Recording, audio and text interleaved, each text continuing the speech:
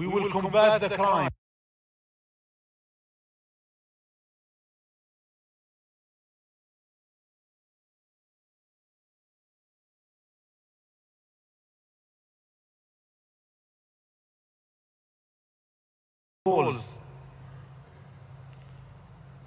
I wish you all a pleasant day ahead with your diverse agenda. I would like now to give the floor to Mr. Mohammed Al-Ansi, the protocol official, for the general information.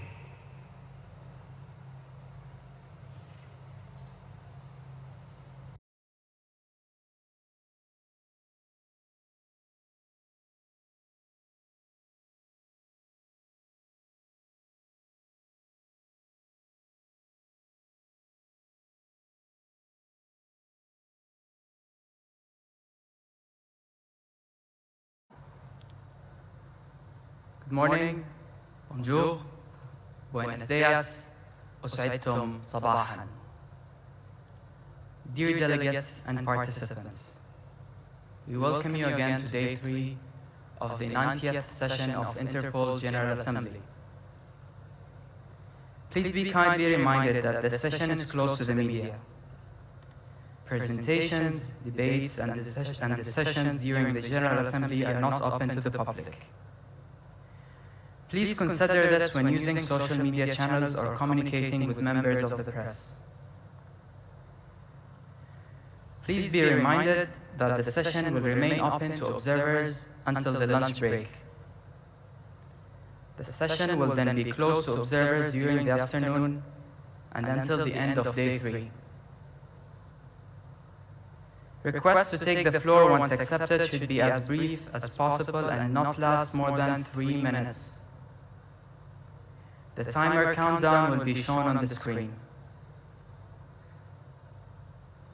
Please be reminded as well to regularly pass by the documents distribution desk, which is located outside the plenary hall. In there you can check for information from the Credentials Bureau, the Elections Committee, or from the General Secretariat that may have been left in the pigeonhole for your country. As a last important information, you will find flight departure reconfirmation forms on your table. Please fill in one form and hand the completed form to the General Assembly Information Desk, which is located outside the plenary hall. You're kindly requested to do this by midday today. This will allow the organizing committee to finalize transfer arrangements from the hotels to the airport for return flights. Please note that departure forms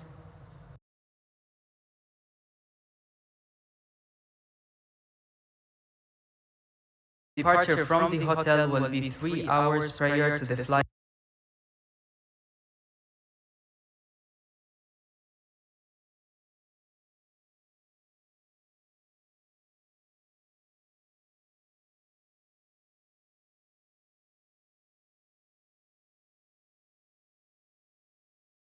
Director of the Interpol General Secretariat, who will be brief against the delegates on how to use the election vote system. Please take the floor.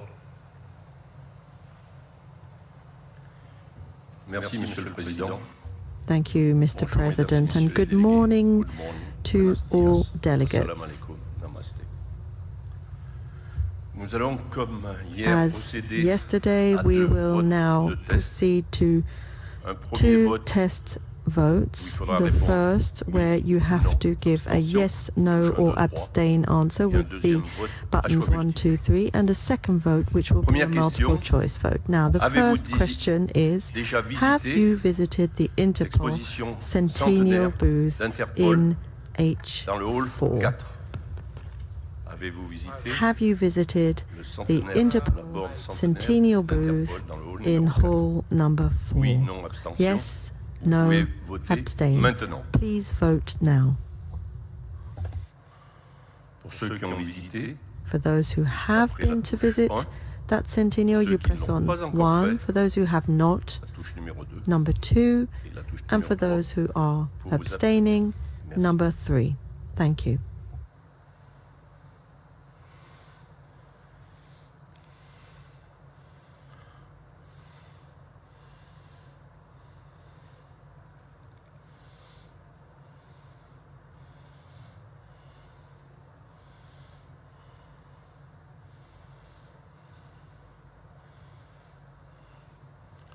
nous reste 20 secondes. You have 20 seconds remaining to vote. 68 délégations, 69 se sont exprimées. 70 delegates have already voted. 10 secondes. 10 seconds left.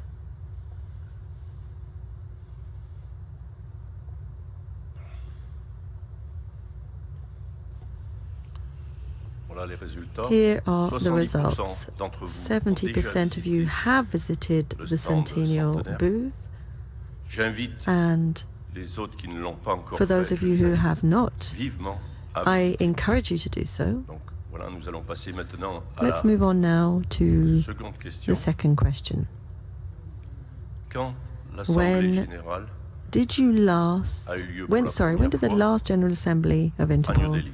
take place Touche numéro 1, in New Delhi? 1965. Number 1, Touche 1965, numéro 2, number 2, 1982. 1982, Touche numéro 3, number 3, 1997, and number numéro 4, 2003. 2003. Quand l'Assemblée générale d'Interpol When did the s'est last déroulée General pour la Assembly of première fois Interpol à take New place in New Delhi? Vous pouvez voter Please maintenant. vote now.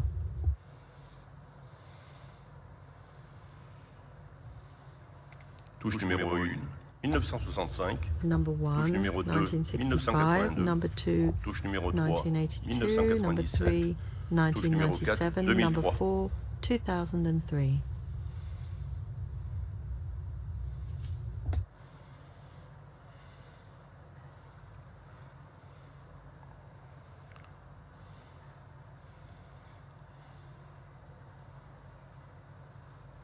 Il vous reste 25 secondes. You have 25 Vous seconds left 1, to vote. 1965. 2, Number 1, 1982. 1965, 3, number 2, 1962, 1997. number 3, 1997, and 4, 2003.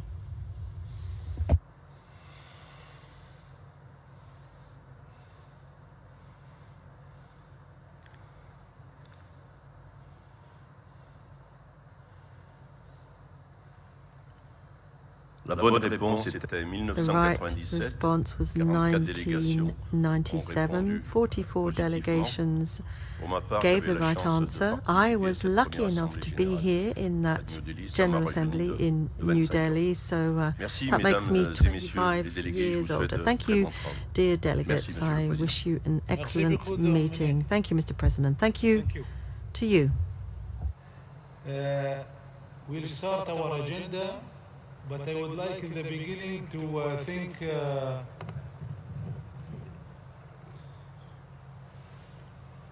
Roraima, the Executive Director of Partnership and Planning, for giving the slot to Madan Aporoy, is the Executive Director of Technology and Innovation, because of the also her believing in what he is going to present today. It's an important. Also, we missed it yesterday because it was in the workshop and everybody left. And we want to see it today also because it's the state of the art and technology, which we are also all of our countries trying to achieve in the future. And thank you very much. I would like now to invite the agenda item number 9 is the panel 3, agile policing, adapting to a new technological landscape. I will now give the floor to Madan Aporoy, Executive Director of Technology and Innovation in the Interpol General Secretariat, who will moderate the panel. Please, Madan.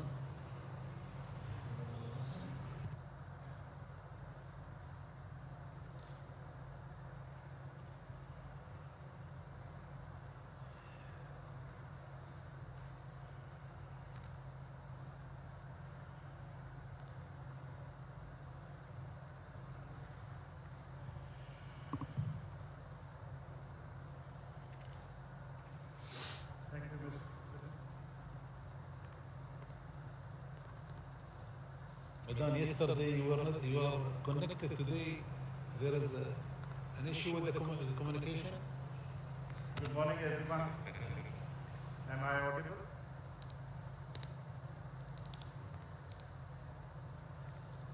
Good morning, everyone.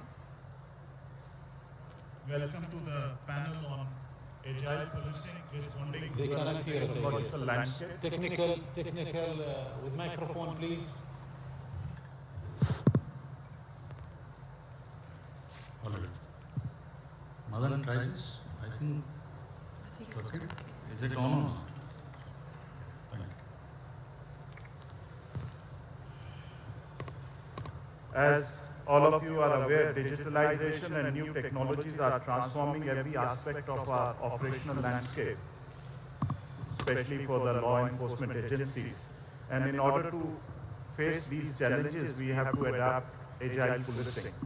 But what is agile policing? I define it in three terms. Basically, in terms of ability to anticipate what is going to happen in future, ability to prepare in terms of new skill sets, new processes, new operating models, and also having appropriate infrastructure. In today's world, technology is driving convergence of technologies and also convergence of physical and digital space.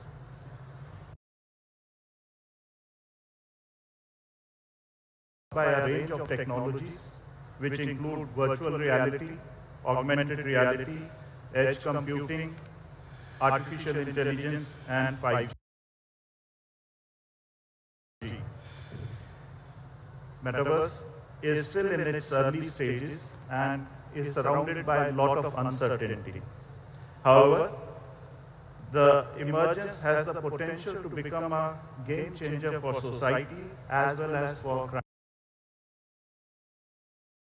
Policing, we have organized today's panel to explore the implications of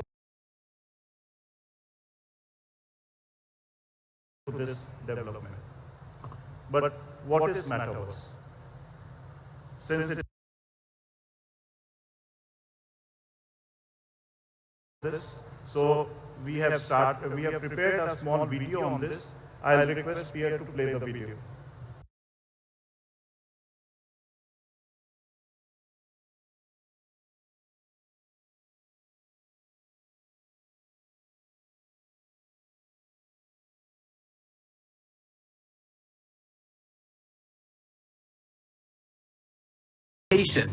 For example, now we're standing in front of Interpol headquarters, based in Lyon.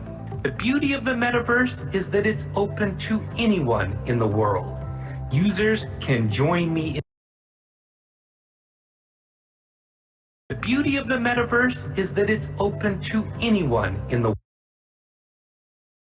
Their VR headset, computer, or just a mobile phone. Come on, let's go inside.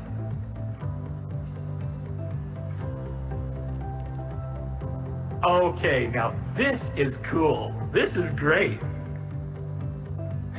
Wow, this looks beautiful. It really makes me feel like I'm in the heart of Interpol.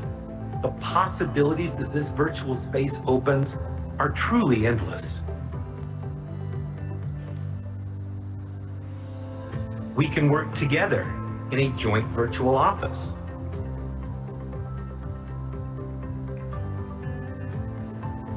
We can have group trainings on site and go through different training scenarios.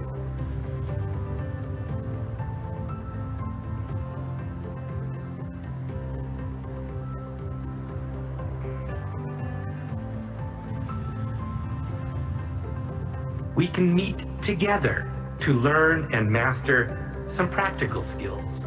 Only in the metaverse can you gather, train, learn in groups remotely from anywhere in the world at a scale that is unprecedented for physical trainings and events.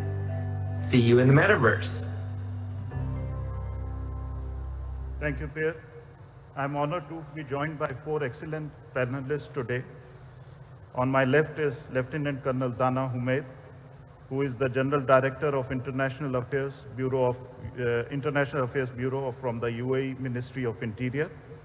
She is responsible for driving the ministry's international collaboration agenda, managing partnerships with law enforcement agencies and international organizations across the world on a range of security-related objects.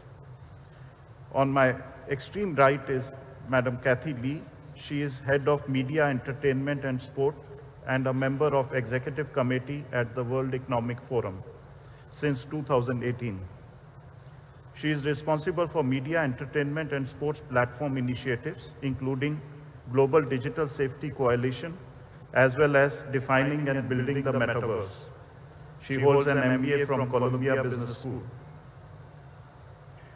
Next to Kathy is Professor Pan Hui, who is a chair professor for computational media and arts and director of the Center for Metaverse and Computational Creativity at the Hong Kong University of Science and Technology, as well as a chair professor for emerging interdisciplinary areas at Hong Kong University of Science and Technology. He is also the Nokia chair in data science at the University of Helsinki. Professor Hui received his PhD from the Computer Laboratory at the University of Cambridge and both his bachelor and MPhil degrees from the University of Hong Kong. On my extreme left is Mr. Dharamchand Jain, who is a senior officer of the Indian Police Service for last 31 years in various responsibilities, both in the state of Rajasthan and in the Central Bureau of Investigation. He is an engineering graduate in electronics and has done his master's in applied criminology and police management from Cambridge University, UK. Besides having vast experience of investigation and other aspects of policing, he has also represented India in several assignments abroad, including UN peacekeeping mission in Kosovo, and has been instrumental in finalizing various mutual legal assistance treaties and extradition treaties. He is also currently member of INTERPOL working group reviewing legal texts relating to governance bodies of INTERPOL. Thank you all of you for joining today's panel. The metaverse currently is in its early stages, but it has the potential to be a game changer for societies across the world. There could be potential benefits of the metaverse across a wide range of use cases, like entertainment, business, banking, education, shopping, etc. My first question is to Madam Kathy Lee.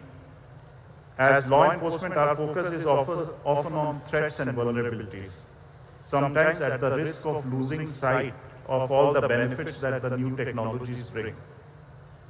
As the head of shaping the future of media, entertainment and sport for the World Economic Forum, are you excited about the metaverse and its potential use cases?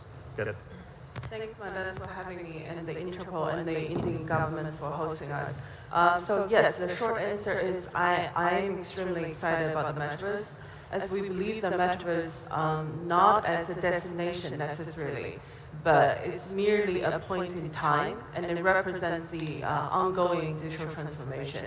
In fact, since the 1970s, technologies have always been imagining the future of the internet, and many would argue that the internet will eventually evolve into the metaverse, which will come to represent the next major computing platform. Today, the internet is already the main entry point for almost 4 billion users consuming content daily, interacting with each other, socializing, entertaining ourselves, and selling goods. The metaverse will effectively replicate that value proposition, with the key difference being that it will be harder to delineate our online and offline presence. This can manifest itself in many different ways. As Madam mentioned, we believe that the extended reality, the combination of augmented reality, virtual reality, and mixed reality will play an extremely important role. Because central to the concept of the metaverse is that the virtual 3D environments that will be more accessible and interactive in real time will become the transformative medium for social and business engagement. There's other aspects of the metaverse. For example, the potential decentralized nature and also the data ownership that may not be concentrated in the hands of a few platforms, and instead users may be able to have self-sovereign identity. So in terms of use cases, the metaverse will have all of the function of the internet. So think about how it's going to transform media and entertainment, consumer and retail, where consumers have always longed for more immersive and interactive experiences. Think about mobility and real estate industries, where digital sales have already becoming a norm.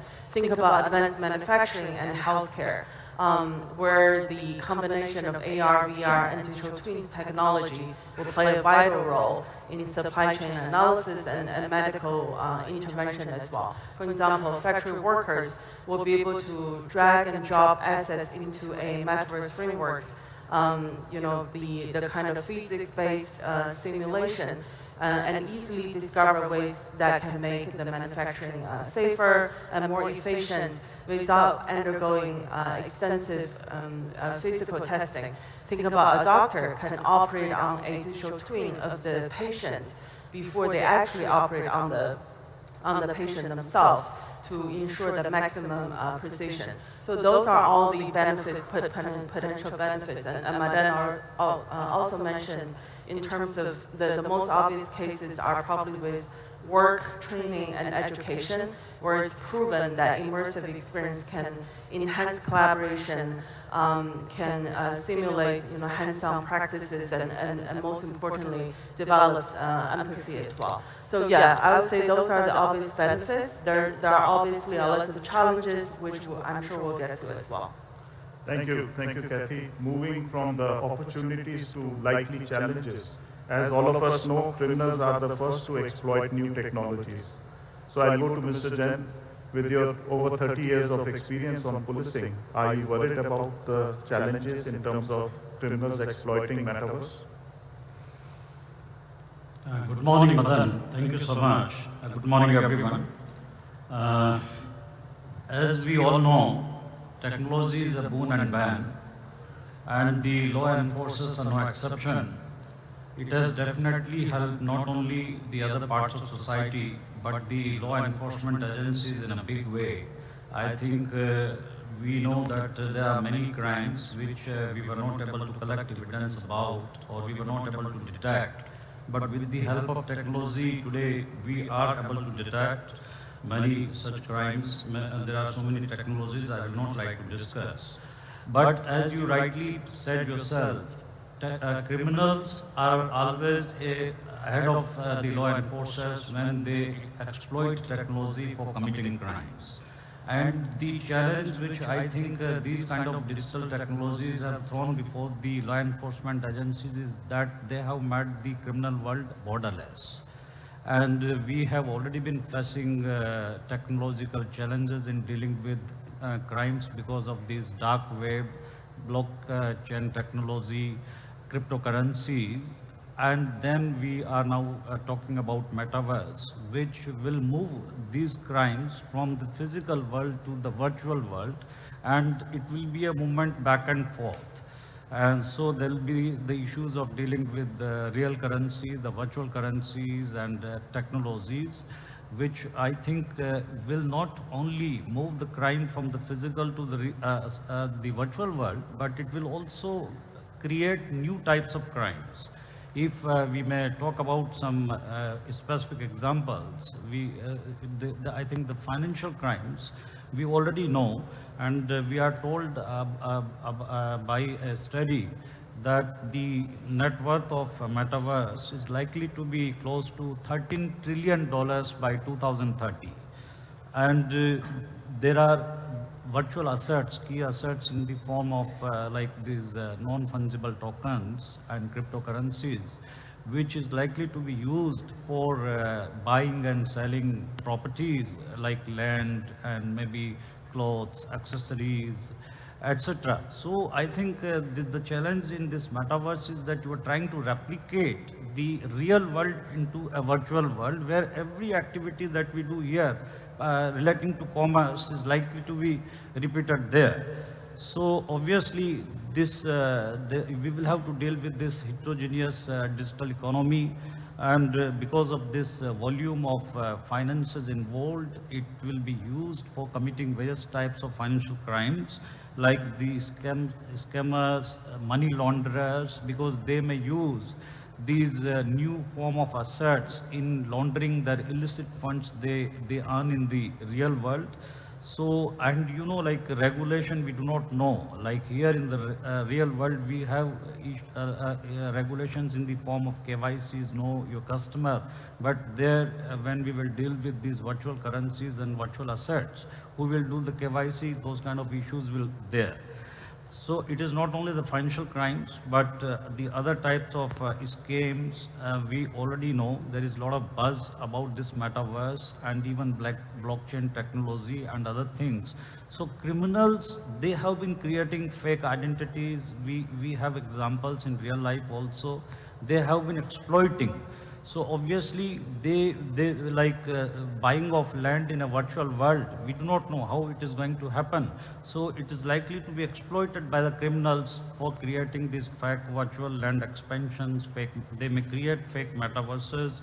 And then the traditional cyber crimes like the phishing, malware, ransomware, I think those kind of issues are going to travel to the metaverse also, where these people will use these tools, phishing, malware, etc., for maybe blocking these avatars from accessing services after having made the payment. And maybe they may subject them to confinement. They may not allow them to leave a space. They may demand ransom. So all those kind of issues that we face in real life are likely to be faced. Then we will also have to deal with, I mean, the biggest problem is, I think, the volume of data. It is going to create a huge volume of data. So we will have to deal with issues of data theft, stolen identities, your biometric data, etc. So virtually, and then, you know, like we have already been facing this issue of darknet. We do not know whether this darknet will also progress into the metaverse, what we may call as dark verse. We already know there is so much illicit sale of goods and services, particularly like drugs, weapons, etc. So obviously those things we will also face in the world of metaverse. And one more challenge before us is to face the problem of terrorism and extreme violences. We have seen the demonstration. Even the terrorists, they can put it to use for radicalizing people, for training them, for kind of creating simulated environments for rehearsing terror attacks. So that will be a big challenge. And then last but not the least is the issue of these cyber physical threats. We have already seen examples where the users have reported that they were subjected to sexual harassment, sexual verbal duel, or even rape. So those kind of sexual assault, bullying, stalking, vandalism, all those issues are going to get compounded in the metaverse. So coming back to your original question, I would say that as a law enforcement officer, I am definitely worried that what new kind of challenges will definitely be thrown to us as the law enforcers. Thank you. Thank you, Mr. Jain, for listing out a variety of threats which are there. But coming to you, Lieutenant Colonel Dana, in addition to being the General Director for the International Affairs Bureau at the UAE, you are also serving as a board member for We Protect Global Alliance, an organization which aims to end the sexual exploitation online. With the expansion of technology, we have seen certain groups becoming more vulnerable. And in metaverse, do you see any particular groups becoming more at risk of harm? And if yes, how do we counter that? Before I answer your question, Madan, I think I speak for every police officer in this room who works on sexual exploitation of children online. We're often told that we only see the dark side of technology when it comes to children. So for the benefit of the doubt, let me just state some of the benefits for children on the metaverse. So the metaverse actually provides real-time experiences and hand-on experiences in a stress-free environment for children to do schoolwork like biology and chemistry. And this has proven to improve mental health amongst teenagers, especially ages 13 to 17. In addition to that, it has a potential to provide a social experience, especially if it's harnessed in a positive way and there were tools in place to protect children. It can help them outreach to peers around the world to exchange ideas and exchange information, and also to use games in an ethical way. According to the University of Southern California, it's great for mental health. So an empathy gaming study states that the metaverse used by children in a safe way is actually great for their mental health. However, children will become more vulnerable on the metaverse. Metaverse can be used for social grooming, for trafficking, for sexual exploitation of children online, for harnessing hate, for discrimination, sexual discrimination, gender discrimination. And I think children are always at the center of this harm. There are things that we can do to protect children, and a resolution like yesterday is a great step that Interpol is doing towards protection of children online. However, we need to work closely as law enforcement agencies and as use the global voice of Interpol to work with technology providers and product designers to have their products safe by design. This is a concept that not all technology companies are on board with, and I think using a global voice like the Interpol and the convening power that it has, we can influence decisions made by product designers of the metaverse. But we also can't underestimate the role of the victim. So the child is not only a victim here, the child can be at the driving seat of protection of themselves. Often in some cases that I've personally investigated, when I spoke to children about how did they get groomed and how did they reach where they were being extorted, often the answer is we didn't know.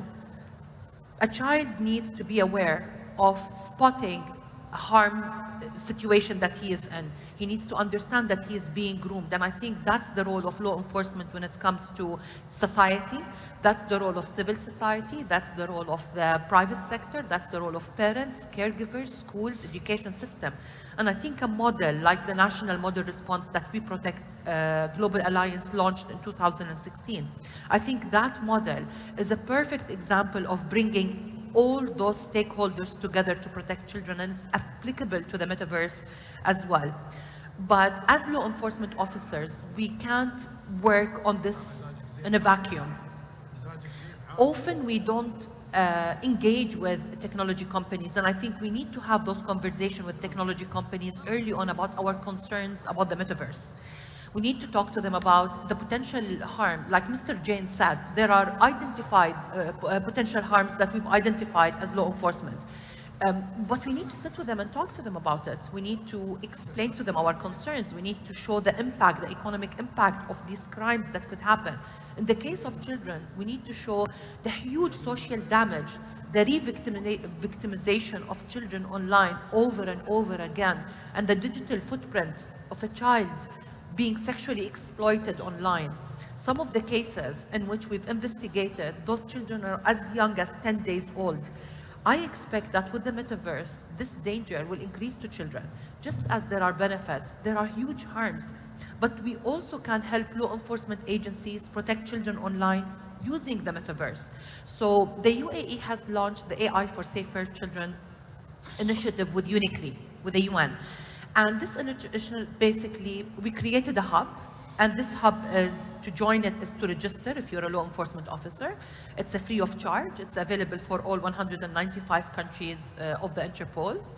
We negotiated with artificial intelligence tools providers, tools that are used for investigation and early detection of sexual exploitation of children online. So those tools are free of charge. You can access and play with those tools and use them in your investigations. And we made sure to include tools that are used in the metaverse and virtual reality. So for example, one of the tools that can be used in the metaverse is a tool that can help police officers identify the age of victims in those videos and images. So just like children are endangered on the metaverse, law enforcement officers can use the metaverse to help children and to advance their investigations when it comes to harm against children online. Thank you, Dana, for bringing out that important. Merci beaucoup d'avoir souligné cet aspect important. Professeur Hui, vous avez évoqué ces dangers potentiels. Much further into future than law enforcement. How do you see potential harm?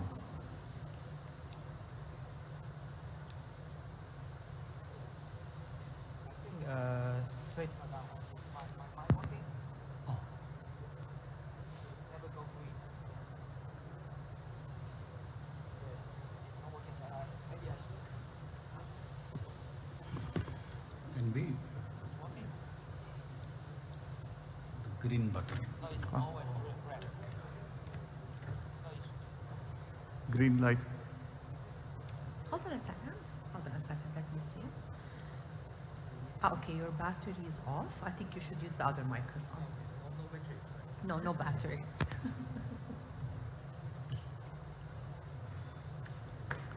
Thank you.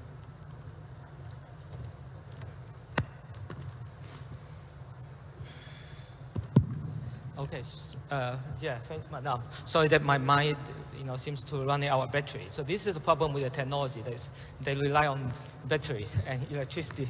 Yeah. Thank you. So the question is actually, I just want to follow up a bit. But before I go in more detail about the law enforcement, I just want to mention that one important component in the metaverse actually is the avatar. Okay. But an avatar is actually an Indian word. So basically, it's a concept from the Hinduism that the deity or the god that will become a kind of something that they can see in the real world, right? Like a descent. So I will use the avatar quite often when I talk about the crimes, the law enforcement. So I good to get this clear. So as both Mr. Jan and also Dana mentioned that the crime actually. Metaverse is, a blending of the technology and the society, right? So we can see that a lot of all these cyber crime that we have today will be also transcend into the metaverse, right? So what you are doing today about, money laundering, about, those, test, even test evasion, those things will be in the metaverse. But the scale will be much bigger because, when our life will be moving more and more to the metaverse, so there will be a huge virtual economy as well, right? That people will own a lot of, digital assets in the metaverse, right? So there will be a lot more that you can expect in the future in these traditional cyber crime that you have. But there's something mixing that both the previous panelists that didn't talk about are the new things, are the new crime possibly happening in the metaverse. So we call something fantasy crime. So fantasy crime are the crimes which are illegal in the physical world, but at the moment they are not punished in the metaverse. Those include, for example, gambling, right? So you can in some country gambling are illegal, but in the metaverse they can be legal, or that nobody is going to take care about this gambling. They can be prostitution. For example, you can prostitute your avatar in the metaverse and get money, and it's legal there, right? It may not be legal, but nobody is taking any action on this. They can be a thief of digital property, right? That you are paying a game and then you own some digital property, and some people steal your digital property, right? So this at the moment there's no law to taking care of this, stealing of digital property, for example, and it may result into real crime in the real life. That there are some cases were reported there was some real killing because of people stole their digital assets. There will be a virtual murderer, right? That what happened? You murder somebody's avatar. I mean, you murder some real person, right? You have some, of course, you commit a crime. But what happened? What about you murder another person's avatar? Is it considered to be a crime or not, right? Of course, it depends on whether whether it is a game or just some other. You are committed to playing a game, then it's okay. But otherwise, this thing can also be considered. There will be a virtual raping and other, cancel sexual activity there as well, right? That I think Mr. Jan also mentioned. So there will be, people got sexually harassed in the metaverse, but at the moment it's not a crime, in the real life, right? But this person actually, if you go into metaverse and you have the very immersive experience, actually some people got some quite big mental and psychological impact after this kind of sexual harassment. And as we mentioned about children, right? So there's some crime. There's, for example, there's some sexual age play and children pornography, but the children pornography are generated by AI. They are not real children, right? So you can use the AI to generate pornography of children having sex. Those are not real children, but they are generated by AI, right? Or some of the player, they may want to conduct some sexual activity, but they make their avatar look like children, right? Although they are adult in real life, right? So all these things that currently there's no law, to take care of them. But I think we have to be these things to be considered in the future when we decide the metaverse, and the law enforcement should people also pay attention to this side of new. Thank you, Professor Hui. I think you have brought an excellent point, and excellent point for me to transition to Mr. Jain. The point Professor Hui brought out was the gaps in the existing legal framework. Policing can perform its duties if the acts which we considered as crime are covered by law. So, Mr. Jain, do you see any gaps there, and what are your suggestions with regard to that? Yes, Madan. Professor Hui raised certain relevant issues relating to the legal framework. In fact, as law enforcement agencies, I think all over the globe, we have already been facing issues of legislative gaps in dealing with the current cyber threats, which include, as I mentioned, darknet, blockchain technology, cryptocurrencies, etc.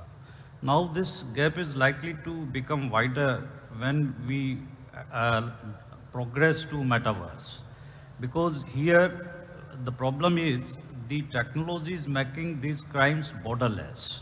That is the biggest challenge I think the law enforcement agencies everywhere is facing.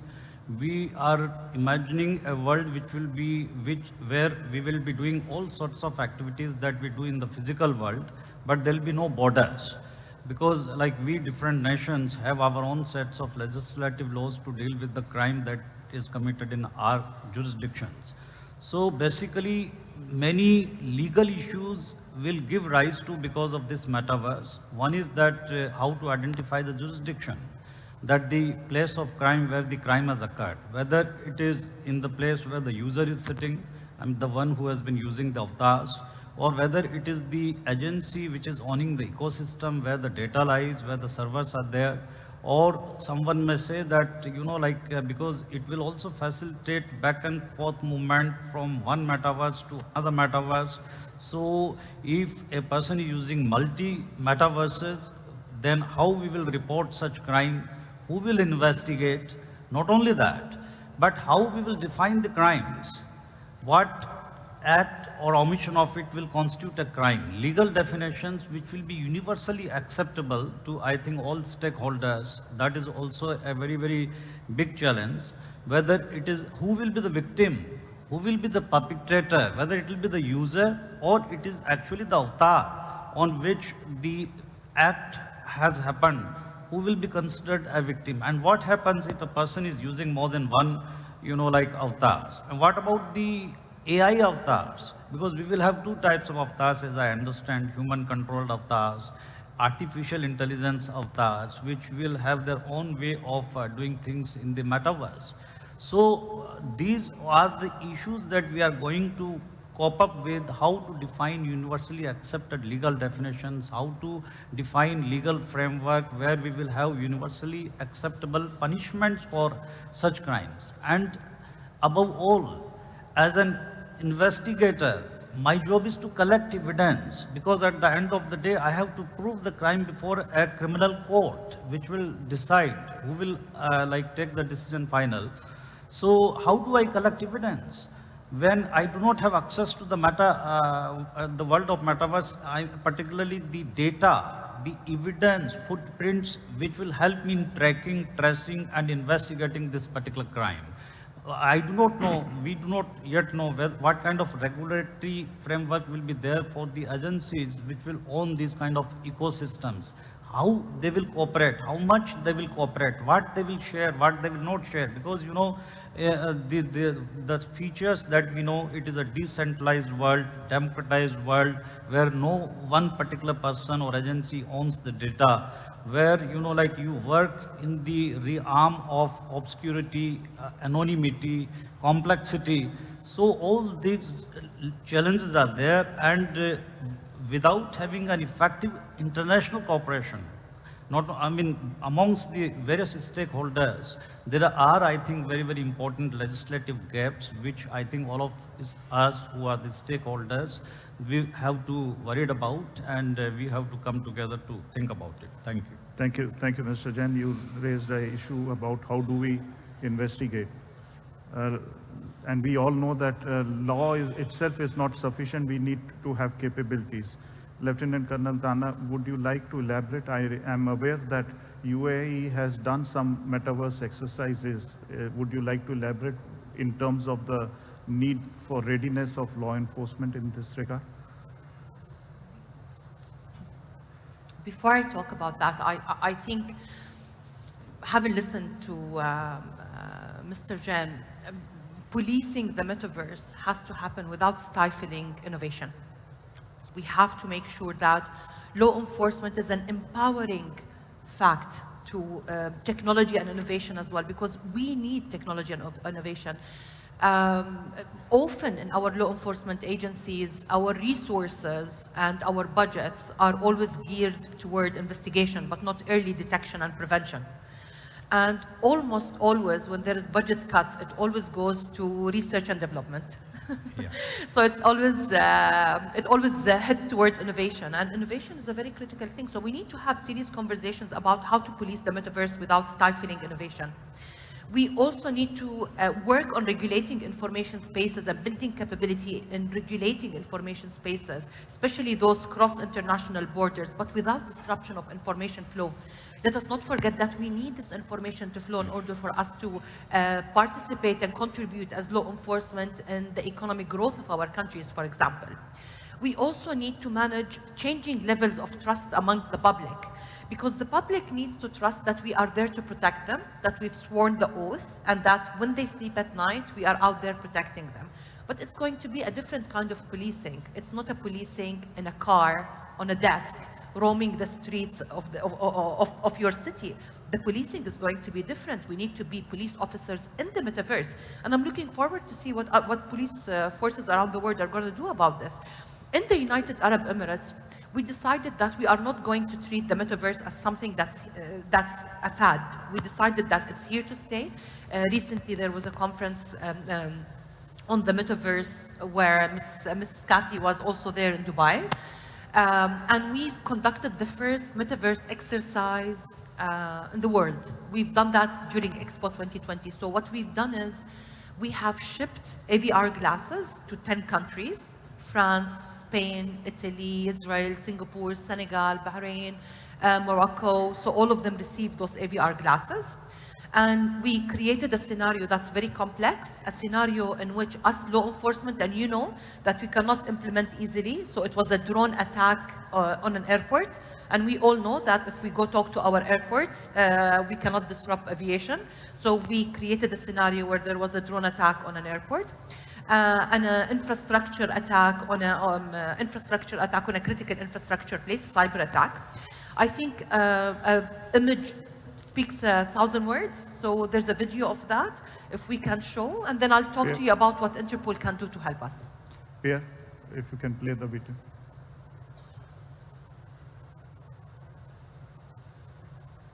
So since there is no sound, I just want to tell you that this was the exercise that we've conducted. It was over 3 days with 9 countries, 10 with the Netherlands.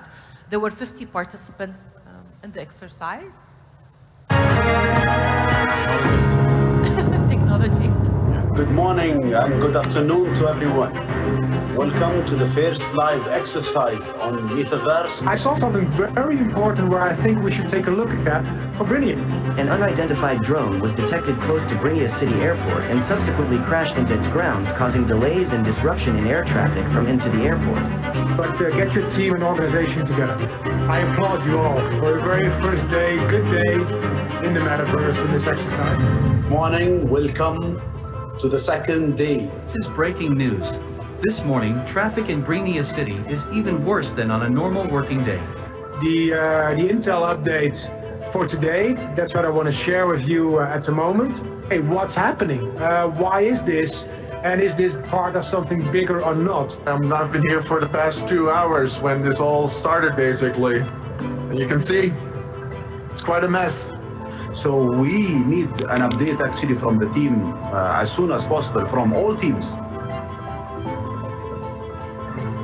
I can see that you are familiar with Tor. metrics you could keep track on the report from the drone team? The memory, because it has a little SD card inside. The cyber team has done some excellent work. Tomorrow we meet again together in the metaverse world.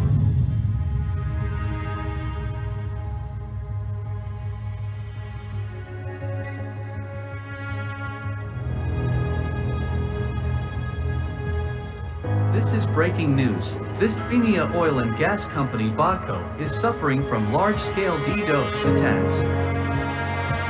But this guy had a big backpack. Great big green backpack. And I thought, that's interesting, but it's also strange. I'm not so sure if you can get access to the user data. I think I'm in. Great work, Rizwan. They found some DNA and a fingerprint. Should find some personal details of the owner of the mobile phone. They were saying that they are planning attacks in Virginia. There should be an Onion address configured as favorite in the Onion browser. We can confirm that the guy inside the taxi that handled this mobile phone. That this Spanish IP address is traced to one of the Interpol subjects. 5 suspects have been apprehended in Virginia City. So it was a very great experience, and I learned a lot from it. We all agree when we are speaking about Antezone, so that was what I will remember from this. The fast improvement in the use of technology, the metaverse, and in tackling the threat, cooperating in short time. So as you see, it is possible to work with the metaverse. Good video. Thank you. So as you see, it's possible to work with the metaverse, and we were able to do that from 10 different locations. But I believe that the Interpol can do a lot to help build capabilities in law enforcement agencies. I think the Interpol is maybe the only international policing organization that conduct a thorough risk assessment for the metaverse risks and challenges. And I think this is something we are looking forward to work with on that. I also feel like they can advise policymakers on ensuring standards of good governance. They also can be the global voice for law enforcement in designing and implementation of legislation and regulatory policies. And they can be the catalyst of cooperation and knowledge sharing between private sector, public sector, and civil society.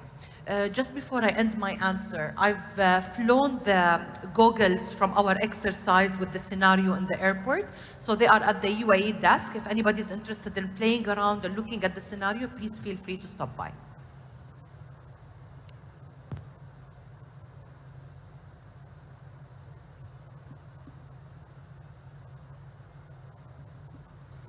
Thank you, Dana.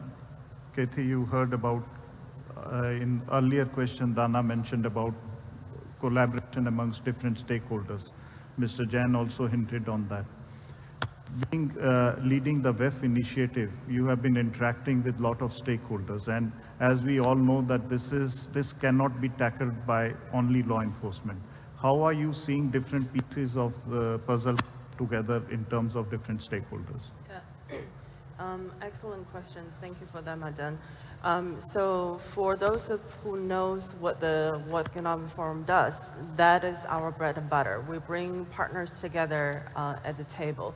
And for a technology that's still in this nascent stage, but there's so much potential and potential downsides as well.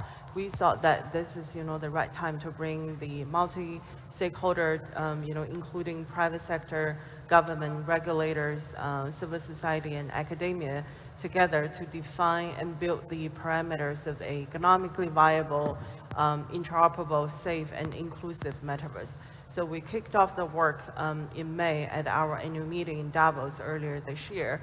And we now have, I think, 150 partners at the table. The project focused on 2 areas. One is metaverse governance, which explores all of the issues that we touched on: interoperability, privacy, security, safety, and identity as well. The idea is to come up to explore what does good governance look like in the metaverse, and recommend regulatory frameworks accordingly. And then the second pillar of the work concentrates around what kind of economic value, but most importantly, societal value that the metaverse could generate, which studies how innovation and value creation can be strengthened for the benefit of a society. And I just wanted to say that for many people in the audience or around the world, if you think the metaverse is just about gaming, just about entertainment, I would say definitely take a step back. Think about this might be beyond our generation's imagination, but this is how our kids will play and work. This is where they will spend maybe the majority of their lives in the future. So definitely take this seriously and think about all of the different partners that we can bring to the table, because at the end of the day, the digital ecosystem now is far too complex for any single entity to be able to comprehend and have that kind of capability.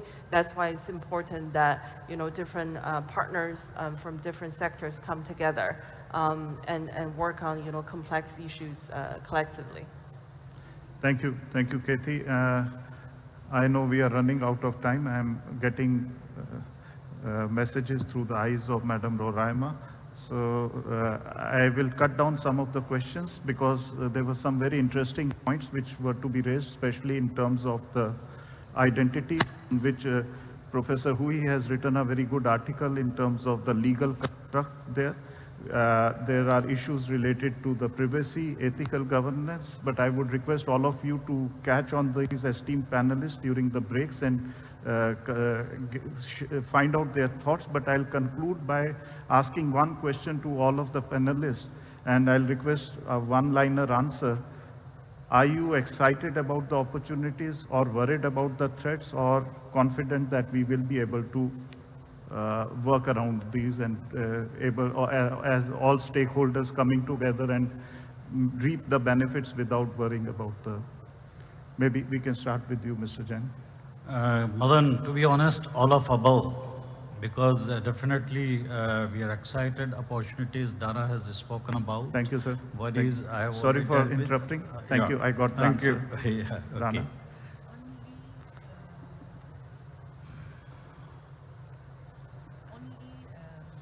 If organizations like the Interpol convene different stakeholders in one room to have a better metaverse for all of us. Thank you, Dana. Kathy? I think this is a great opportunity to set the foundations of the metaverse right, and we can prevent some of the existing problems of the internet propagating into the future. So I think this is an excellent starting point. Thank you, Kathy. Professor Hui, last word from you. Yeah, so just a remark, right? Okay. So yeah, so I believe that with the metaverse coming, right, and we are going to spend more and more time there, especially our next generations.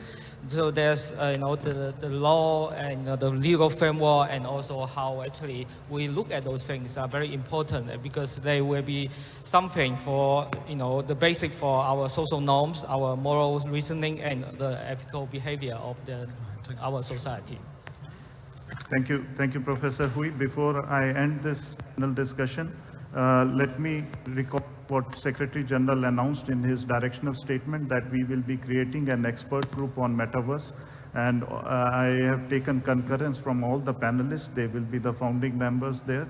But I request all the delegates to send nominations of experts from your jurisdictions to join this, so that they become the voice of law enforcement in voicing various concerns of law enforcement in development of any regulatory framework. But before I end, I'll request Pierre to play the video of yesterday's workshop, which many of you were not able to attend, but you can see a short video. And I'll also request that the VR headsets would be available at the Centennial booth. If you want to experience the metaverse, please go there and experience it. Thank you. Yeah.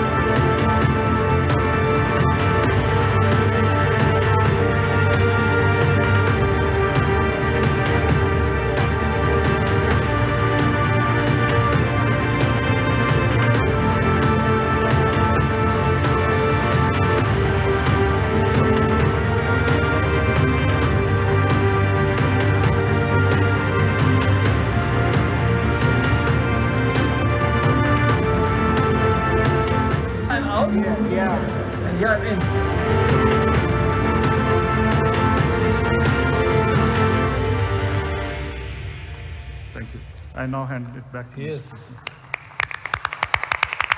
You deserve it. Madam, thank you very much. Madam, you touched my heart with the presentation today with the panelists. This was my specialty in 4 decades. I started with the punching card when the first I arrived to the United States. Now I see metaverse and artificial intelligence. It's really great to see that. And I saw a lot when I visited the Singapore Complex of Innovation, our headquarters there, where I saw also other technologies in the virtual academies, in the also mobile data terminal, which hopefully we'll see very soon in the hand of each policeman, where they can take the fingerprints, read it immediately, stolen cars, stolen arts, a lot of things, a lot of technology, which is, we say the agility is really important for us all in this room. And this is one of the importance of being here together, sharing this idea, the experience of our policing experts, also our partners from the other organizations and the private sectors. But when I remember one day that not always the manufacturers and also even the founders of some of the technology, they cannot adopt everything we need. I remember 22 years back when one of the professors of the iris recognition from Cambridge University, he had this algorithm for iris recognition. And he came with a small company to sell this product, and it was in his mind that this is good, might be good for inmates to take their iris recognition and put it in the system and compare. Now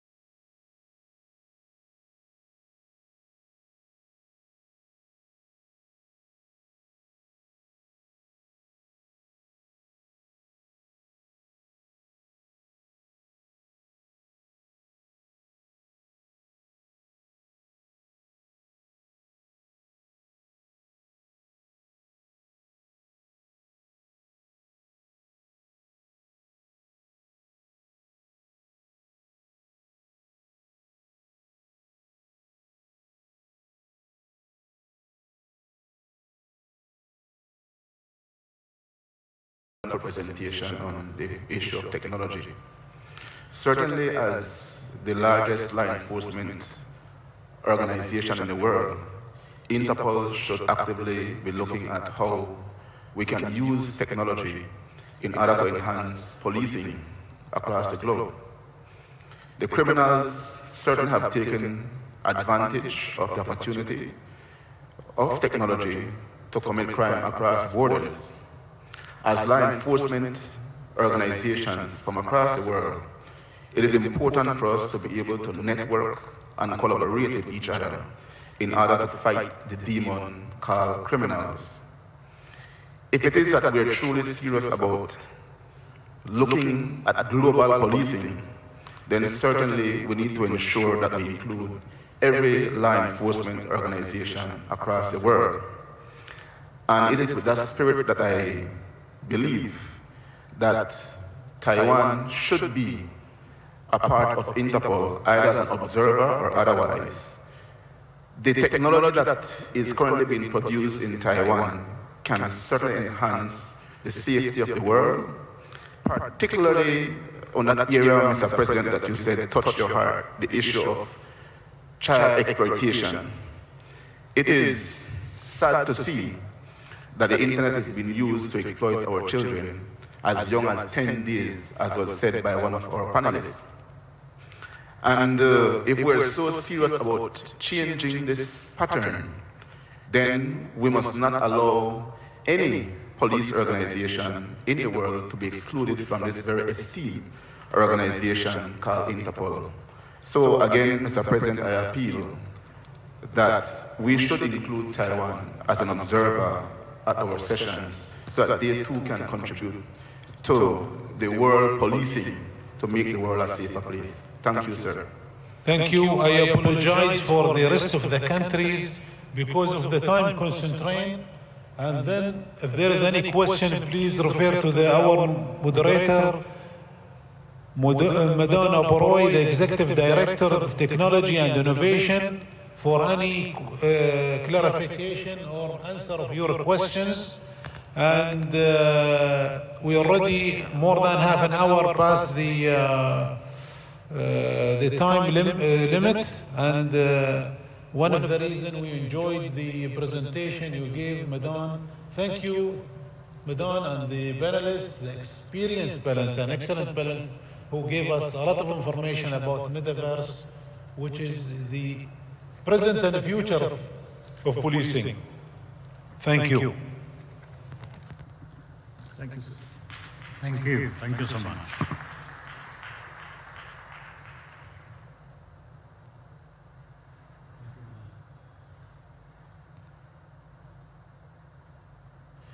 Now I'll give the floor to Olivier, our legal department, to clarify the issue of Taiwan, which have been mentioned by two of the delegations. Thank you. Take the floor, Olivier.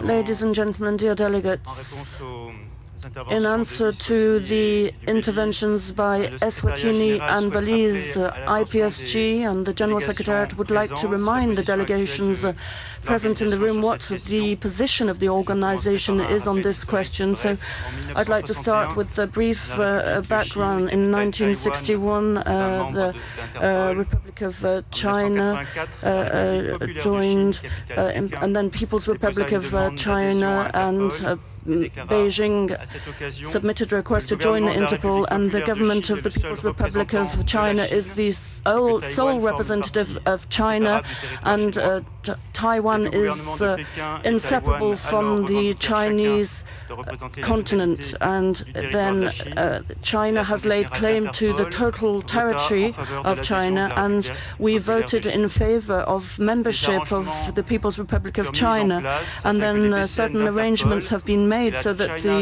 Interpol NCBs and the China-Taiwan Police Administration, in its capacity as a law enforcement agency, could then exchange police information via Interpol's network and take part in non-institutional meetings, i.e. conferences and training courses.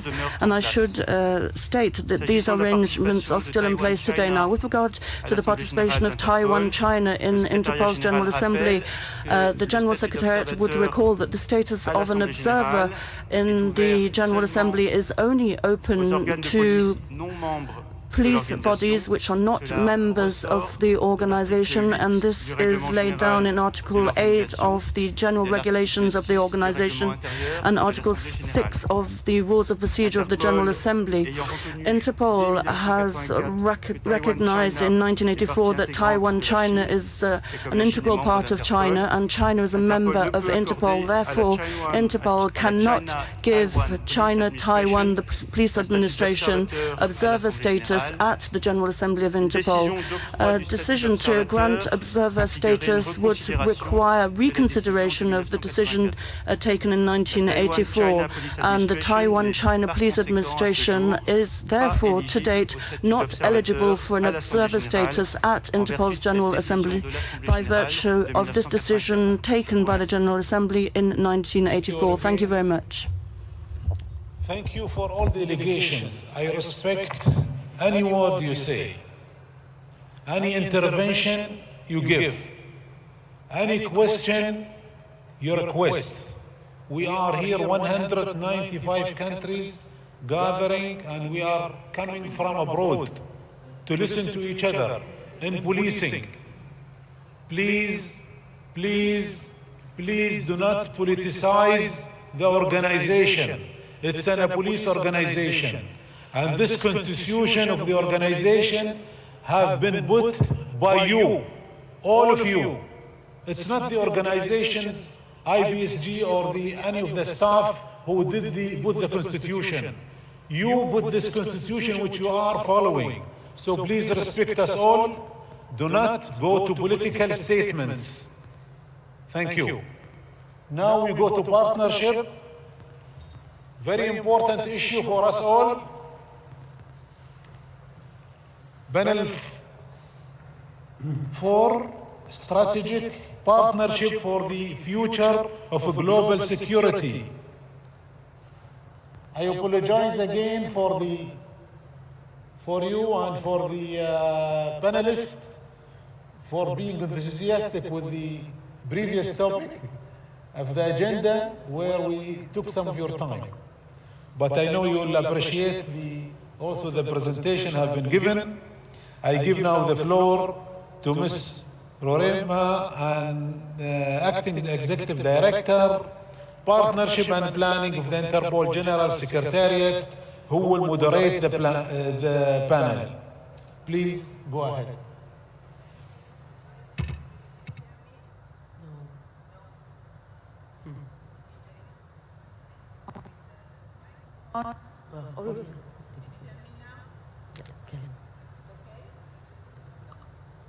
Hello, can you hear me now?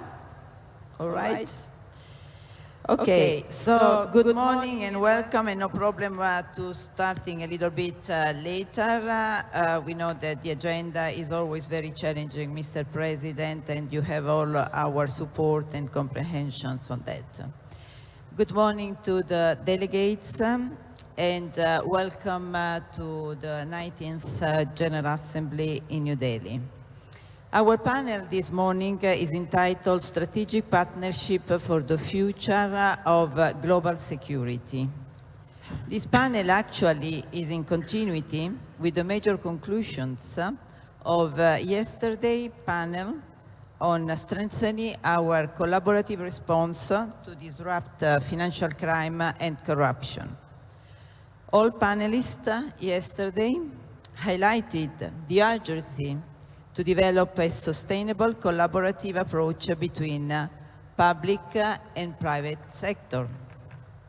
However, other partners, in addition to the private sector, have been increasingly playing an instrumental role in enhancing the information police can work with and also providing valuable insights on how police can best respond to the current global threats, both strategically and operational. Not last, the last panel about metaverse that has highlighted the importance of multi-stakeholder partnership. Actually, what we will discuss today is the added benefit of the multi-stakeholder partnerships. More specifically, in my panel, we will look even beyond the public-private partnership and talk about how academia and media could as well support law enforcement in dealing with a complex global security situation. In our discussion, we will try to go a little bit more into details on how a new model of multi-stakeholder partnerships might look like, using concrete examples and working experiences. Mr. President, it is now all about how we move from words to actions. In the past, there have been many magic words used by all, such as coordination, while in reality we know that a few accepted to be coordinated. Another magic word in the past has been to deconflict. Many speeches either started or ended highlighting the need to deconflict, and yet duplications still exist. Now we want to go beyond coordination and deconflicting and move towards real and concrete collaborations/partnerships, not only between law enforcement and private sector, but also, as I just said, with relevant and important actors such as academia, media, and also community. This is something Interpol is already doing with some complex projects addressing different fields. Later, we will go into detail with the ICANN project targeting organized crime, but I would like to mention as well another valuable example of a multi-stakeholder partnership with the project Stadia. Stadia is a project which supports the security efforts of the organization of the next Football World Cup, as well as other major sports events around the world. We will hopefully hear more about this Stadia project from the floor following our panel discussion. Now I move to present our panelists. Our panelists this morning come from different segments of our societies, and I hope, and I'm sure, they will offer their perspective on how law enforcement can develop a partnership with them. We have with us today, for cooperation with private sector, Mrs. Loretta Uen from OCBC Bank, Group General Counsel Executive Vice President. For the cooperation with academia, we have Dr. Anna Sergi, Professor of Criminology at University of Essex, Critical Studies on Organized Crime and Mafia, and current expert to ICANN project. For media and strategic communications, we have with us Mr. John Budd, communication consultant and former media and communication executive with the Australian Broadcasting Corporation and United Nations Children's Agency, UNICEF. But we want also to look at the future. And so we will give the floor to a prominent figure from the Interpol Young Global Police Leaders Program, Mrs. Fatima Aoud, Head of I-24/7 at International Affairs and Interpol Directorate, General Directorate of Anti-Corruption, Economy and Electronic Security of Bahrain Police. We start with Mrs. Loretta Wen. Loretta, yesterday you were present and heard about the importance of a collaboration between law enforcement and private sector in the fight against financial crime. In referring to your experience and current responsibility with the Association Banks of Singapore, can you share with us some concrete examples on how it actually works? We want to have this panel as a relaxed coffee talk, so we will have more informal approach, and so I feel comfortable to ask to my panelists to speak slower and clearer. So Loretta, the floor is yours. Thank you so much, Madam. Thank you so much. Good morning, everybody. Good morning, Mr. President. Thank you so much for inviting me here today. I'm so proud to be here. I want to say a big thank you to the organizers and our Indian hosts for an amazingly well-organized event. I've been totally enjoying myself. I realized I'm probably the only representative from the banking sector here, and so I want to offer and share my views on how the banks can work closer with law enforcement to meet our ultimate goal, our collective goal of stopping crime. Of course, I'm talking about financial crime. I also want to share with you the great potential that actually can be reaped by us banks joining together with law enforcement. I want to start by saying bankers always think in terms of target outcomes. So what's our target outcome here? Number one, we do not want criminals to use and abuse our banking services, our processes and systems. No, no. Number two, we do not want criminals to have access to and to be able to enjoy their fruits of their illicit gains. So a lot of work has been done working together with law enforcement and regulators to try and disrupt, deter, and stop these criminals. The role of banks has been always, for all banks across the world, is to be the country's driving pillar to power people's lives, to power businesses, legitimate businesses, to achieve a thriving and prosperous economy for our countries. So we definitely do not want criminals to come and deter and disrupt this. So Madame has asked me to share 3 actionable and concrete examples that I have seen that has worked successfully in terms of stopping crime. The 3 actionable areas where banks in Singapore have successfully worked with Singapore police to do this is in 3 areas: speeding up investigation process. I know a lot of law enforcement out there, you all always want, can we have more speed? We need more speed to swoop in and stop all these crimes from happening. So in Singapore, what we have done, we have worked with the police under this project. We call it Project Poet. It's a very successful collaboration where we work together to dramatically reduce the processing time within banks to respond back to police per your production orders. So in Singapore, we call it production orders, but I'm told that across the world, it's like a warrant of information. You always send warrants of information orders to banks to say, please give me information on this person, what's his profile, what's his transactions. And I can tell you from a Singapore perspective, usually before this project, it takes about 14 to 30 days to respond to that order, depending on how complex your questions are.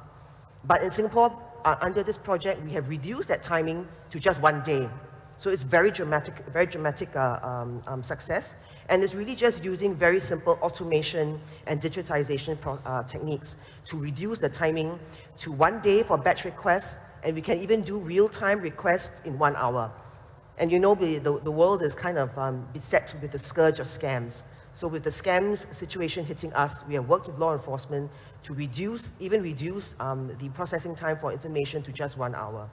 So how do we do this? We need to work together. You need to help make our processes easier and make our lives easier, and we need to help you make your lives easier as well. So the Singapore Police, they took the initiative to make sure that all the law enforcement units within Singapore comes up with a single comprehensive template.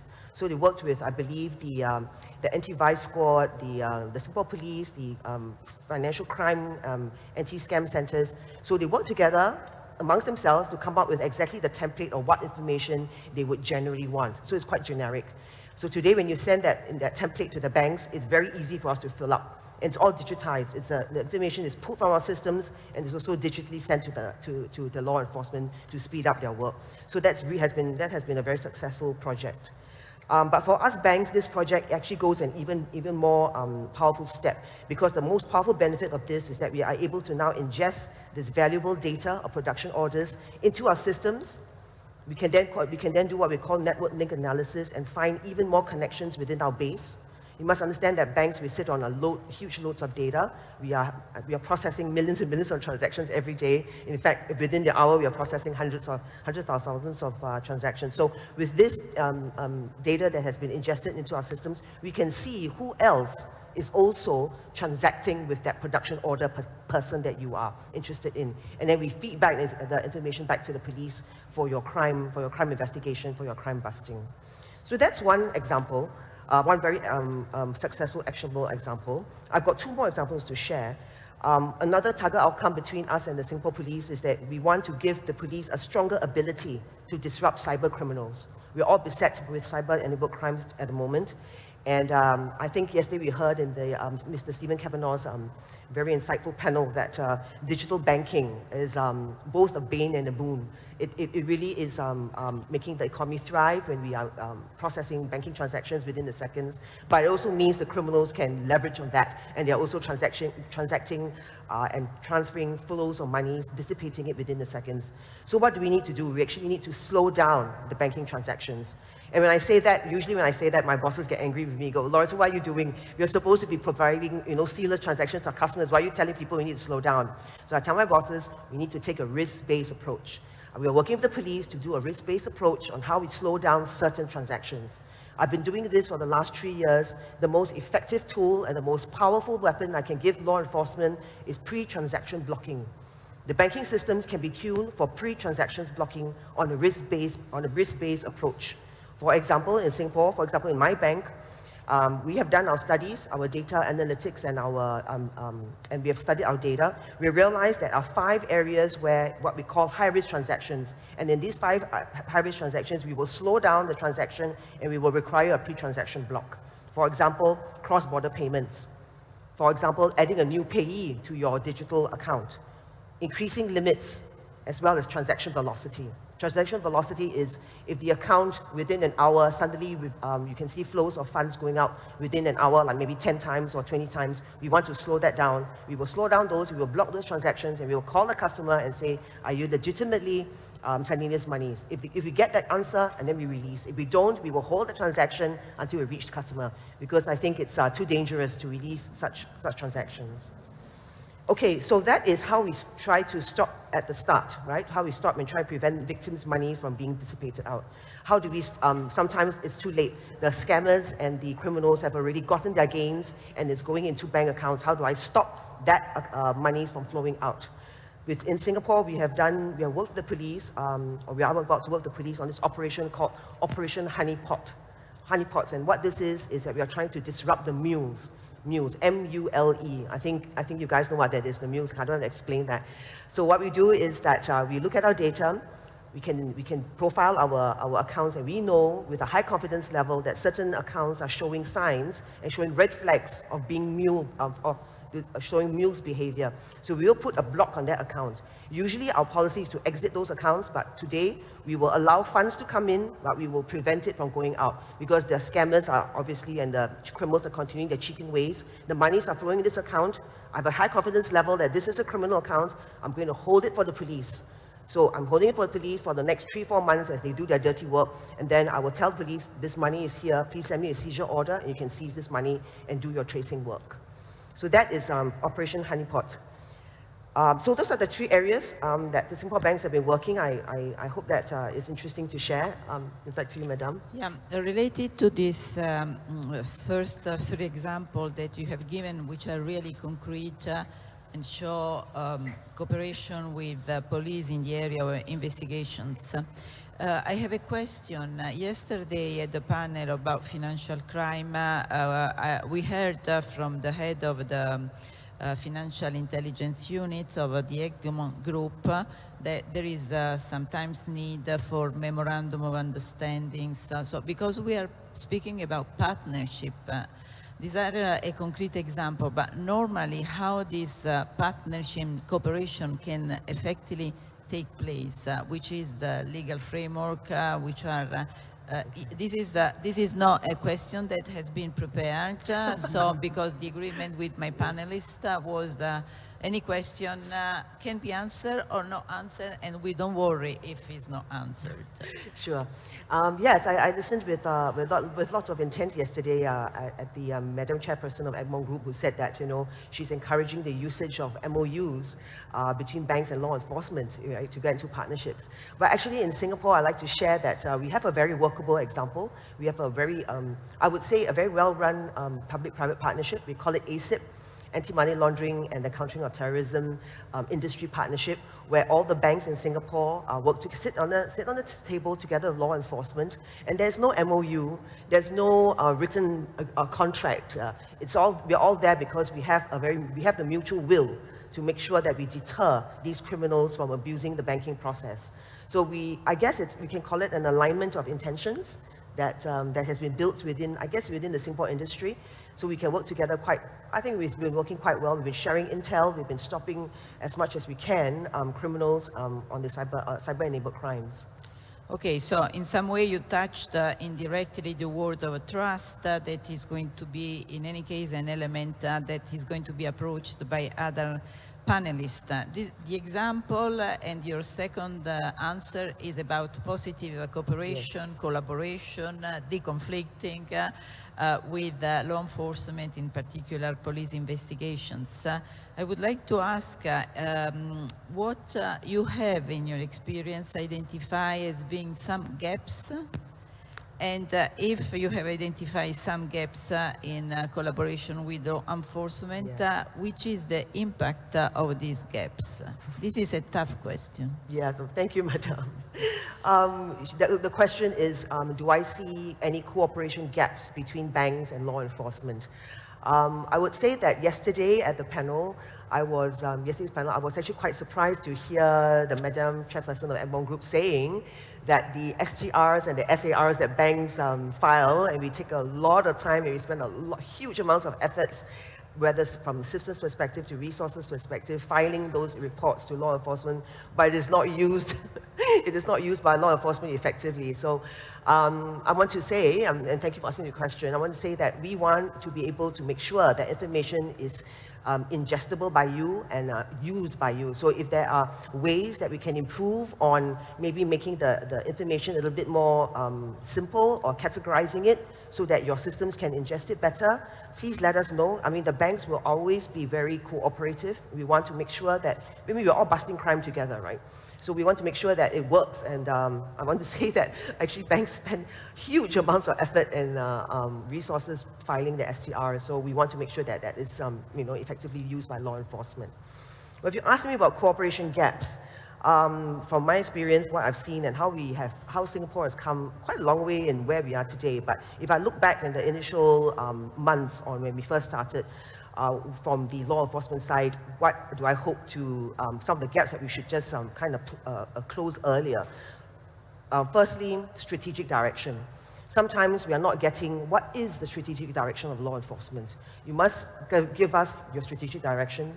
You must give us your policy stance. It needs to be clear, it needs to be committed, it needs to be purposeful, we need to be bought in, and we do understand this, and we do want to help.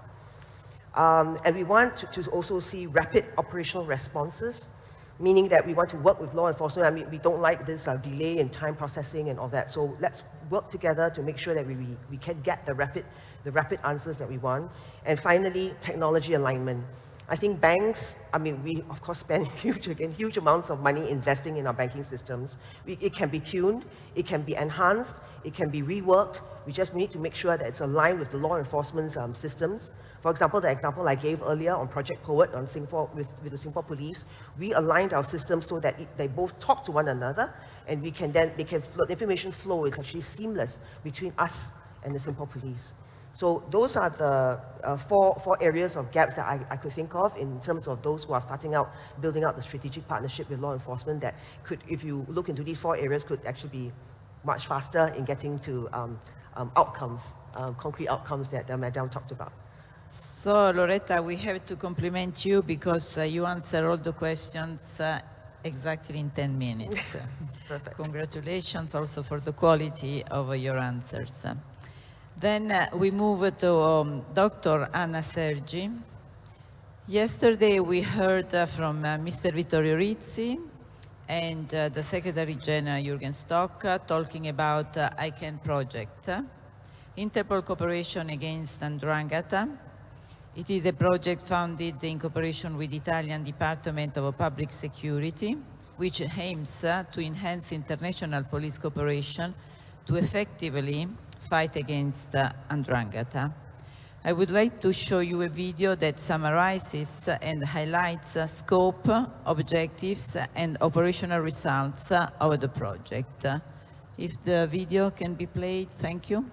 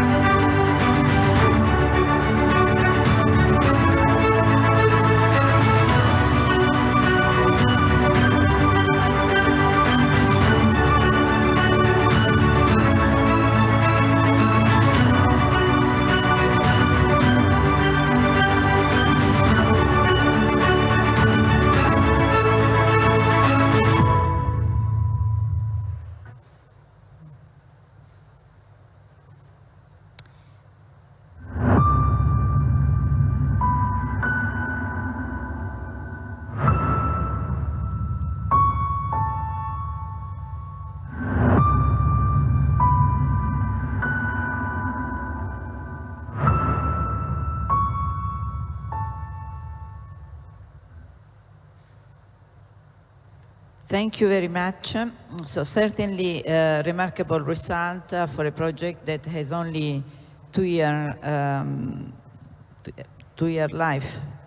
ICANN project follows the investigative path set up by the judges Giovanni Falcone and Paolo Borsellino, who were definitely the first to understand the international connections of the Italian organized crime and started collaboration with law enforcement in other continents. In the video, we recalled one of their convictions. If you're scared, you die every day. If you are not scared, you die only once, and we know they were not scared. As briefly shown by the video, we can consider that ICANN project has many components about how a model of cooperation might look like.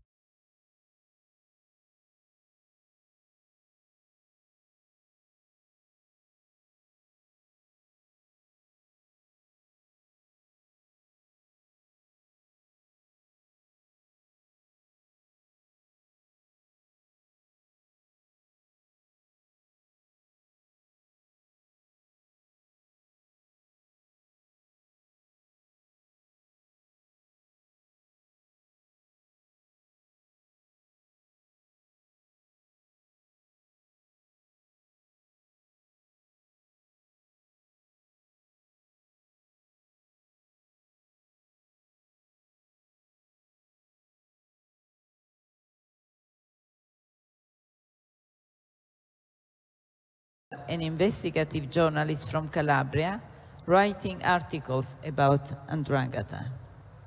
Thank you very much, and I hope you can hear me. Thank you to the President and to Madame for the invitation, and thank you, India, I guess. It's been lovely to be here. Yes, I was born in Calabria, and I grew up in the middle of the growth of the 'Ndrangheta presence. my father reporting on it has been heavily affecting our family in many different ways, which we don't have time to get into. But certainly growing up, I always felt a bit unattached to the arid versions that academia or even just normal scholars and studies of organized crime were giving of the Ndrangheta. I didn't understand how, what they were actually saying. It didn't resound to me.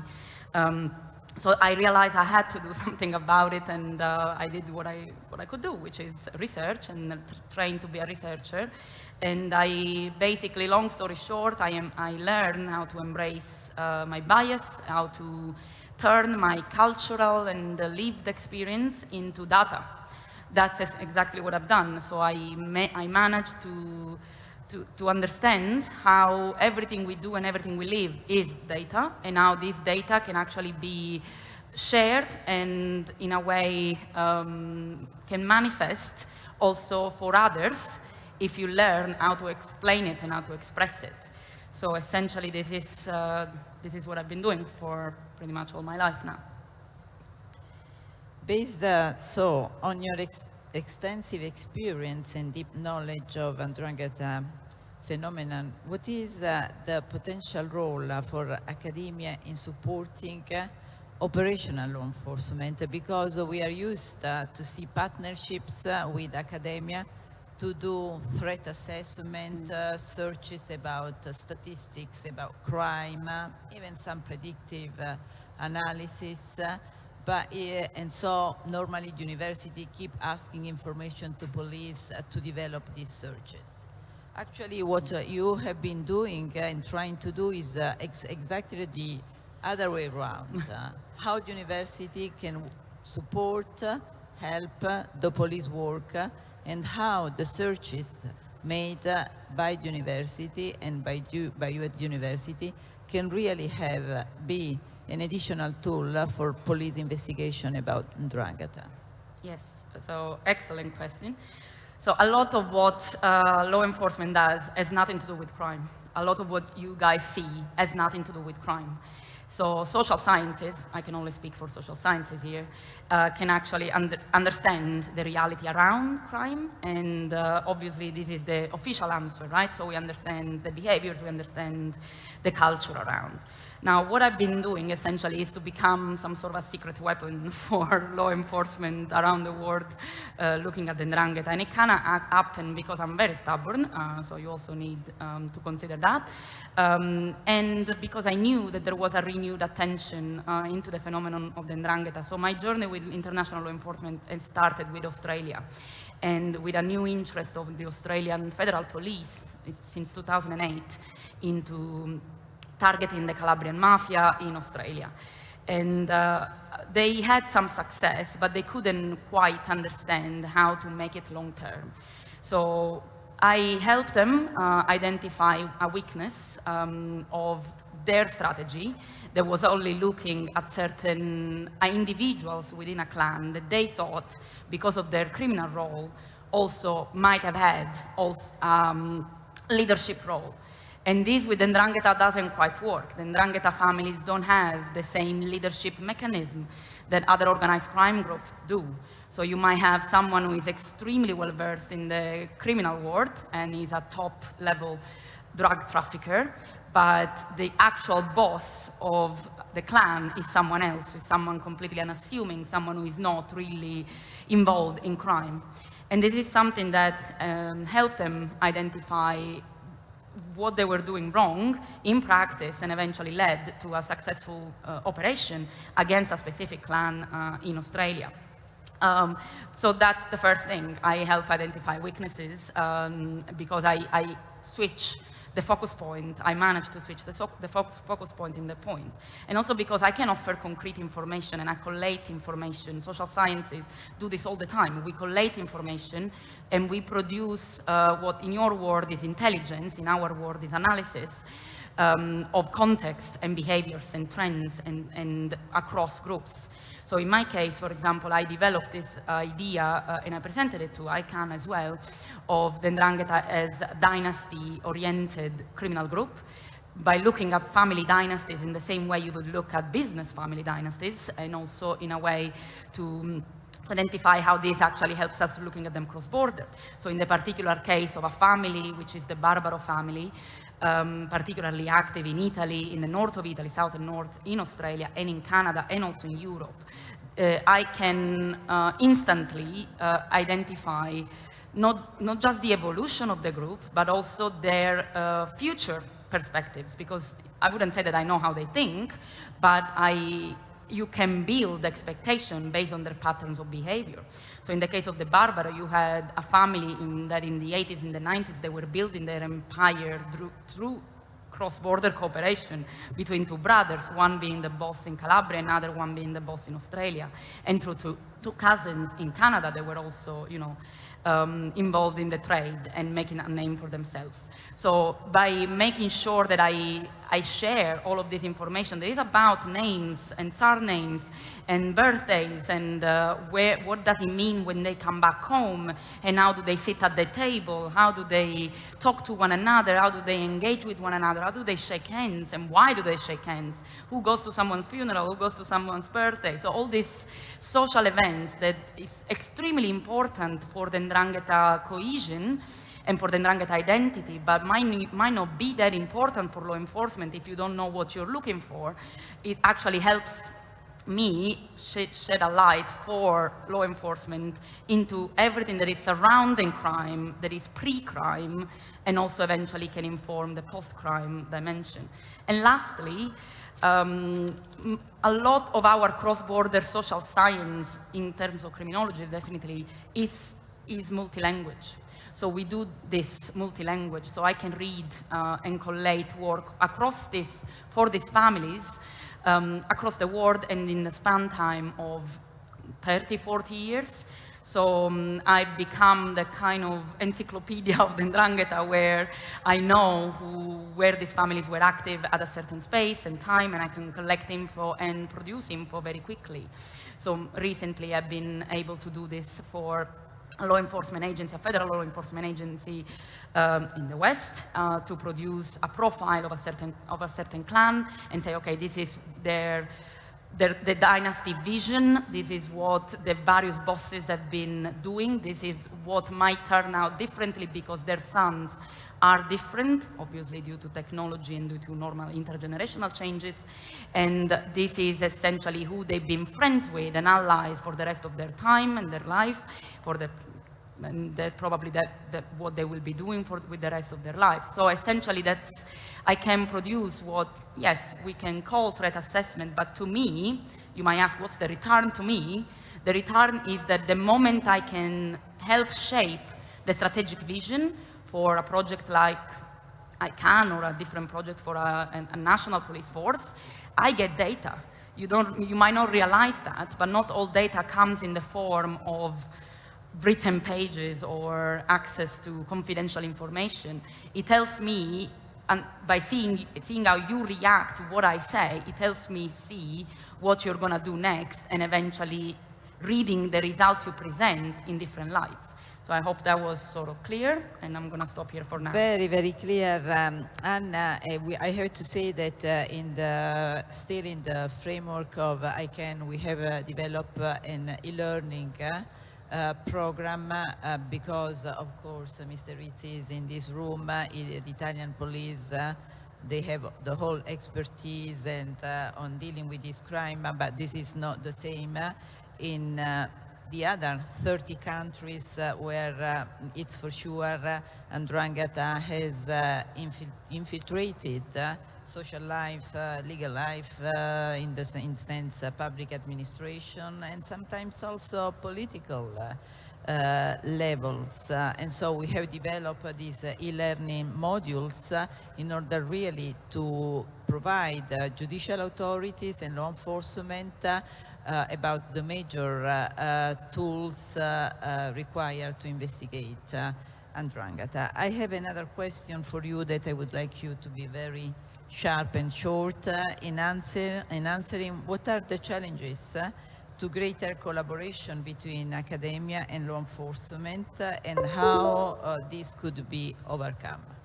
Yes, so differently from what Loretta just said, academia works much, much slower than law enforcement. So for us, we want a partnership and commitment for a long, long time, sometimes way longer than your project lasts. So continuity is the main issue. I've been working with the Australian Federal Police. I wouldn't say I've been working with, but they've known of my work and I've been informing their work for quite a while now. And the amount of people that have turned around in the team that is targeting Italian organized crime is outstanding to me. So this affects institutional memory, and it kind of slows down my ability to take some things for granted. So definitely that's the first issue. The second issue is data sharing, but not in the sense of give me your data and I'll analyze it and I'll provide you with all the fantastic trends and features of academia. No, I think it is still about the continuous partnerships. I've had several non-disclosure agreements with different countries.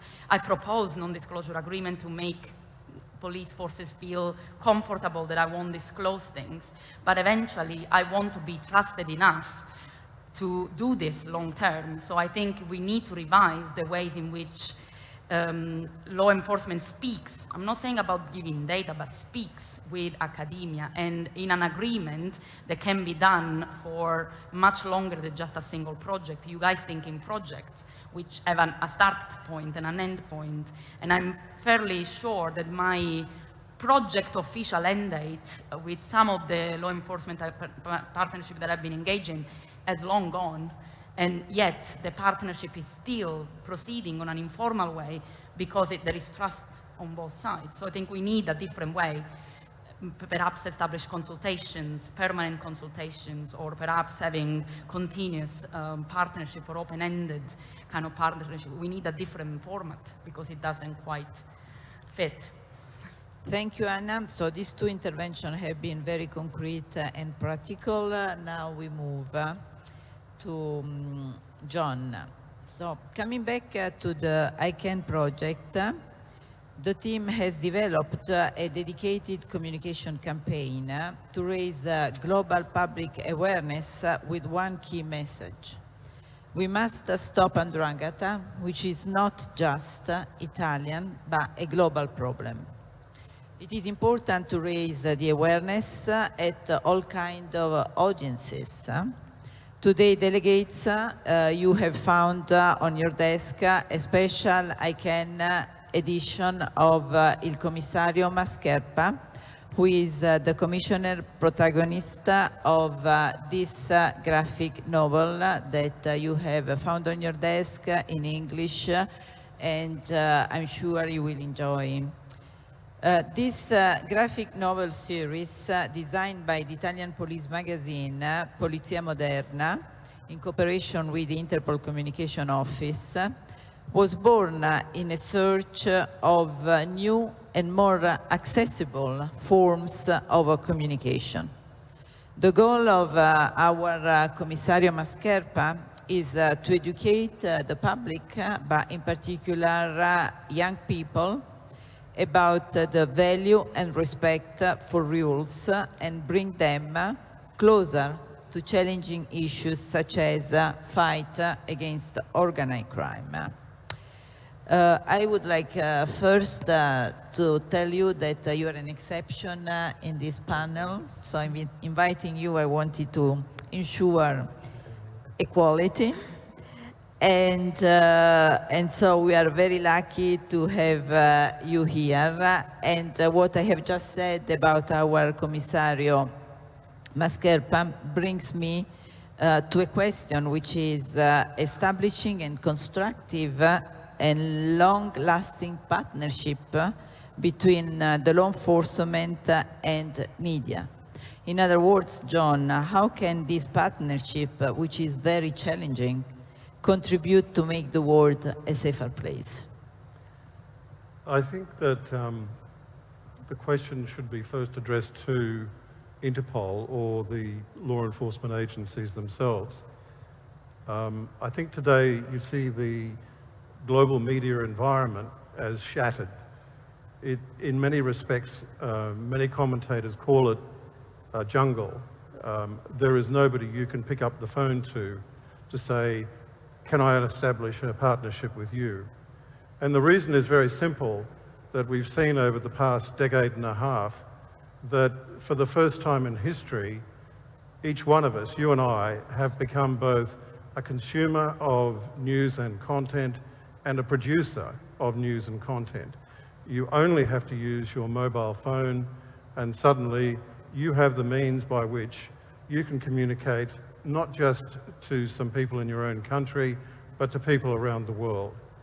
And at the moment, I think the statistics are that there are around 5 to 6 billion people who have a smartphone, and 90% of them have network coverage.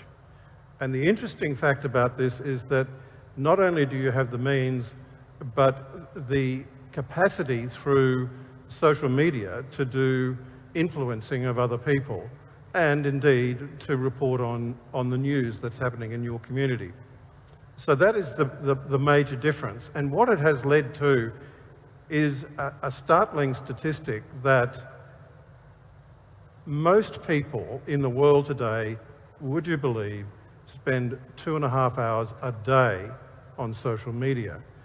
Now, this was uncovered by a major communication outfit in the world called Edelman. And as a consequence of this and its research, it dubbed what we have at the moment in the world in terms of something we know very close to us, which is pandemic language. It calls it an infodemic. In other words, the mess that could be described as information today is led to a loss of trust, firstly in the media itself by the vast majority of people. In fact, latest statistics show that social media itself ranks less than 40% trust. Traditional media is still barely afloat at about 52%. And it's also led to a loss of trust in government institutions. So these are the issues that you confront when you say, how can I form a partnership with the media?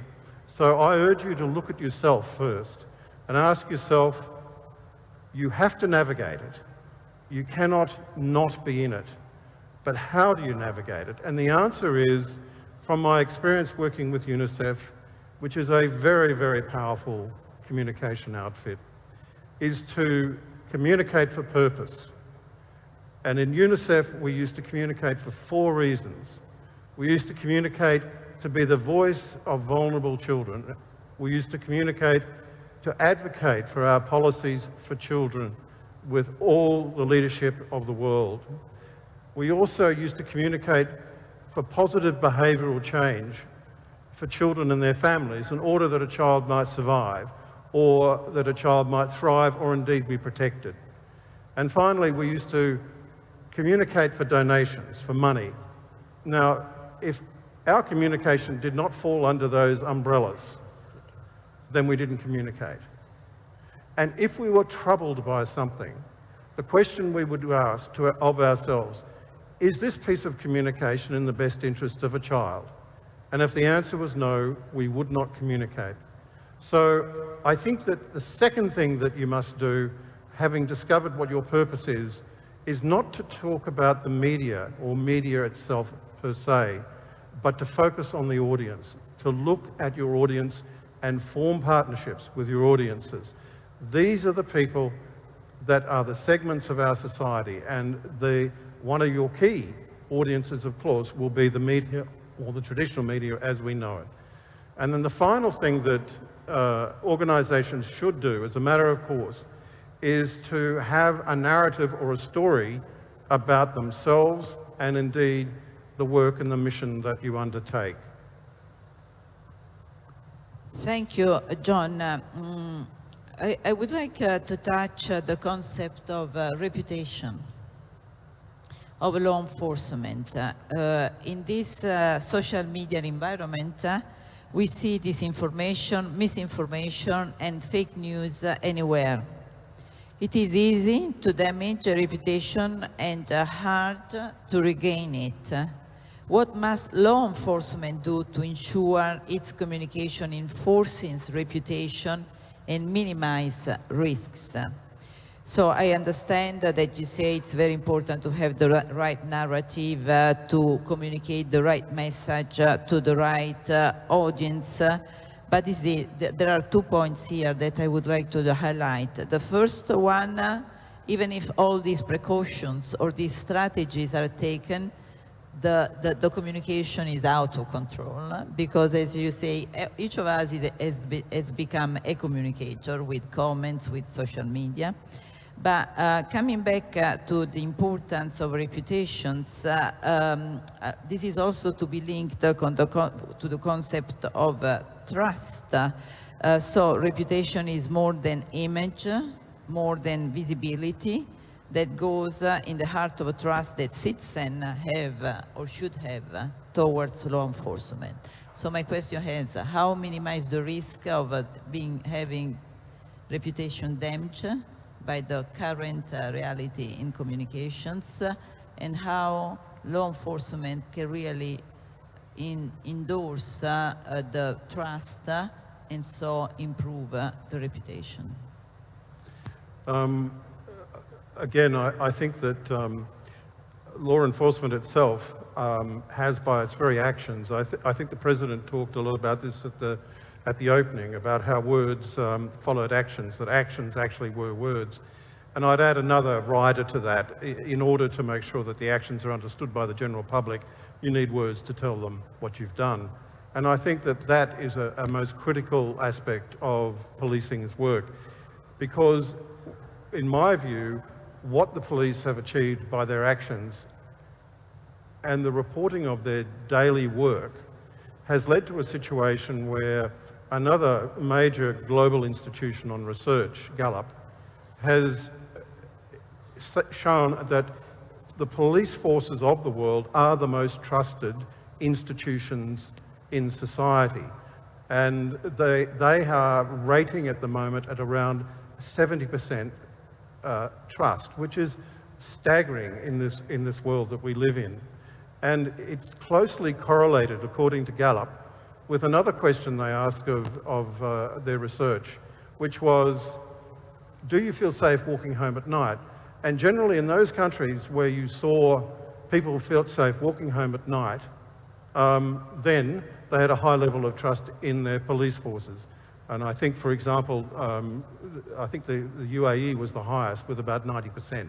So these are the sorts of things that the police have to work with in their proactive way, which is the critical way of keeping your reputation intact, is your day-to-day proactive work. It is also about creating a narrative around your work which people can easily understand and therefore identify with.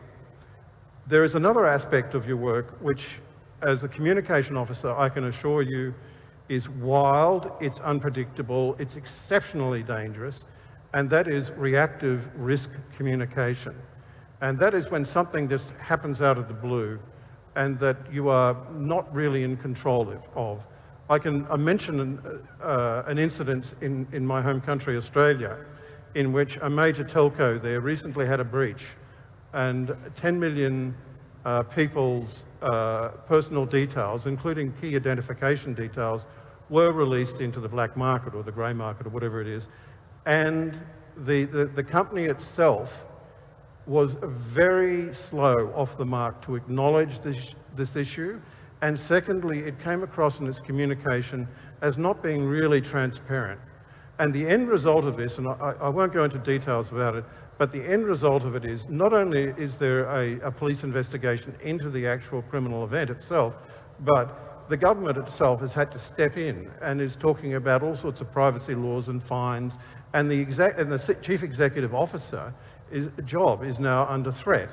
So having a clear, established protocol in order to deal with risk communication and these wild and unpredictable events is absolutely critical to all organisations. And indeed, it's very critical to some of the particular missions that you might undertake. For example, I heard yesterday about a discussion about DNA being transferred around the world. Now, I'm sure that there's all sorts of protocols around this, But it doesn't take a malevolent actor very long to turn around and talk about, you know, Interpol creating a database of all of our DNA. So these are the sort of dangerous and absolutely fake news aspects of your work that you must be prepared for.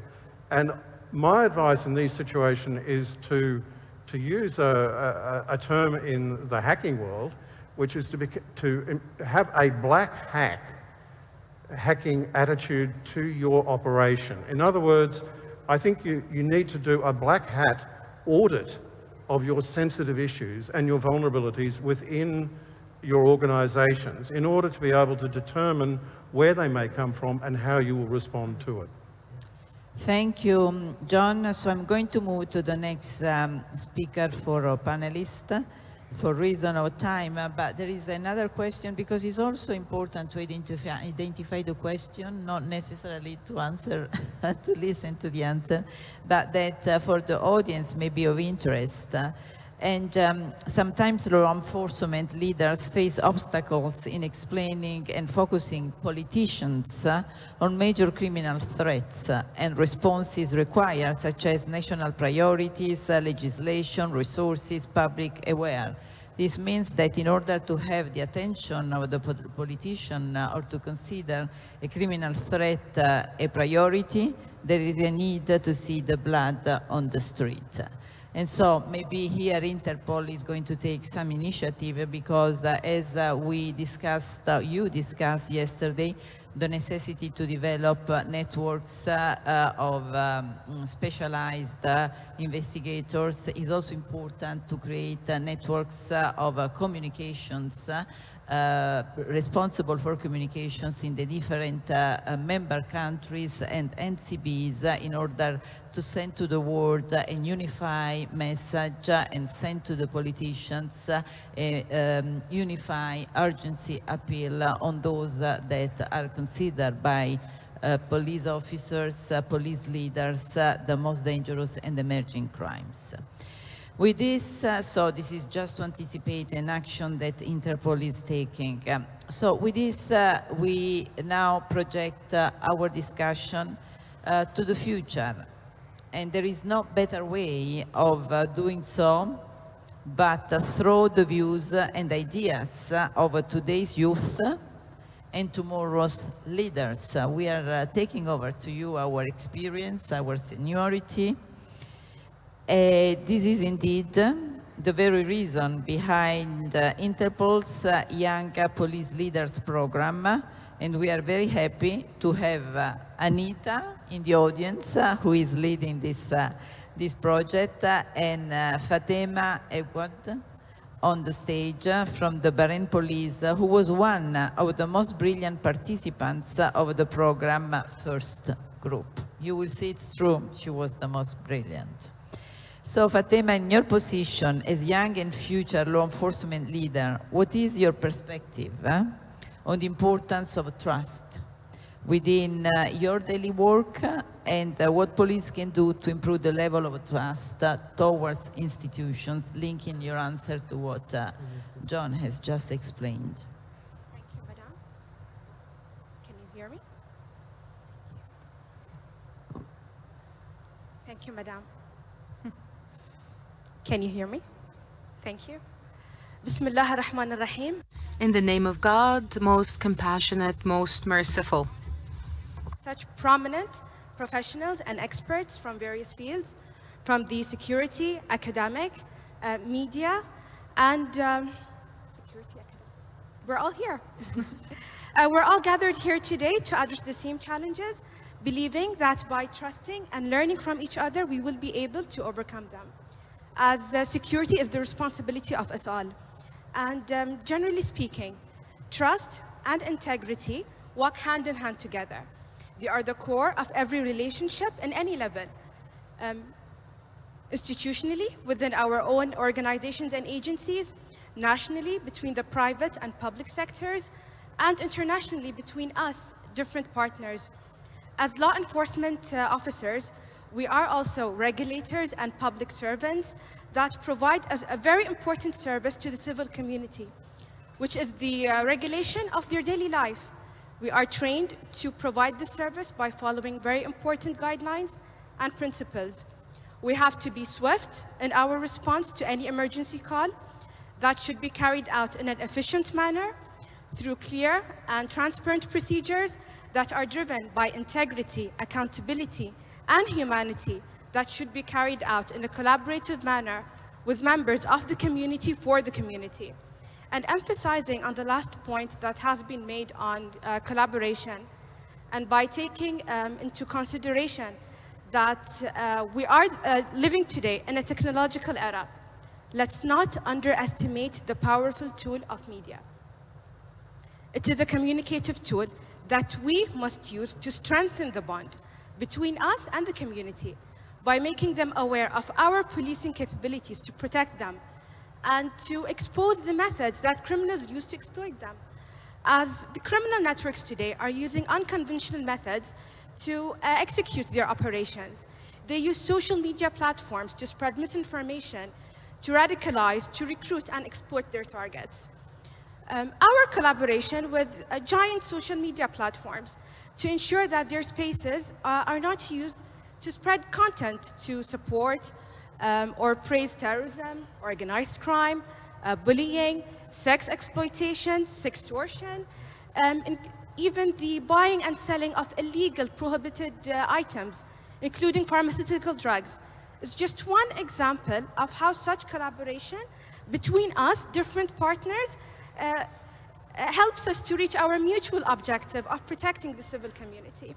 And as security is the responsibility of us all, it is vital and it is a necessity that we collaborate and cooperate with different partners from different sectors, from the private, from the public sector, from think tanks and institutions, in order to be proactive and innovative in our policing methods. As policing today does not necessarily mean patrolling the streets with handcuffs to ensure that law and order is preserved. So you have to give me a very short answer because I will respect the time that the President has given to us. But I really, looking at the young generation with lots of hope, I have the impression you are smarter than the way we were. How do you see the future of leadership in law enforcement, in a few words? Firstly, I have to thank Your Excellencies, ministers, chiefs of police, and directors for your trust and belief in us, the younger generation. In order to keep my answer very short, I have to share with you a televised interview that was broadcasted earlier this year by the Bahrain National Television, where they hosted the chairwoman of the Bahrain Trust Foundation. She was Dr. Fatma bint Mohammed Lebloushi, and she was asked about the purpose of the foundation. Her spontaneous remark, which I will translate shortly into English, left an imprint in my mind. She said, if you want to change a human, if you want to change a society, focus on education. Hence, the most vital and critical partnership is with the academic sector, as we have to prepare a future innovative generation that will be able to confront the risks and threats that we will face in the future. As it has been mentioned earlier, that we are living in an era where the criminal networks are using technology. There are new organized crimes. Hence, we have to equip ourselves with new skills in order to adapt to these current trends and changes. Thank you, Fatima. So we close here, Mr. President, our panel. So if education is important, I remind you and wish you a nice enjoyment reading the big game, Il Commissario Mascherpa. What I would like to add, these are real stories. These are the real investigations that have been done in the frame of the ICANN project. And they have been changing some features, but you will recognize some of your police colleagues in it. And with this, I would like to thank our panelists for respecting the time and giving smart, concrete, effective answer, and the audience for your attention. Thank you very much. A good continuation of the General Assembly. Mr. President, the floor is with you. Thank you, our moderator, Roima, Acting Executive Director, Partnership and Planning of Interpol. Also, I thank all the panelists. It's really an important issue to be discussed after the technology, which has a great link actually to progress and also to develop the organization and member countries.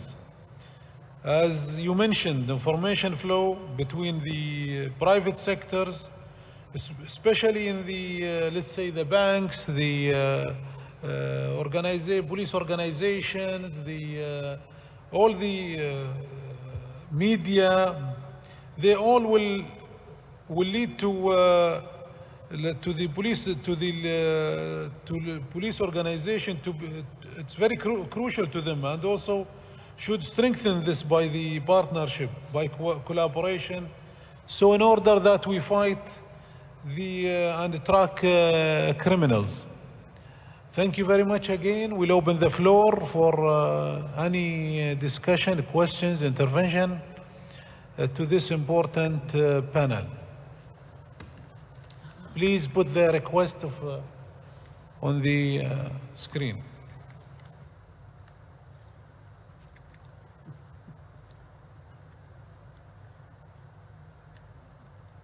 I give the floor to Sudan. Please make it short. In the name of God, most merciful, most compassionate, Mr. President, Mr. Secretary General, ladies and gentlemen, members of the Executive Committee, dear guests, Mr. Schumann, Police Commissioner and head of the Sudanese delegation.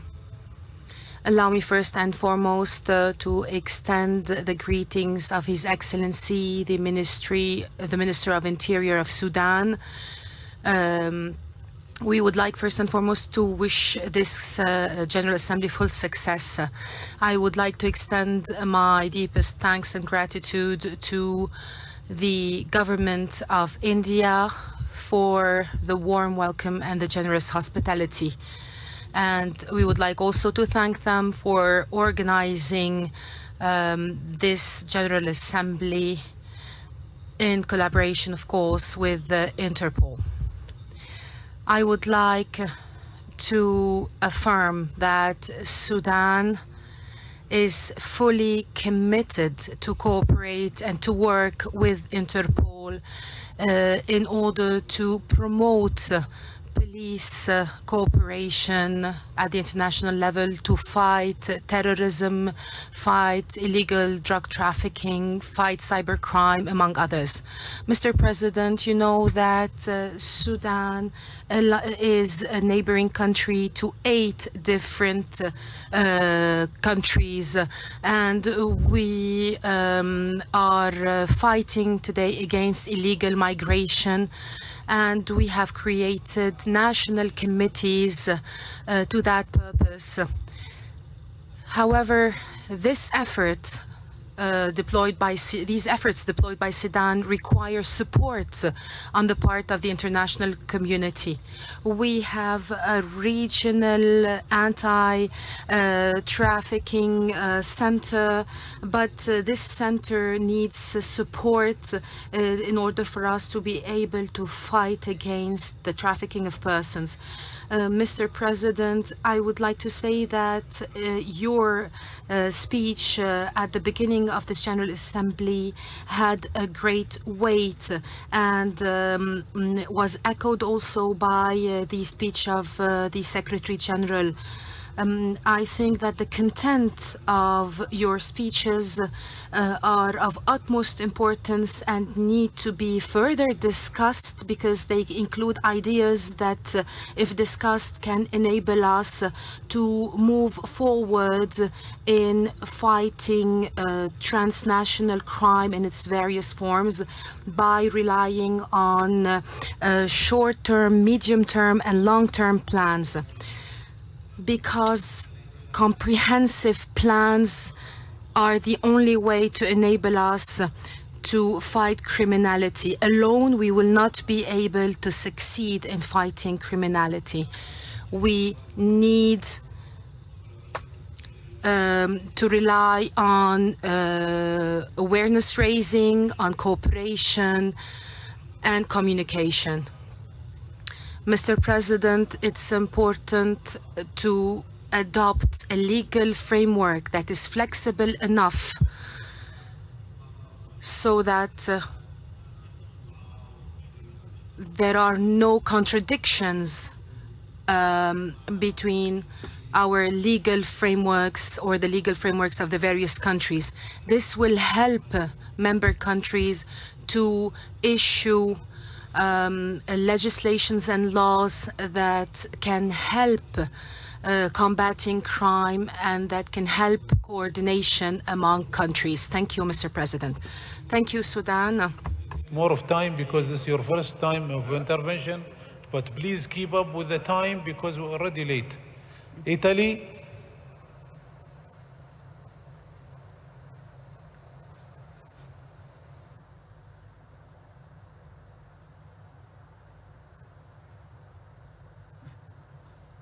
Italy. Sierra Leone, please take the floor.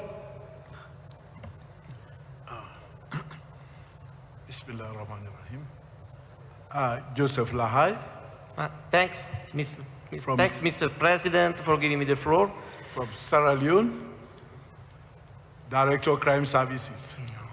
On behalf of the people and government of Sierra Leone and the President, retired Brigadier General Julius Maada Bio, I wish to extend my profound thanks and appreciation to the Indian government for their hospitality and warmly reception on arrival in this country and throughout this session.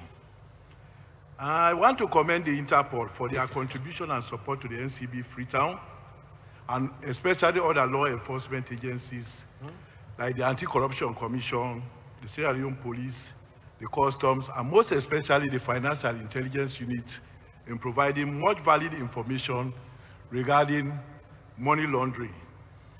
Maritime Unit as well is highly being supported by the NCB, by the Interpol organization.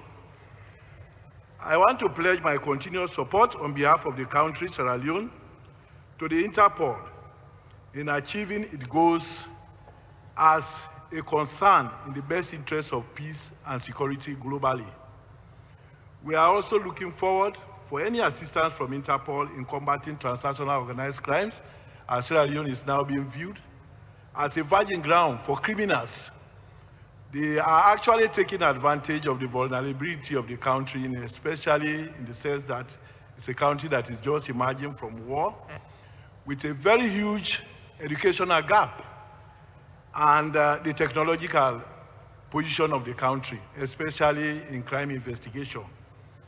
And for this reason, the criminals have deemed Sierra Leone in general as a convenient transit point, especially for drug trafficking, money laundering, and other related offenses. More so, human trafficking. Sierra Leone is now being viewed as a hub for their activities.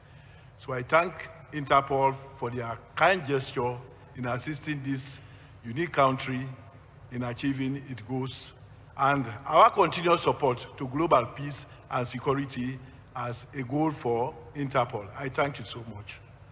Thank you, Sierra Leone. All the speakers will be, their intervention will be considered and listened to. Please, Qatar, take the floor. In the name of God, the merciful and the compassionate, a very good morning to you, Mr. President, Mr. Secretary General, a very good morning to all the delegates. attending the GA. I am delighted to begin with to take the floor for the second time and be given the opportunity to speak about what the Qatar state has invested in terms of efforts in order to properly host the FIFA 2022 World Cup in Qatar, and also to be able to deal mega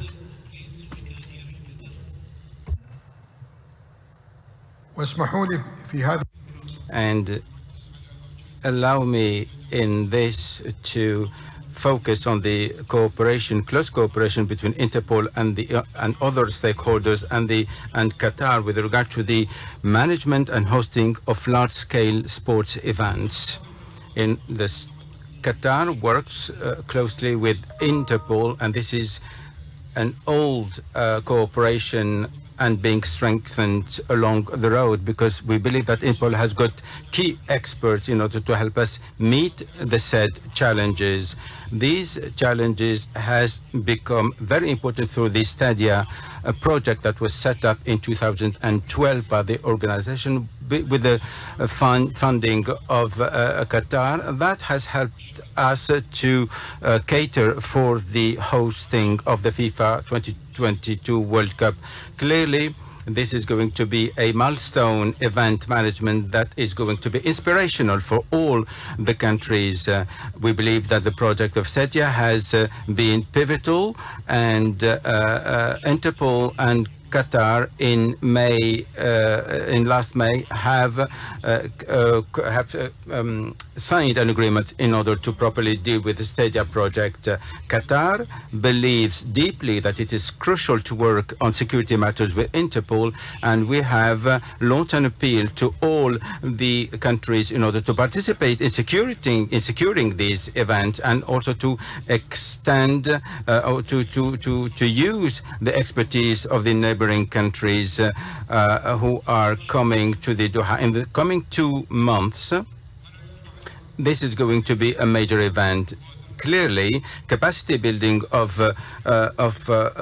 national police officers is fundamental in securing such event. Stadia, together with the University of South Mississippi, have agreed on a common project on how to secure large-scale sports events, and we have also done a lot of training, among them 6 dedicated training where 170 police officers have participated. Stadia has hosted more than 29 events that helped us to work on the operational security framework, and in such events more than 260 experts from law enforcement officers have participated, and we believe that this is very important in order to gather all key stakeholders to be able to secure large-scale sports events. On my own behalf and on behalf of the Minister of Interior in Qatar, I would like to extend my warmest thanks to the Secretariat of Interpol and for the efforts that have been exerted in order to support us at all levels, hoping all of us success, and many thanks for giving me the opportunity. This is an excellent example of partnership, especially in events, big events like the World Cup will be in Qatar. And I'll give the floor to China.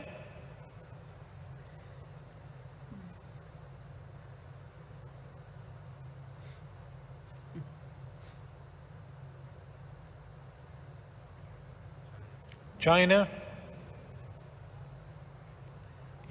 United Arab Emirates. Thank you, Mr. President. Thank you for this superb panel. It was a good opportunity to listen from everybody and to learn about what's happening amongst partners. I just want to emphasize a point from experience. Empowerment is very important. Empowerment of women and empowerment of youth is very important. But what equally is important is to partner that with capability. So the empowerment on the basis of capability, but not just gender and age. And I think your interventions have highlighted that. I just want to emphasize that it's very important that any empowerment takes place based on capability. Thank you. Please, if you have any technical issues with the request, you can do it again. So, Italy, please take the floor. For giving me the floor. Italy is very proud to have promoted, together with Interpol, the ICANN project, which in less than 2 years has raised the awareness of the threat posed by the 'Ndrangheta, resulting in the arrest of so many dangerous fugitives around the world. Networking and close police cooperation have been crucial to this success. But today, this is not enough. In a globalized and fluid world, we need to increase our capabilities through the knowledge and expertise that the strategic public and the private partnership can offer us. As the esteemed speakers in this panel have well highlighted, today we cannot ensure security without strong cooperation with the academic and research world, as well as with the business sector and civil society. Likewise, it is essential to use all communication tools, and anyone who underestimates this aspect would be behind the times. We turn to the world of cinema, theater, and music, in addition to the usual information channels, because it is important to leverage emotions to get through the message of legality. The Commissario Mascherpa graphic novel is an example of how communication could be used to increase the public perception of security, involving people in an easy and attractive way in police work. Today, all of you can have a quick look through Mascherpa novel, and this is already a success. Communication is definitely an important means to overcome fear and learn right behaviors. Thank you. Thank you, Italy. Please take the floor, China. Thank you, President, for giving me the floor. First of all, I would like to express our sincere gratitude to our host country, India, for their warm hospitality and the great organization work of this General Assembly. Indeed, crime challenges of today cannot be addressed solely at the national level or through bilateral or regional efforts alone or by police only. Interpol is the organization that provides coordinated response necessary to close the gaps in global security. At the same time, it is also a gateway to global non-police partners such as private sectors, societal actors, academias, international and regional organizations. And today's panel is a perfect showcase of such synergy. So in this constantly changing area, to win this ongoing battle against criminals, building strategic partnership, converging the information, intelligence, and insight from different sectors are definitely what we must do for Interpol and all the member countries. China fully supports such cooperation. As Interpol remains an operationally focused policing organization, improving operational relevance has always been the key word in our organization. And China has, in alignment with Interpol's strategy and in response to the global criminal landscape, have launched operations under the framework of Interpol in different crime areas.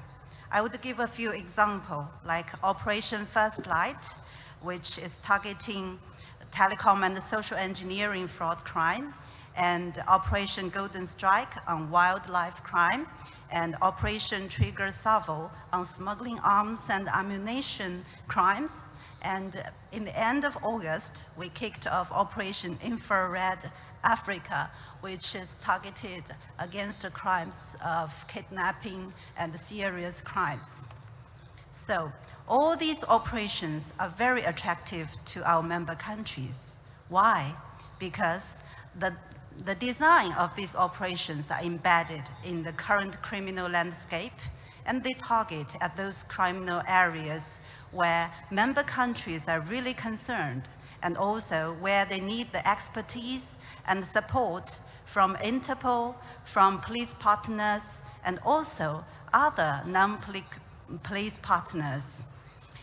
The Chinese police are committed to work together with our counterparts worldwide to mobilize our resources and to make concerted efforts. We are ready to continue our contributions in supporting Interpol to launch more operations in more relevant areas in the coming years, as we believe it is a good way for Interpol to showcase its unique leading role, to utilize its tools and capabilities, and to provide operational support to all member countries. Thank you very much. Thank you, China. Please, Syria, take the floor and keep with the limited time. Thank you very much, Mr. President, for giving me the possibility to participate in this session. Partnership with the private sector, whether it is media or academia or financial units, is very positive. And we believe that the swiftness in exchanging data information is absolutely pivotal in order to meet the challenges and to mitigate the impact of international crime and to disrupt the networks. The positive impact that law enforcement agencies will have is a means to encourage further cooperation between both sectors. Partnership is a key factor for us all. Our success is being together, sharing ideas, and also, if I say I can, and Italy said they can, so all we can. ICANN is a program for partnership and operations where we come together to have a safer world. So I advise you all, I recommend that you all be part of this program to reach through your NCPs the most important focal points for the organization, to coordinate, to make use of the technology, to make use of the partnership, to make use of the information. I had a bilateral with a few countries where I heard that they never heard of virtual academy. This message has been delivered and sent through your NCPs. Please be close to them, listen to them, take the information from them for all kind of connection with this organization. Without the NCPs, there will be a distance between us. The only discussion will be only in this room where we want it to be during the whole year. So please keep up this kind of partnership with the NCP, also NCPs, between the NCP and also the IPSG, to have all the information available for you and also for your policemen. Thank you for panelists for the excellent information you delivered and fruitful one. Also the moderator for the being also so tolerant to give Madon enough time to present his technology session. Thank you. I would like to take just 1 second to thank the protocol team, in particular Martin Rabi, who is behind all this organization of all these big event, who is so pleased to meet all our requests. Thank you, Martin.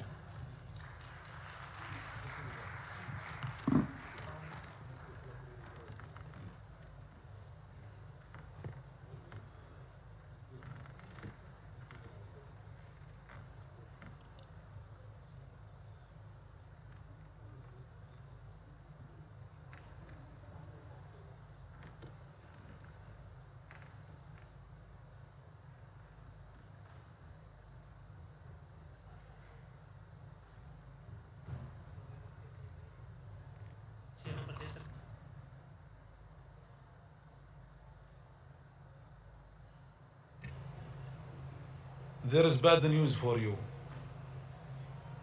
No break. Actually, because we are late, we'll try to keep up with the time. We are already late, so excuse us, and I apologize for this. It's not a good decision, but I have to take it. We'll go to the next agenda item, panel 5, changing cyber threat landscape and ecosystem approach to countering and combating cybercrime. I will now go to the floor, give the floor to Ms. Jackie Fox, Managing Director of Security and Chief Technology Officer, who will demonstrate the panel. Hello, Steve. How are you? Well,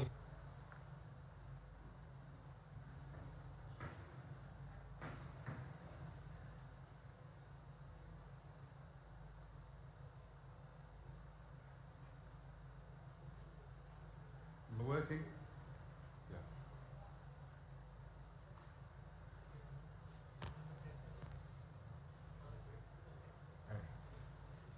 Thank you.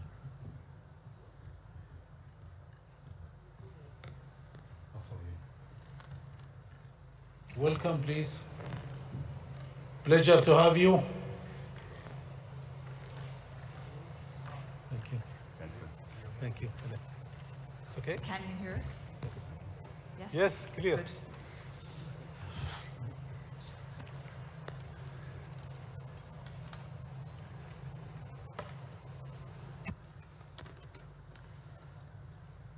So just while we're getting settled, good morning everybody, President, Secretary General, Chiefs of Police, delegates, ladies and gentlemen, and thank you for inviting us to discuss this most important topic this morning on the changing cyber threat landscape. Also, I'd like to compliment our Indian hosts for the facilities and the wonderful hospitality that we have had since we arrived.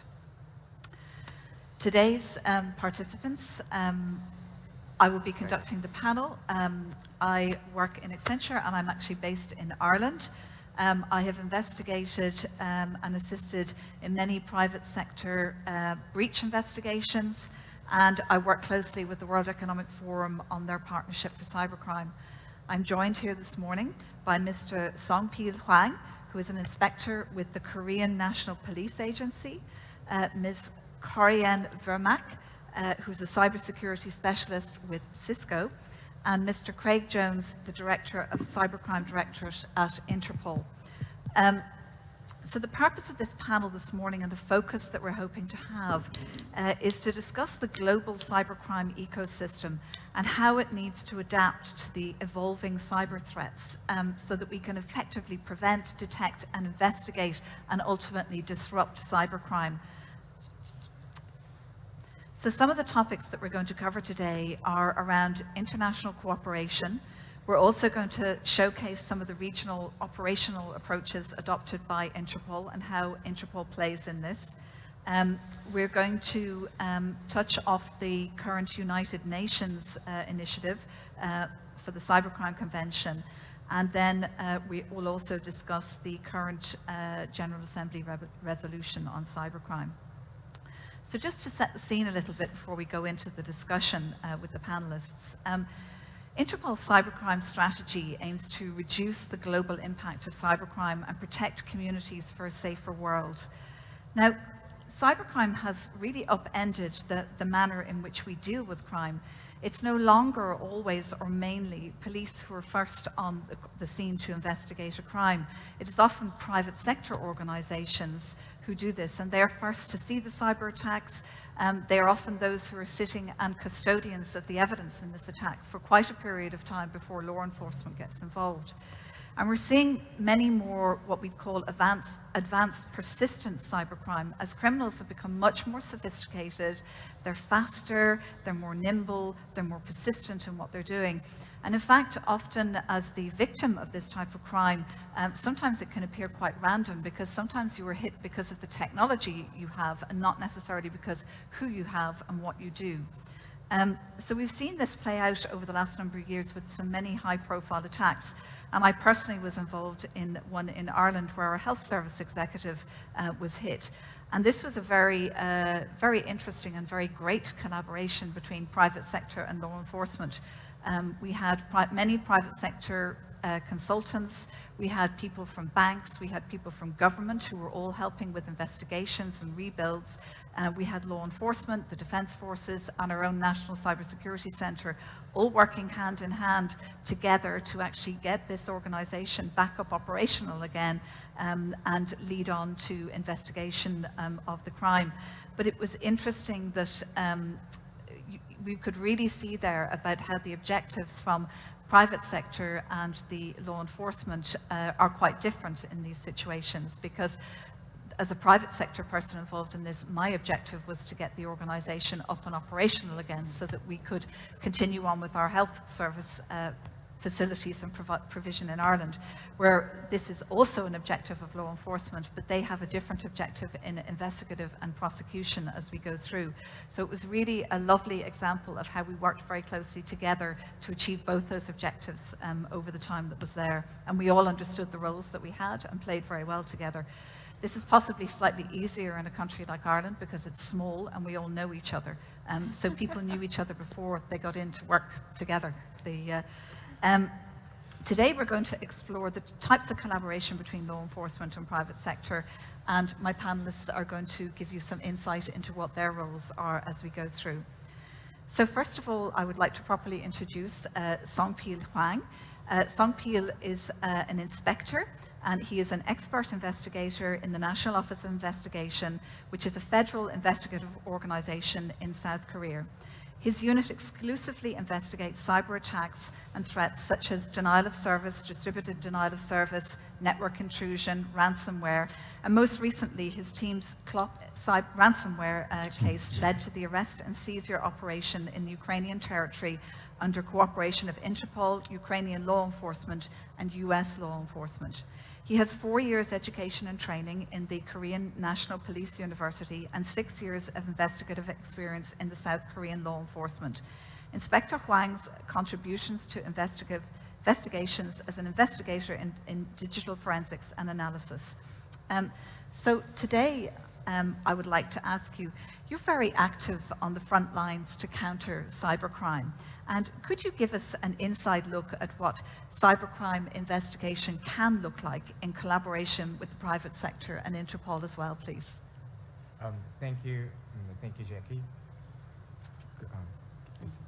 Yes. Thank you, Jackie, and thank you very much for this this session to Interpol and delegates and excellencies who participate here. Cybercrime investigation can be defined in the three phases. It's beginning and medium and the final phase. Beginning and final phase is just like the conventional crime and investigation.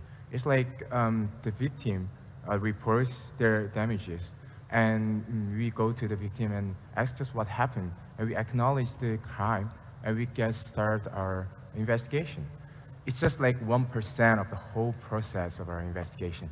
And the final phase is, as you can assume, it's like arrest of suspect, search and seizure, and closing the case. It's like just 2% of our the whole process. So the rest 97% of our investigation is the continuous chain of data obtaining and analyzing. This part is exceptionally different from the conventional crime investigation. Usually, when we start our investigation, we go to the places where we can obtain data like Windows event logs, or maybe application logs, or any other information that are needed to our investigation. And with the hundreds of thousands of logs, we just analyze them to get to find the clues that are really related to our case and help us prove the suspect's guilt. And that is our main process of our investigation, and we keep over and over again. So with the first set of data, like event logs or any other logs, we analyze them. We choose what are related to our cases, and we find the second set of data related to our case.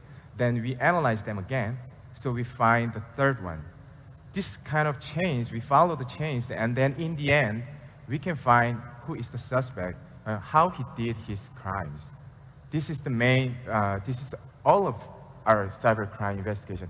That 97% is everything to cybercrime investigation. No exaggeration, because one of my colleagues actually told me that, like, there are so many data, and he's looking with Excel, and he's feeling nauseous just by looking at the icon of Microsoft Excel. So data obtaining and data analyzing is so important to us. But it is also the future of conventional crime, because our lives are more and more getting involved with more digital devices and networks. And the criminals, they use a lot of digital devices and networks in their crimes too.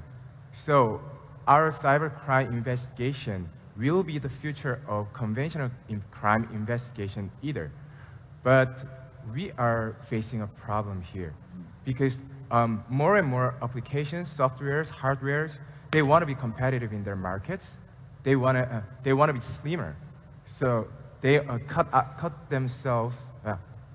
their own parts unnecessary to their operations, and they only collect the minimum, the least information about their clients and activities due to efficiency and privacy. So even though we analyzed digital devices, we cannot gather as much information as we used to. This point is where we need private sectors and Interpol cooperation, because there is only limited information we can gather in our investigation. We need the bigger bulk of data to trace our suspect and arrest him. But like private sectors, they have more data that is unreachable for the law enforcement, and their informations have different aspects in the same case, same investigation case. That is where we can get a better insights, sometimes better insights, different insights, various insights, where sometimes can be crucial in solving our criminal case. Also, I see a lot of clues or data linked to the overseas ISPs or overseas organizations or any other companies that need international cooperative investigation for us. So this is the part where Interpol comes in. We need Interpol because we have to follow the chain of data obtaining and analyzing, and to chase the suspect and arrest him. We need overseas data, but we cannot get it by ourselves. And Interpol becomes the platform for us to give trust to each other, to each side of the cooperation. And finally, in the end, we can get the data we needed from overseas ISP. This is the whole process of cybercrime investigation, and this is what really collaboration with private sectors and Interpol really means to us. Okay, Thank you. That's very interesting. So really we're going from a lot of the data is sitting in the private sector, it needs to go to you. But then if something is outside of your jurisdiction, you're relying on Interpol to pull that in. So you have many connections within your ecosystem to try and get the data you need in order to be able to investigate and prosecute. So it's complicated. That is exactly. So with that in mind, could you tell me about what changes and investments that the Korean National Police Agency have done to make this work better for you to be able to counter cybercrime, please? I'd like to introduce two aspects of our changes and investments. First is equipment and human resources, and I am quite sure that many of the delegates would like to discuss this together, because this is the common problem we all are facing right now. Equipment, usually forensic tools or any other tools. So the most recent tools have the most best functions, so we need them, of course. But the real meaning of preparation for us is human resources, because we are out of investigators who have both deep insights in investigation and IT technology at the same time. And with the human resources, there are more and more investigative cases that we can solve. So we are right now, South Korean law enforcement is trying to prepare better and better by one side educating and training police officers about IT technology so that they can have better insights about IT technology and they can adapt them to their investigation. And at the second, in the other aspect, we actually employ the people who have careers in their IT technologies. In any other cybersecurity, maybe databases and maybe networks, we hire them and we give them with the education and training as a police officer. This is what we are preparing in one aspect. And the other aspect is we are trying to have more various forms and more creative forms of international cooperation, such as we would like to make this stage for all of the cybercrime investigators from every nation together and to converse, and they can interact. This is like we have this ISCR, and this event, we have it annually, and we invite a lot of cybercrime investigators. And at the same time, we are trying to enhance our investigative, cooperative relationships with other law enforcement, such as and for one of the examples is the club ransomware operation case that was carried out last year. Last year in June, with my team, flew to Ukrainian territory, and there, with Ukrainian law enforcement, U.S. law enforcement, of course, led by INTERPOL, we could arrest 6 people. We searched and seized like 21 places. We did digital forensics together. We interviewed the suspects. And at the end, we could put 2 suspects on red notices. Of course, it's not the end of our case. And we are, and I'm not saying that we have eliminated the threat of club ransomware at all, or I'm not saying that like the ransomware gang was all eliminated. But I'm saying that, of course, and some might wonder that this kind of operation is carried out by any other law enforcement.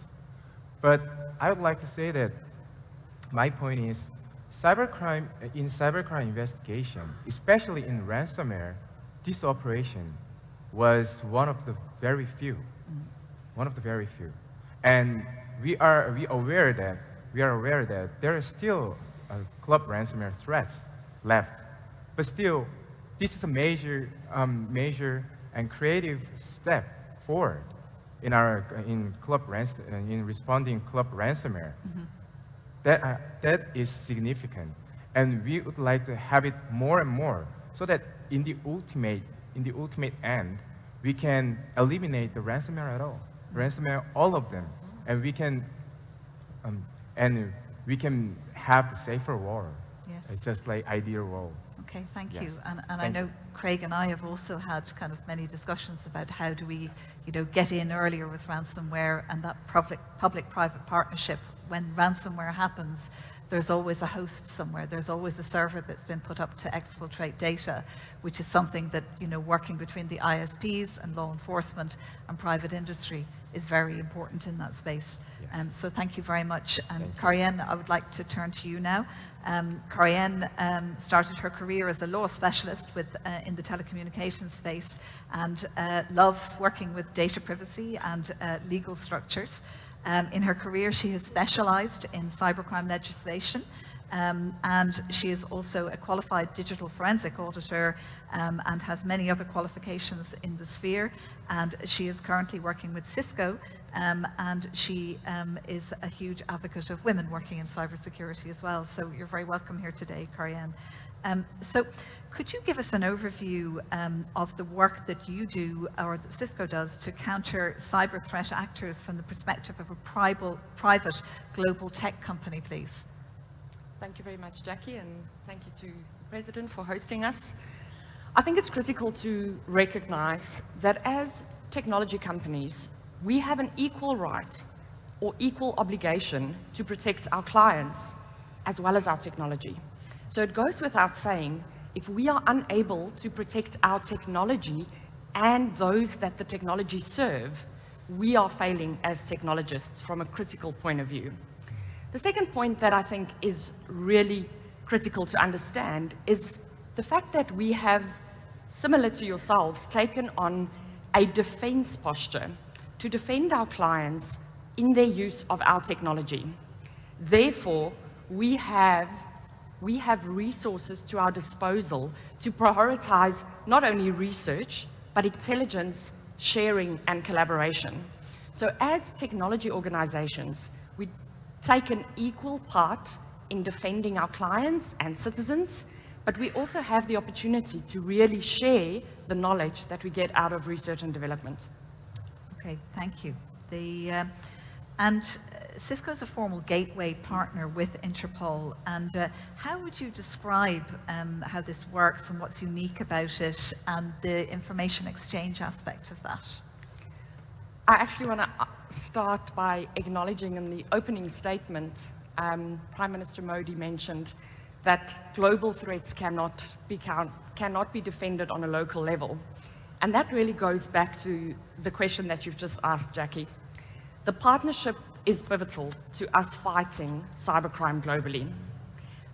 It's really important that we have the opportunity to share information, both in a formal and an informal state. When we look at formal prioritization of sharing of information, as technology companies, we have the research and the intelligence that we would like to share with public sector. But we also publish this with our peers, and our peers have the opportunity to disseminate that information in a critical way so that it is to the benefit of all. I want to close out by just saying that in this partnership, we have a real opportunity to lighten the load. If we partner for real change within cybersecurity and we use this knowledge share and research to the benefit of both public and private sector, we can speed up investigations, we can very quickly remediate some of these, and we can actually educate into the market much quicker when we start seeing trends. As an intelligence official in a previous role, we see trends emerging much quicker than public sector. So when those trends emerge, we have an opportunity to really unpack what that trend means for civil society and share that information to the benefit of all. Yeah, and I think there's actually some really great technological advancements been made around how we're anonymizing or pseudonymizing data so that we can, respecting data protection, actually analyze and share information safely, which I know it's something people are always afraid of. Like, everyone's very happy to consume data and information and threat intelligence information, but people are often a little bit more hesitant about contributing to it because they are wondering about where eventually it might go. And I think some of these kind of technologies are very helpful in that. I know you have worked with training to help protect children from dangers lurking online. And I wonder, could you tell us a little bit more about this work and how you are helping individuals to equip themselves with tools to be safe online, and how this ties in with the preventative side of countering cybercrime, please? Thank you very much, Jackie. I think we are in the education space and awareness space, and so fittingly, October is the month of cyber awareness across the globe. We are failing. I think it goes without saying that we are failing our clients from a private sector perspective, but we are failing our citizens because we are unable to storytell the narrative of the net effect of cybercrime.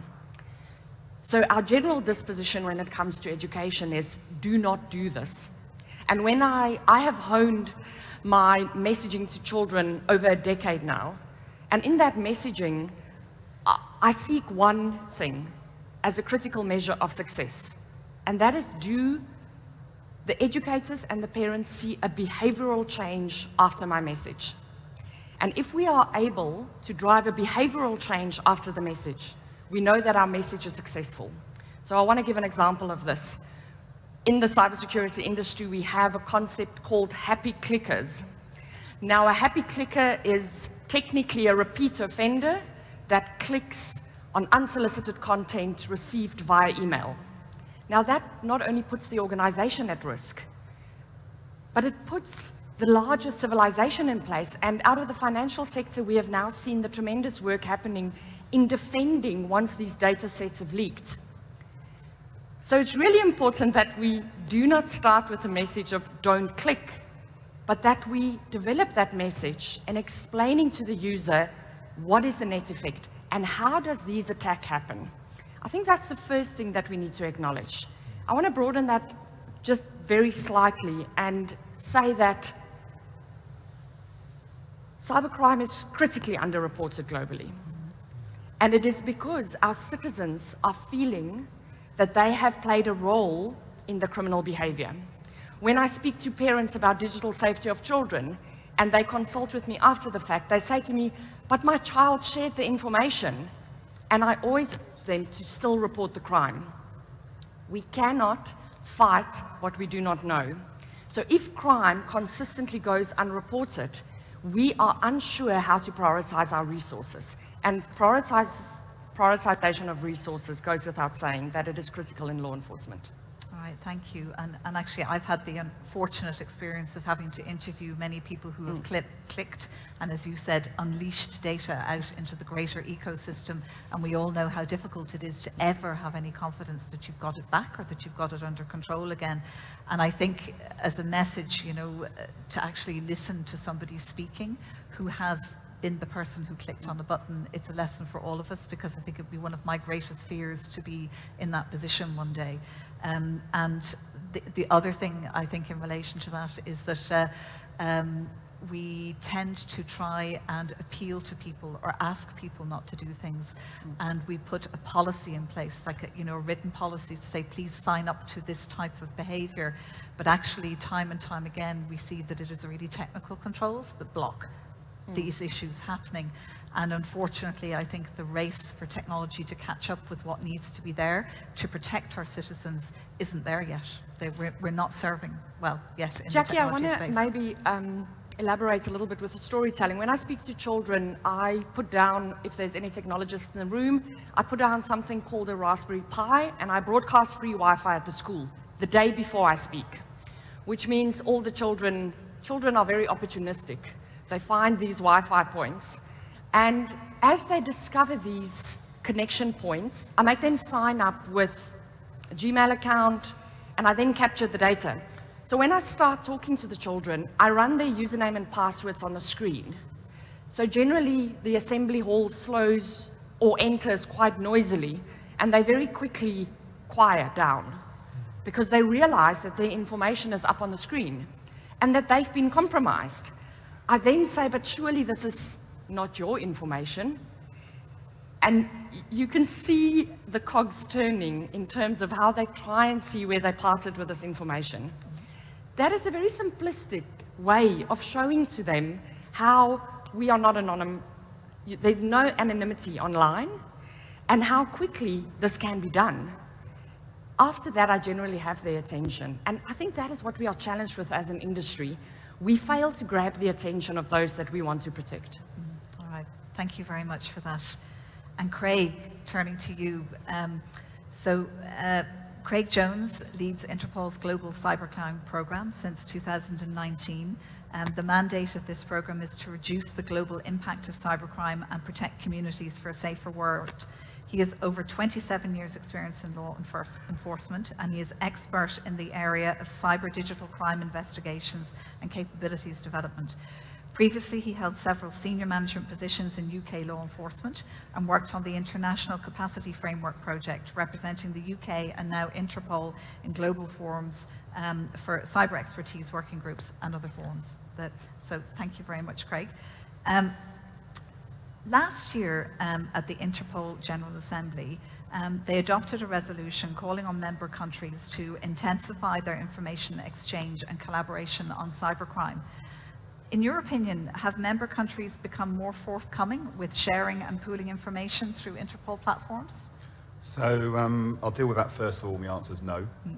And there's a number of reasons around that. So as a law enforcement official with a background such as in investigations, we have to understand what is the role of policing now.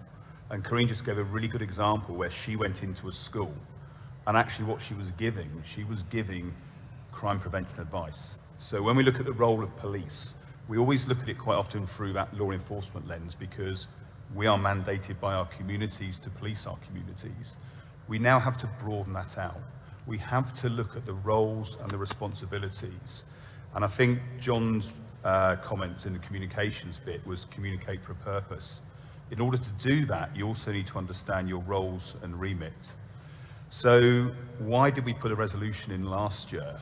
That was to start layering text within the organisation. And the reason we did that was because our membership asked for it.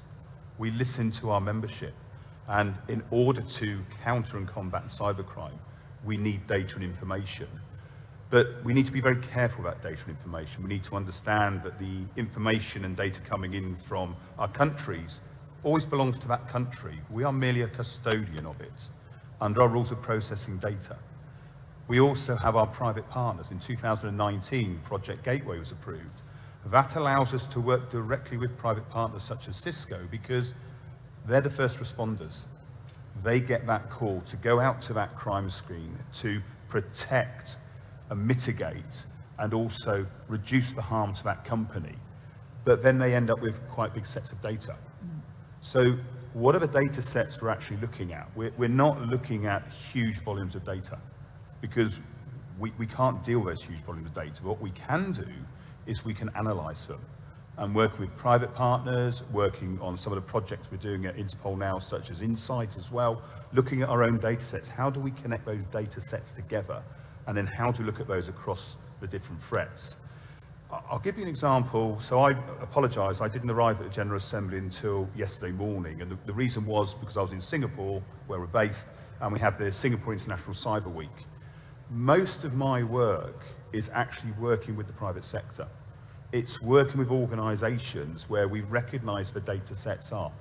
So we do a lot of engagement work with the private sector. And we had the ASEAN Roundtable. Now, the ASEAN Roundtable is the 10 ASEAN countries. Singapore are the lead chef within the region. So we brought those countries together. And they've also had the +3. So we also have South Korea, Japan, and China. And we had a very significant, well, I'll say is Google. We had a representative of Google there. And I heard him say something I've not heard from a private company before. And he said the responsibility is on the private sector in this space as well around preventing crime. And he went further. He talked about protecting consumers. He talked about protecting small, medium enterprises. And he said, we are giving these tools. We're giving out, phones with operating systems on. It's a bit like a car. You wouldn't give someone a car and not put brakes on it. So you wouldn't do the physical things, but also you wouldn't do the soft side as well about the education. But he also says awareness is not working. They've tried numerous awareness programs, and they've seen that people still click on a link. So trying to understand that communication strategy and the change that we need to do, that shift in culture, all of us. How many people have logged on here? You know, do you know what you've actually logged on to? Do you know what information you're passing across?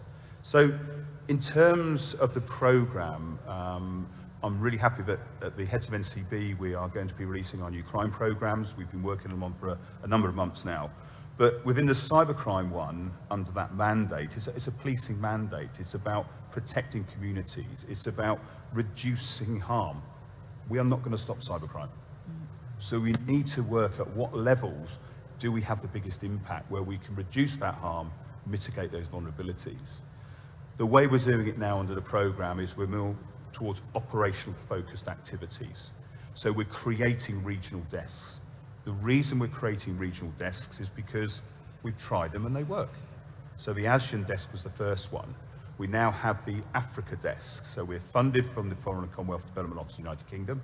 It's about 1.1 million euros a year. But what that allows us to do is have seconded officials, specialised officers, working in our regional bureaus, as close as possible to the communities. And particularly recently with Nigeria said, we have cyber criminals in our country. And you get into this thing, oh, can we talk about that? Can't we talk about it? But Nigeria were very clear. They said, yes, we want to go after them, but we need your help. So with private partners, we collected the data. We identified the crime groups in Nigeria. And they weren't just doing cybercrime, they were doing lots of other crimes as well.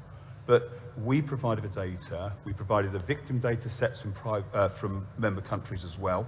We coordinated and supporting operational activities, and there have been a number of reported arrests through the police in Nigeria where they've gone into the communities and arrested the people in the communities. That model can work in all countries. What we need is the buy-in from the countries, but first of all, the recognition is they do have criminals in their country committing crime. They do have the infrastructure. And I think the elegance of Interpol in our constitution, where we look at crime, and we only look at crime. So we shut those conversations down. We look at the crime, we look at going after the criminals in the countries. We also look at protecting the communities. So getting that clear messaging out is really, really important. Okay, that's really interesting, and I suppose a lot of it still comes down to the idea of trust. You know, you're describing about localization, kind of regionalization. There still needs to be that personal relationship to engender the trust so that the information is shared correctly. But while there's a huge personal impact to that, I wonder, could you tell us a little bit more about the kind of important tools and platforms that Interpol have to support its member countries? So for the last 3 years, we've been developing platforms through the foundation funding, so the Cyber Foundation project we've had.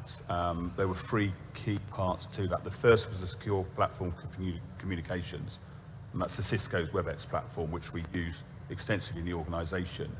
We also have the Cybercrime Knowledge Exchange platform for sharing of information for non-operational matters. And then we have the collaborative platform for operations, CCP. And that is for bringing the countries and also other entities where they can share operational data in real time. And effectively what that means is we're able to provide a secure platform through Interpol channels. People are verified through the national central bureaus, and then they can come onto those platforms. And again, I'll give an example in Africa, and I have to say in Africa at the moment, our regional working group in Rwanda this year, we had over 40 heads of cybercrime. But it wasn't just sitting around the table having a conference. We spoke and delivered the operational framework. We had training going on, 2 weeks worth of training, and then when the people went back to their own countries, we provided activity reports, cyber activity reports through the platforms, and they acted on those platforms. But what they did when they were back in the communities, they went into internet service providers where it had been identified there was hosting of malware, there was hosting of bad things, etc. And they were able to go in with the confidence, with the knowledge, and start those conversations. So the tools and the platforms that we've been developed are now starting to be used, but they're not just for cybercrime. They've been used across all of our different crime areas. They've been used by our capacity building and training team as part of, building out that virtual network for academies and things like that as well. So everything that we're doing in cyber, we try and look about how can we use that across other areas within the organisation. Okay, thank you. And just lastly, zooming out a little bit, the ongoing negotiations in the United Nations to elaborate a new global cybercrime convention. What do you think will be the most important effects for law enforcement of that new convention? So this is the first time, and there's been a new transnational convention that's been negotiated at the United Nations. This is probably one of the most significant pieces of work that I'm undertaking and leading on behalf of Interpol, but it's because of the Secretary General recognising it as well and allocating resources to that prioritisation. So the members here, their centralised funding goes to support that. To give it its full title, it's elaboration on an international convention to counter the use of information and communications technology for criminal purposes. It really rolls off the tongue, but that's the actual title of it. So effectively, we've had 3 sessions. It's been negotiated in the United Nations in Vienna and New York. Interpol having permanent observer status. We have Udryder and his team. We're working really closely together. We're able to speak on behalf of law enforcement, and our role there is to help shape the convention into what is needed for law enforcement in order to protect our communities. So recognising that there is already connectivity globally for law enforcement for 195 countries, how can we use that connectivity maybe to speed up the mutual legal assistance treaties going through? So can we do that more effectively? And I know Interpol did a project in 2018 where it's identified they can. But effectively, it will give a global consensus-based convention where there is an agreement as to what is cybercrime.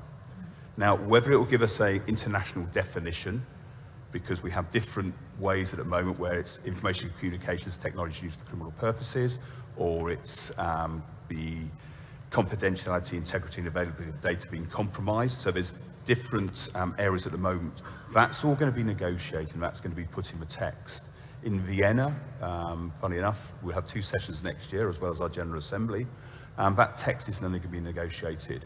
We have things like the Budapest Convention, the Malibu Convention, which are effectively regional conventions. They are never going to get universal agreement. So this will be a universally agreed convention. And why Interpol's at the table is because we're going to be able to operationalise that convention. So in 2024, when the General Assembly sits at the United Nations in New York and hopefully signs off that convention, Interpol, by being referenced in that convention, we will then have the mandate on behalf of the member countries and the member countries and member states of the UN to operationalise that convention, and then we can leverage on our tools and our platforms. But again, like Interpol, it's on consensus. All right, thank you very much. And just being respectful of time, I just want one quick fire question to ask all of you. You have the whole membership of Interpol gathered here, and could you give them one suggestion on how to enhance the interaction and collaboration in the global ecosystem to counter cybercrime that they can bring back to their national agencies? So I'm going to ask you all to answer maybe in about a minute, a brief response to that. The Song Pete. All right, let me go first. We have this idiom in South Korea, far from eyes, far from hurt. In the end, I believe the real collaboration and real cooperation can stem from our meeting in person, face-to-face conversation, and we maybe dinner with dinner party and a little bit of alcohol wouldn't hurt anyone. Just like we this morning we talked and we got to know each other, we got to trust each other. I believe in the end, collaboration, the real one, can stem from meeting in person to person, and that's what that is why I'm talking about the stage for all of the cybercrime investigators to gather together to have conversation, which we did in club ransomware investigation also, although it was virtual meeting. Okay, thank you, Songpil. Karianne, is there one thing that you would like the membership to take away back to their home countries? Absolutely. I think each country needs to look at their own crime data and really focus on the one key priority. So out of that, everybody have a different view on how cybercrime is reported. Picking one key priority, understanding which of your private partners can help disrupt that one crime as a start point, and then the one process that you can really streamline in terms of quicker response. So pick that one priority where you can start disrupting, partner with private sector within that one priority, and really look at that one process where you can make a change. Our ethos is to disrupt. And if each country can disrupt one modus operandi or attack vector, we are making a global change in terms of how we see cybercrime.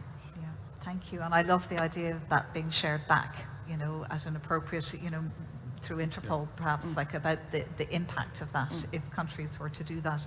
And Craig, to you, one message you'd like to... So I think whether you are here from an NCB, whether you're here as a chief police, whether you're here as an observer, is when you go back, look within your organisation and ask the question, in terms of Interpol's global cybercrime strategy, what are you doing to prevent, detect, investigate or disrupt cybercrime, either on a national, regional or international basis, but also with Interpol? Because I should be held to account as the director of the Global Cybercrime Programme for Interpol, so I should be able to report back to the membership for our working groups and also for our global conference next year.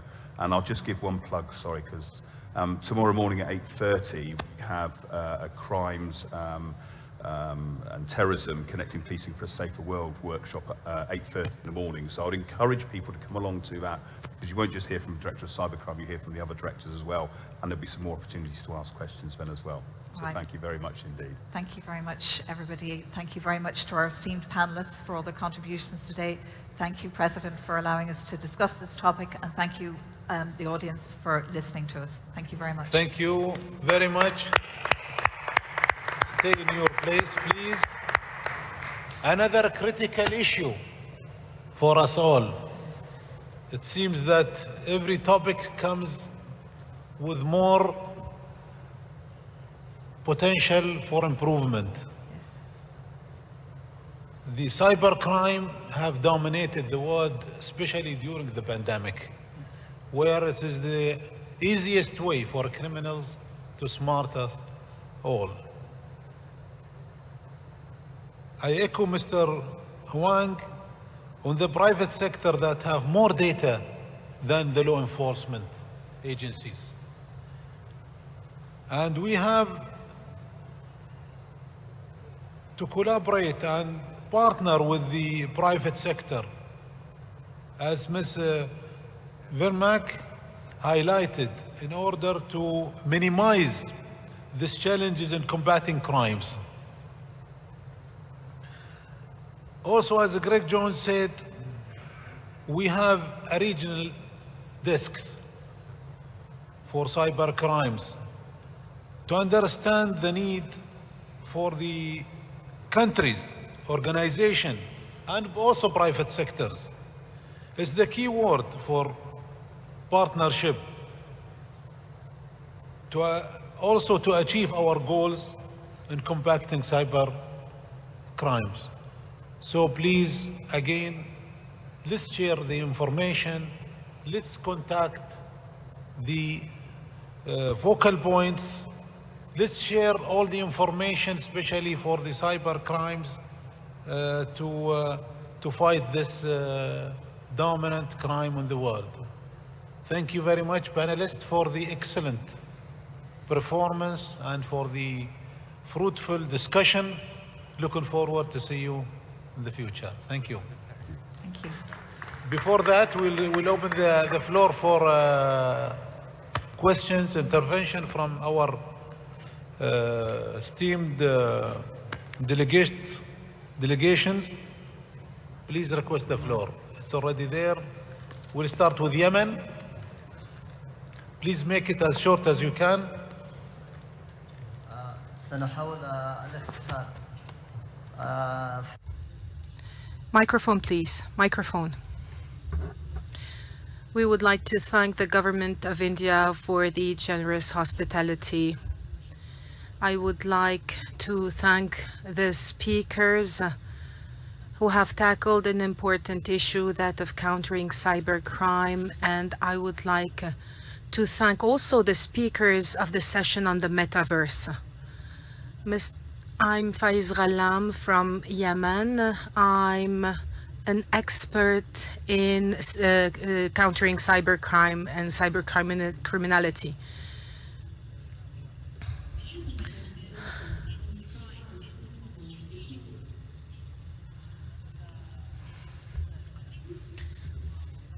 Now, with regard to cybercrime, we know that there are disparities when it comes to legislations. There are gaps as well. And we often witness the emergence of new types of crimes. The world needs to build capacities in fighting cybercrime. We need to be innovative in coming up with solutions. Cybercrime is made up of two types of crimes, old traditionally types of crimes and the new emerging forms of cybercrimes. In my intervention, I'd like to pinpoint the challenges that we are facing as law enforcement agencies. One of the challenges that we face the most is that of digital evidence. How can we collect those digital evidence that are needed before the courts? And we also need to come up with innovative tools enabling us to support our investigations, especially that we know that criminals are very agile and they rely on the most sophisticated tools. That's why it is difficult for law enforcement agencies to be able to investigate in new types of crimes, especially those crimes committed via new technologies. It's difficult to be able also to not only to investigate but also to collect digital evidence, as I've said earlier. Another challenge is that of legislations. Legislations are often missing in many of our countries, and there are also differences between a country and another when it comes to legislations. Adding to this, the capacity of criminals to hide their crimes, and that's why it's very difficult to prosecute criminals and to make sure that our investigations succeed. That's why it's important to rely on international cooperation. The world, so I'll end my intervention by focusing on international cooperation.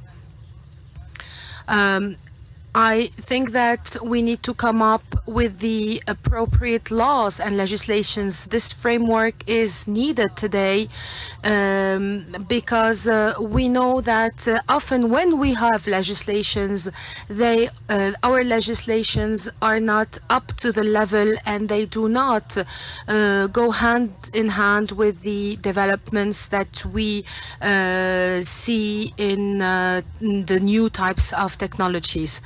So I think that whenever we encounter new types of cyber crimes, we need to cooperate and we need to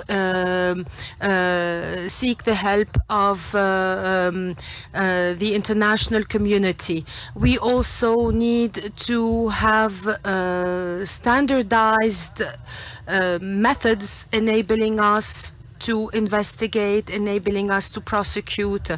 And I think that Interpol can play a great role in building the capacities of countries via the training courses and the training capabilities that Interpol can offer us. Given the limited time, I'll end up here. Thank you.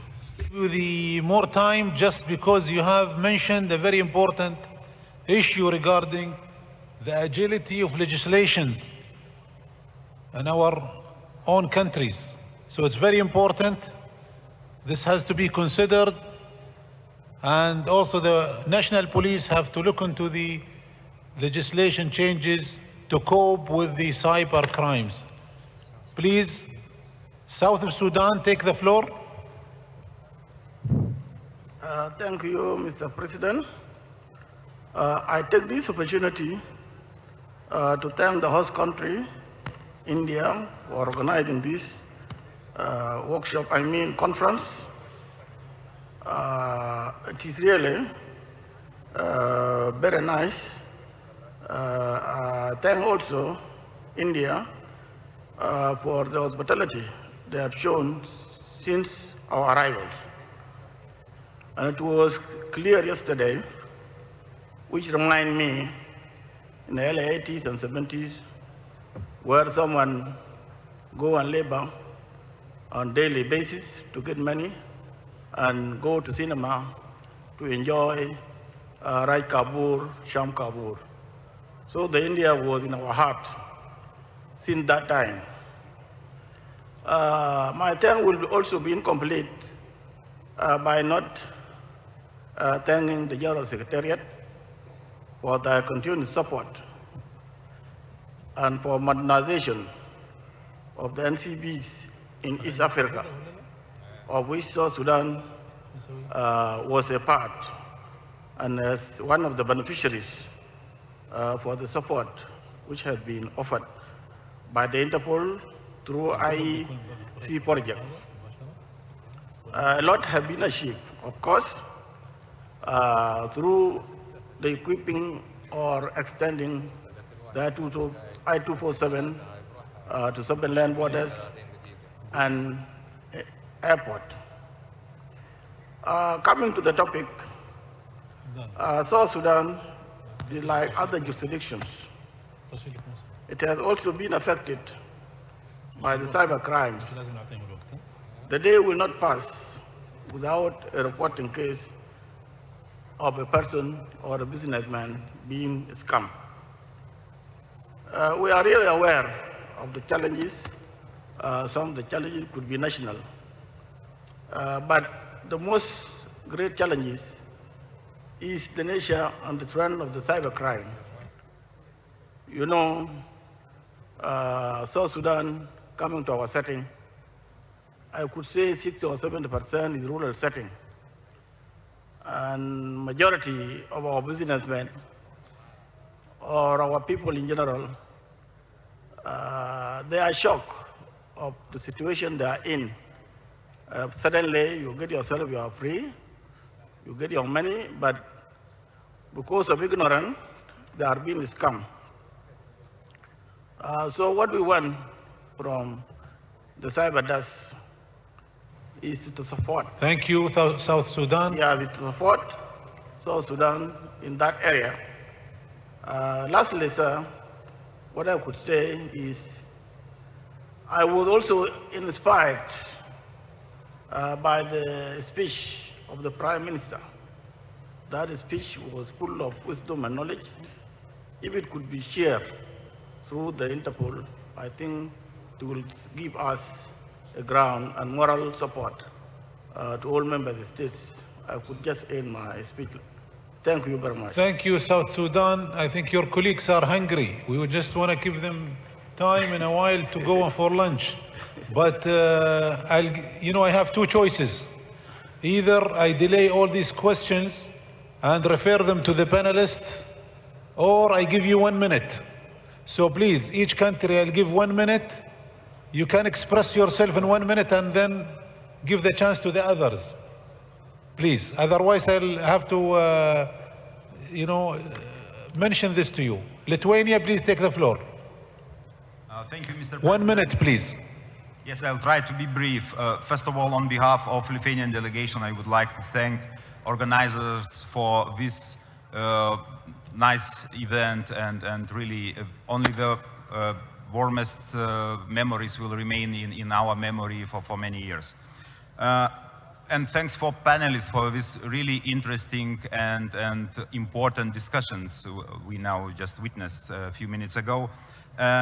Where was mentioned many times about importance to be prepared and ready to investigate cybercrimes by training of officers, investigators, by providing necessary tools to them, and of course by establishment of suitable legal environment for investigation of cybercrimes, just because in many cases we can find cyber criminals, but we are not able to prosecute them.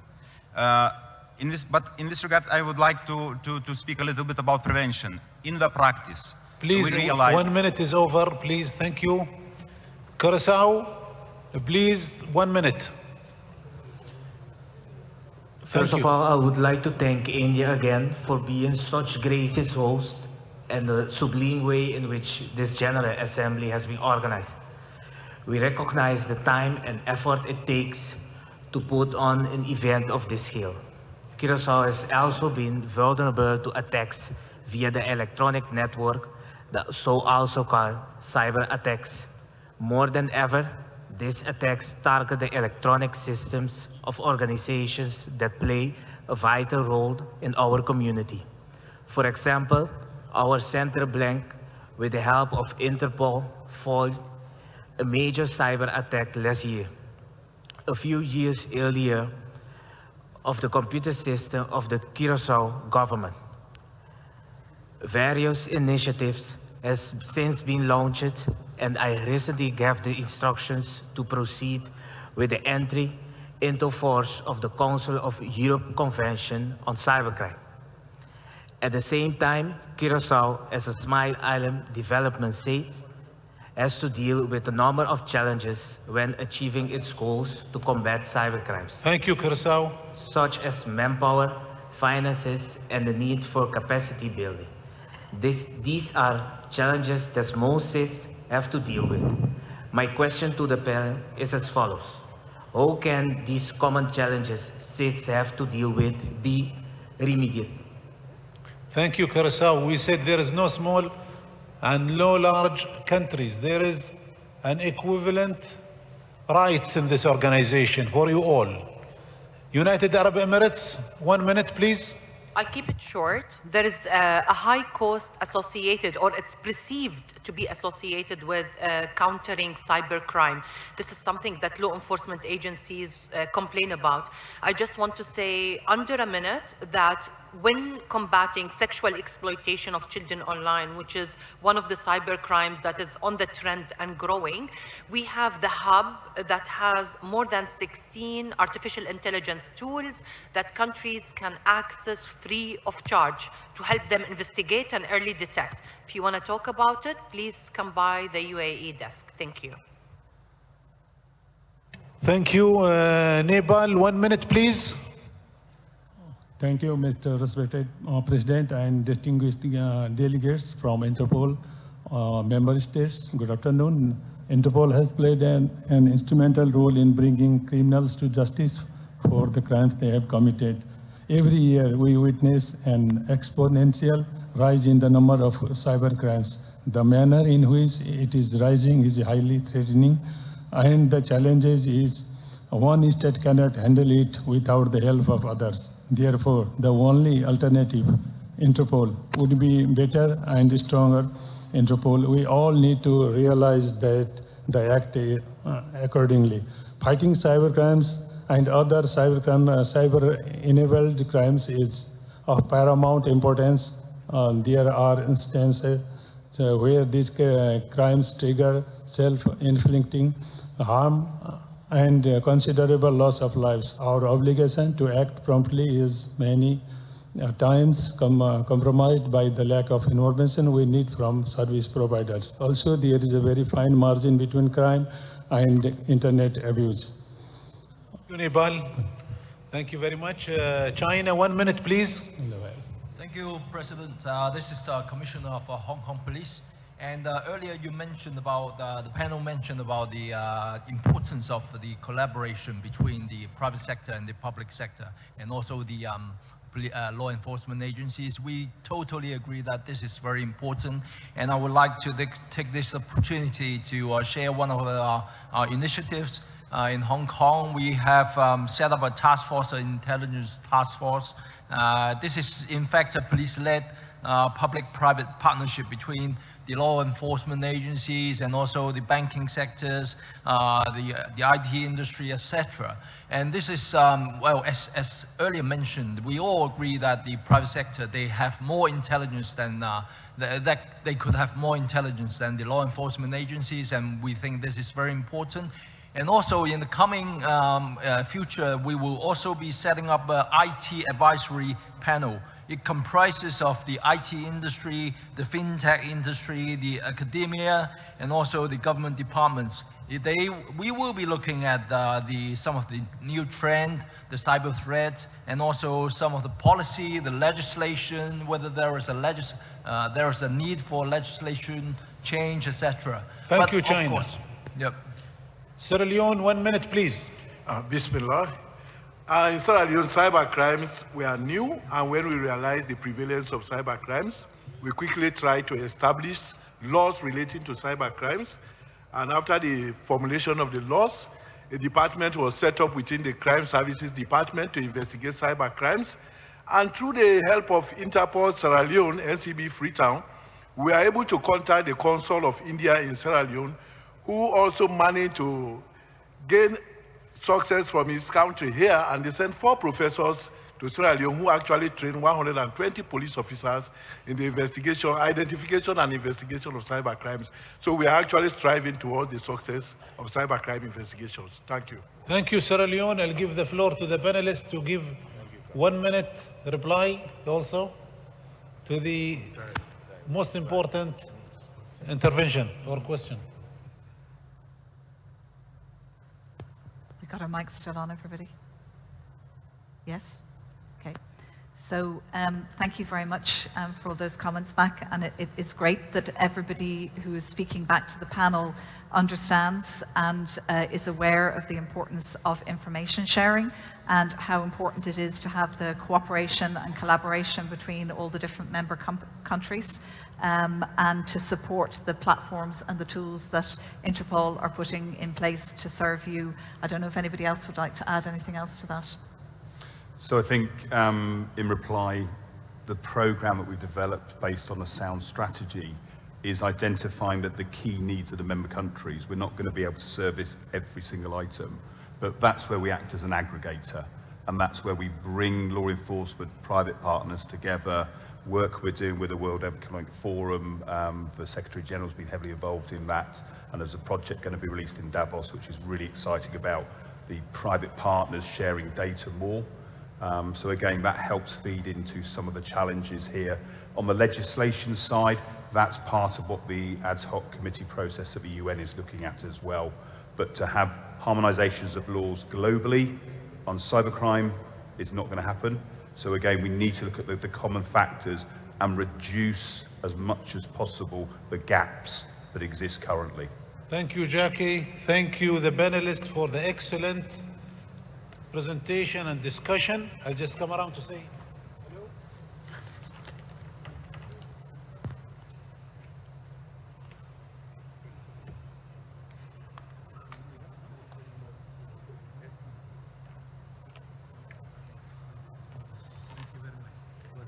Thank you very much. I'm glad you enjoyed it.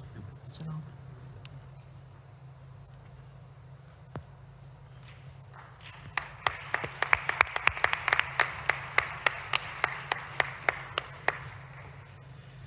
We have a very important agenda item now. This is not the reason I was speeding up, but because of the time constraint. But I would like to invite the esteemed executive committee members, vice president, to come to the stage.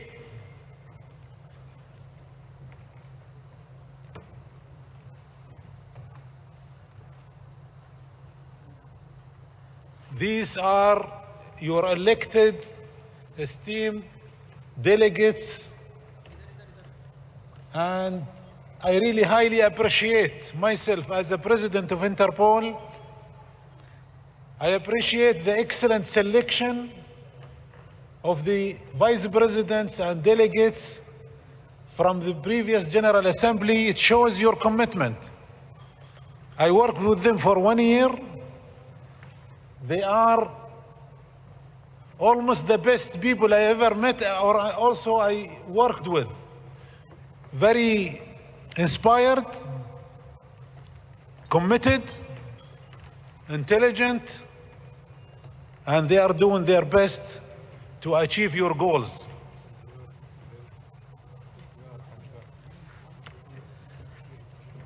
I will now give the floor to our Secretary General, Mr. Jürgen Stock. He is part of the team, the excellent team also, who is achieving the goal of the organization. And I promise you, in these few years, you will see the difference in the organization by your support, by your cooperation, and by your partnership with the organization, and also the achievement you are doing in your regional offices. IBSG team also is an excellent support to us all to have this achievement and the goals done on time. Please, Secretary General, take the floor and tell us about the 2030 great achievement gonna be the future of the Interpol. Thank you, Mr. President, members of the Executive Committee, ladies and gentlemen, colleagues. A very good day from my side as I have the first time today the opportunity to take the floor. Colleagues, earlier this week I spoke of the challenges and opportunities faced by police across our membership. Most come from the outside. They are out of our control. They cannot be stopped by any single country or police force. And they are changing the environment in which we all operate. The Honorable Prime Minister of India reminded us how that pace of change is faster than earlier. And I thank the delegate from South Sudan for reminding us, trying to get the speech of the Prime Minister and circulate the speech amongst the delegations here. Thank you for this proposal. We are already working on that. Yes, Interpol and your police forces are standing on fast-moving grounds. And we are standing there far from idle because we are busy. Busy with the next criminal case, the next message, the next arrest of the day. That is, of course, what is expected from police. Yet in that hectic work, it is far too easy to look only downward and inward. That is when we lose sight of the horizon and of the future that is approaching. That is when we lose our balance because the ground will have shifted under our feet. That is when today's best police tools and procedures may have become irrelevant. Distinguished colleagues, Interpol's history is one of anticipation and visionary action. 99 years ago, we created a platform for police because no matter how divided the world was, borders were being crossed by crime and by criminals.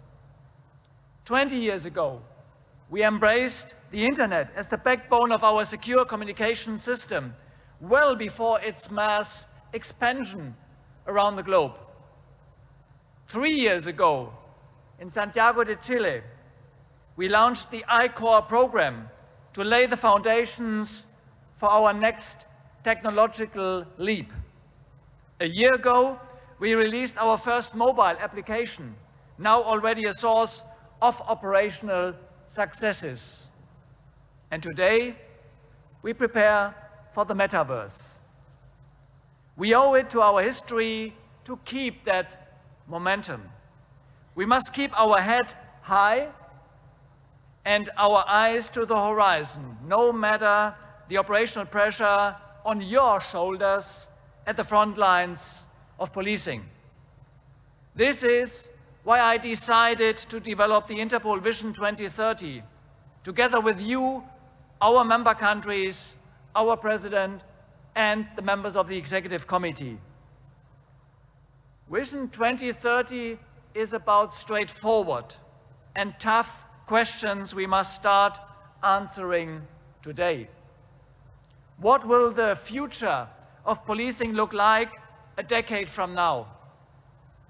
Are we ready for that future with our strength and, of course, our weaknesses? Will Interpol capabilities, as we know them today, still be relevant at the front lines? Will the presence of new police cooperation actors lead to fragmentation or even more fragmentation unless we change and align our data sharing model? Colleagues, in answering these questions and in designing the next blueprint, we want you at the drawing table with us. The answers are in your front lines, in your needs, and in your expectations on what the future of your agencies hold. Based on these elements, we will be able to shape the next generation of Interpol solutions under two conditions. First, that we are ready to bring positive disruption to our current Interpol model where this will be needed. Second, that in doing so, we remain firmly within the evolving boundaries set by our constitutional principles, the rules of processing of data, and our governance framework. Dr. Oberoi, our Executive Director for Technology and Innovation, will explain how the process is already underway, how we plan to continue involving your agencies, and what the early findings are already telling us. By next year, when we will gather to celebrate the dawn of a new century of international police cooperation in Vienna, we will have the blueprint ready. Colleagues, a truly exciting and important journey for all of us. Thank you very much, and I hand back the floor to our President. Thank you. Thank you, Secretary General, for the inspiring words for the vision of 2030, which we are all looking forward for it. We'll give the floor now to our expert in technology and future, Madame Oberoi, Executive Director of Technology. Please take the floor.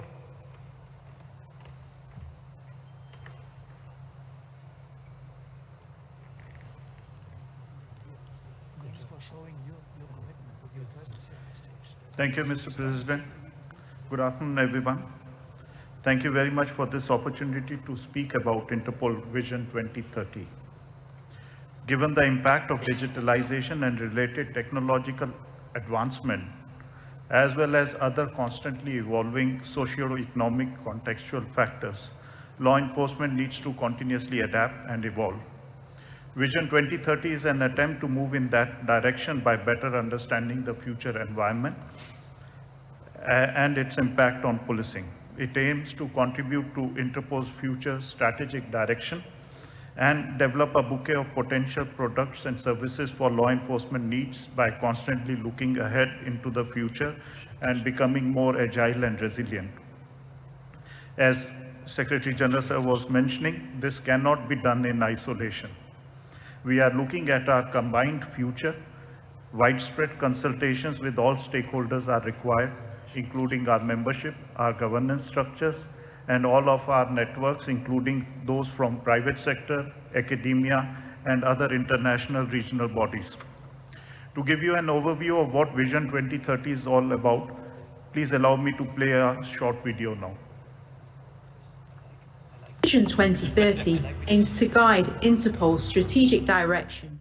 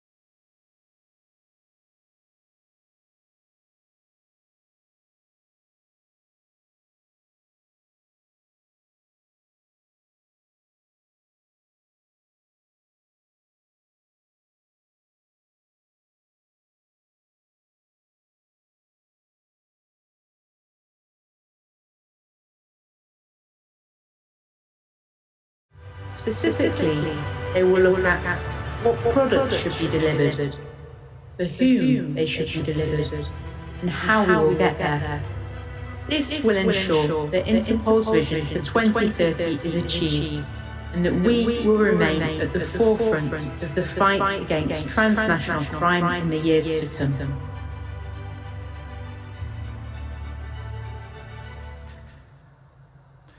As explained in the video, the ultimate goal of Vision 2030 is to better support our member countries to effectively fight ever-evolving crimes by providing customized, agile, and forward-looking products and services leading up to 2030. We plan to present the final outcome at the General Assembly in 2023 as part of Interpol's centenary celebration. During today's session, I'll explain how we plan on developing this final outcome, share some of our preliminary findings, and consult esteemed colleagues on this important initiative to prepare Interpol for the future. I would like to reiterate that this still is a work in progress, and aim of today's session is to give you a background and at the end of the presentation to seek your inputs into this collaborative exercise. Let me begin by explaining the process we have been following to develop Vision 2030. To briefly recap, the first step in our process is to capture the global context for 2030. We are doing this through Interpol's Future of Policing project, which explores how the policing landscape will evolve in the coming decade. At the same time, through our Digital Opportunities Interpol 2030 project, we are closely monitoring the technological landscape to identify business opportunities on our current data as well as new technological opportunities. Findings around the global context for 2030 will be combined with an analysis of your needs and expectations and our areas of strength, our unique value proposition, in line with the global security architecture and our key challenges in order to develop the Vision 2030. The aim of this vision is to try and identify the bouquet of products and services that Interpol should offer in future. These products and services will be further fine-tuned and defined in terms of 3 dimensions, namely target audience, operating model, and products and services. To put it in another way, we will try to answer what are these products, for whom these are being designed, and how they will be delivered. And we'll be asking why, for each of these questions, why these products, why this audience, and why this operating model. To define the Vision 2030, we need to start by looking at a better understanding what the world will look like for law enforcement in 2030. As I mentioned previously, this is precisely what we are attempting through the Interpol's Future of Policing project. Through horizon scanning, dedicated virtual rooms, and interviews with many chiefs of police, we are targeting 100 chiefs of police by 2023. Young global police leaders, leading figures from industry and academia. The project aims to identify the global trends that are reshaping the operational context of policing. This slide shows the preliminary finding in the likely to come in the future about the world which we will be facing in terms of which digital technologies increasingly are becoming a fact of life. Crime is becoming even more complex and transnational, which is making collaboration across bureaucratic, jurisdictional, disciplinary boundaries a key factor for success.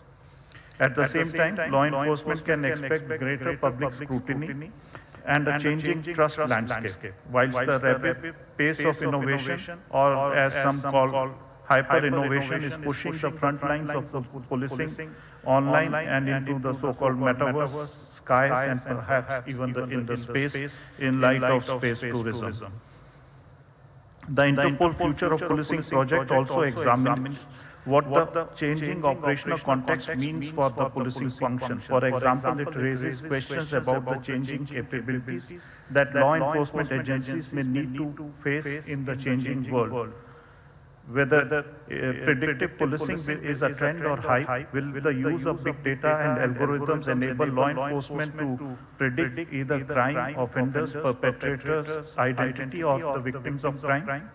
Will crime prevention become increasingly virtual and remote? How investigation and forensics should evolve in the digital age?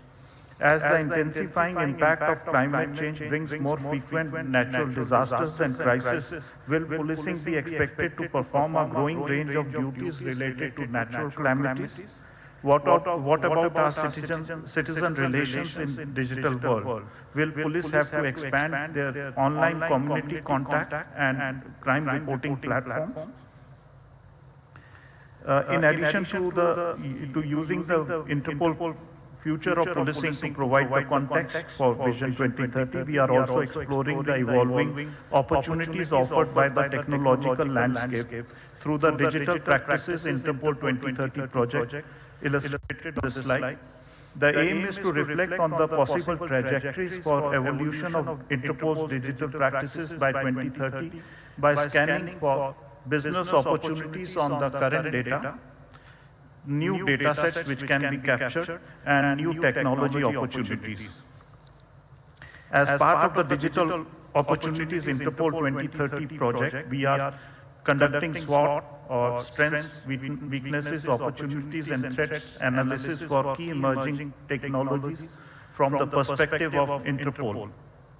On the screen, you have an example of quantum computing, which might be a threat for communication security and encryption, but on the other hand could vastly expand existing computational powers and enhance AI-fueled algorithms, for instance, to analyze much larger amounts of data. Of course, quantum computing is only one of many technological developments we are looking at, and these include augmented reality, virtual reality, metaverse, Web 3.0, blockchain, etc. To develop Vision 2030, we are convinced that we need to adopt a multi-stakeholder approach. That is why another key input for Vision 2030 is the needs and expectations of our membership, which we are trying to ascertain through a survey. To date, this questionnaire has been sent to many participants, including from our member countries, after brief discussions at 49th European Regional Conference, 25th African Regional Conference, Young Global Police Young Global Police Leader Program, Interpol Technology and Advisory Group meetings.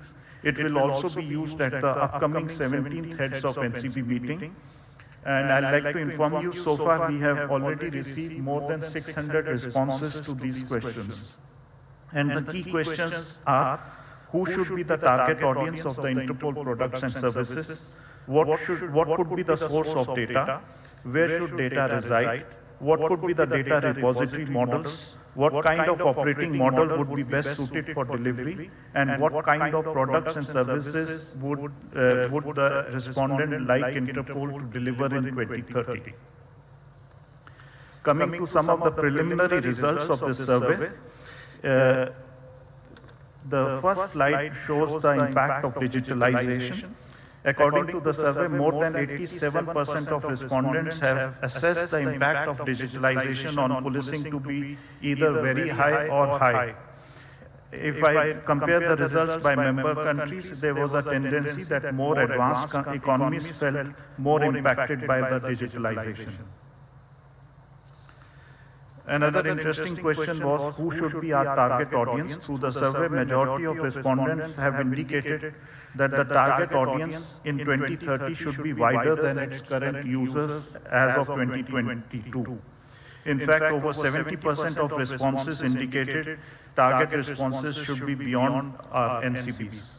Target audience should be beyond our NCPs.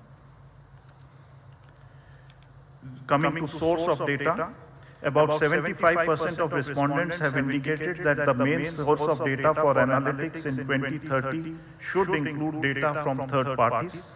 Likewise, 22% of respondents prefer to have only law enforcement data, but 78% of respondents would like to have data from other sources residing in Interpol information systems. About 66% of respondents felt that they should have both law enforcement data as well as information about existence of data outside the Interpol information system in Interpol information system. So wherever we cannot afford to have the data from outside, we should at least have the linkages. That was the finding of the survey. Clearly, these preliminary findings are pointing towards the need for an evolution of Interpol's target audience, products, services, and operating model. The challenge now is, how do we translate these inputs into a vision for 2030? I'll try to answer this in the following slides. Considering all these aspects, we will be bringing all the various inputs which I described earlier to envision the future bouquet of products and services. And we are doing this through adapting a three-dimensional approach, which includes what needs to be delivered, for whom, and how it should be delivered. Starting with what, this dimension aims to capture the kind of products and services which Interpol should deliver. This word cloud indicates some of the findings captured from the respondents, which indicate their expectations from Interpol. And the findings indicate a very broad range of products and services.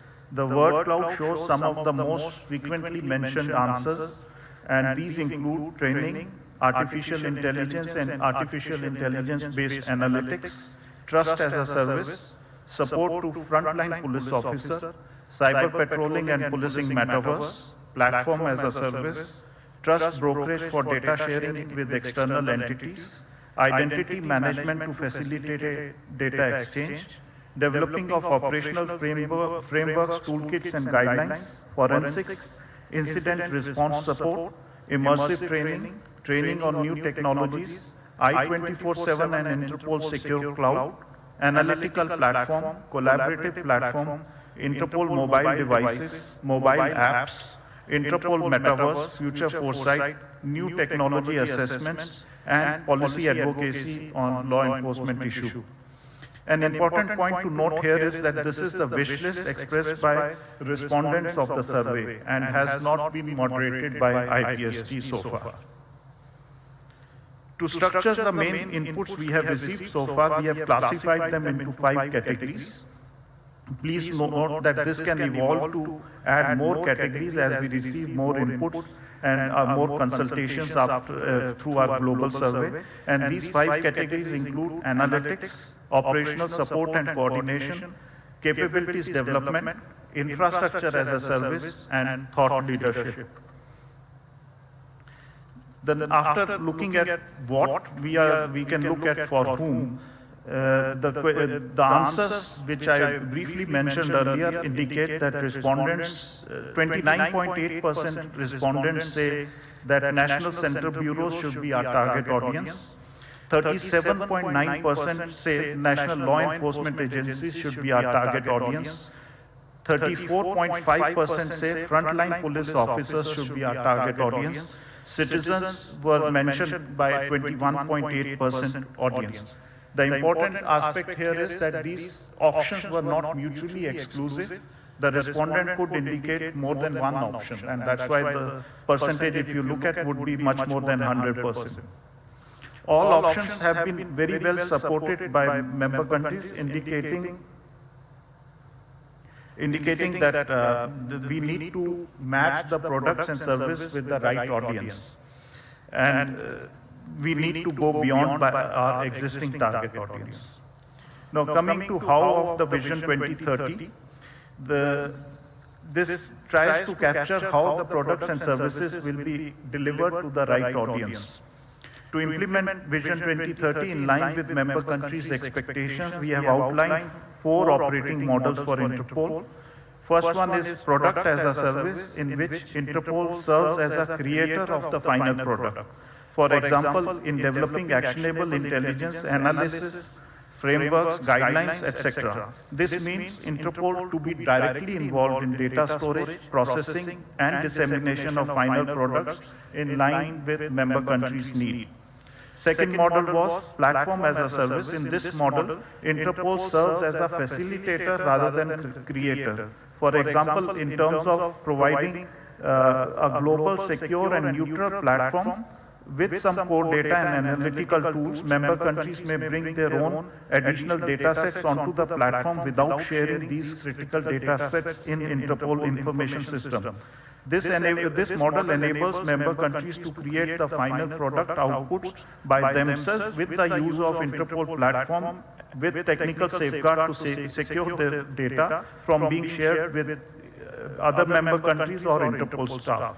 It can facilitate the collaboration and information exchange amongst the like member countries via the platform with or without Interpol.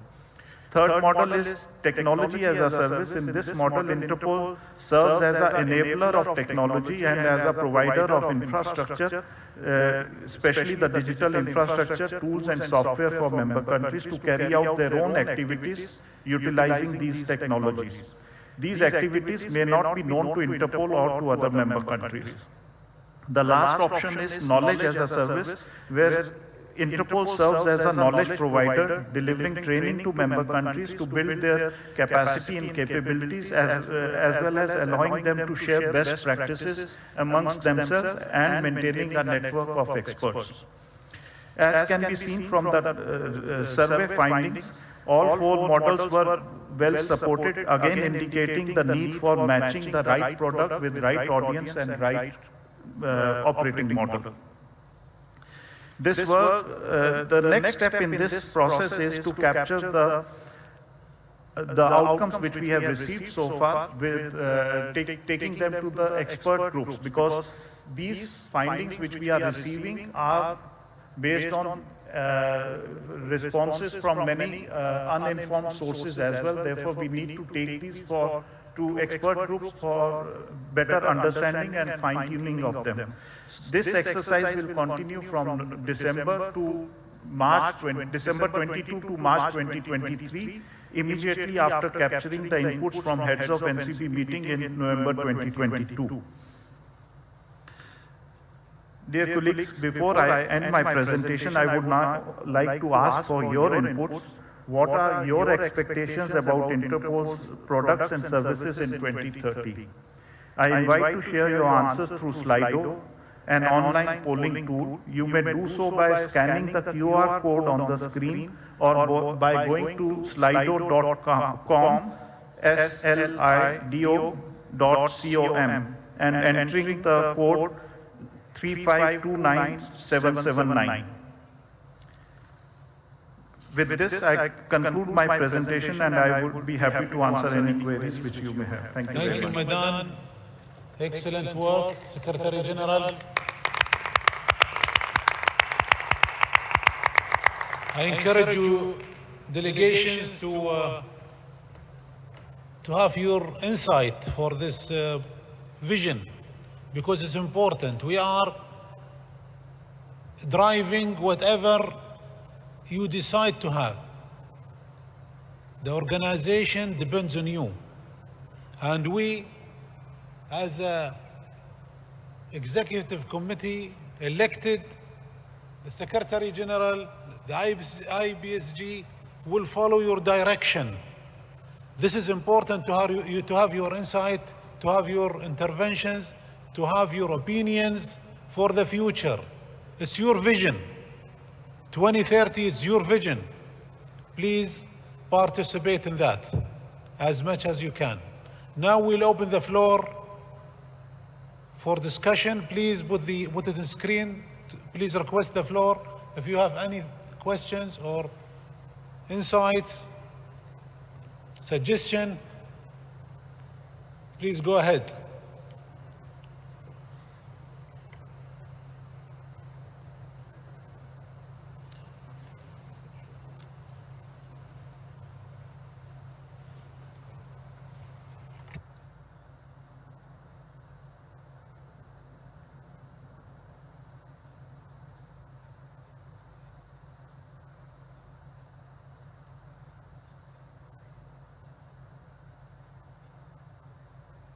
Serbia, please take the floor, and request is available for you. Thank you, Go ahead. President Al-Raisi, for giving the floor. First of all, we would like to thank Director Subodh Kumar Jaiswal and CBI for this excellent GA session. Republic of Serbia is fully committed and strongly supports Interpol Vision 2030, and our experts will continue to contribute the consultations to other processes in the following months. Also, we would like to express gratitude to the President Al-Raisi and Secretary General Mr. Jürgen Stock for continued support to our INCB. Besides digitalization, which I think is most important for all of us, one of our priorities in Serbia for 2030 is bringing Interpol products and tools to frontline police officers. During this year, we had a lot of very successful operations like Hotspot Mediterranean. Without Interpol products, our results will not be that significant, and we are very aware of that. President Al-Raisi, I would like once again to thank you for your leadership and for reminding us all that we should talk about policing and not about politics. Thank you. Thank you very much for your excellent intervention. Yes, we're here for police work, not for political issues. There is another places for discussing political issues. And I appreciate your consideration. Thank you. It's really great to hear this. I have just one word. Also, I want to apologize because I am taking bad decision today for you, because I know you had an excellent dinner last night. So, and you are not hungry, so we'll not give you a lunch break. What do you say? I'm just kidding. I apologize for being late, and thank you very much for the intervention. I'm really glad to hear that as much as you participate, as much as you come together, as much as we communicate, especially through the NCPs, it's important that we achieve our goals through our commitment all. Please, it's an opportunity for us all to make the world, our families, our children, our society protected from criminals by being together and focus on the police work. We have a lot to achieve, and we promise you the best. Thank you very much. Looking forward to see you in 1 hour.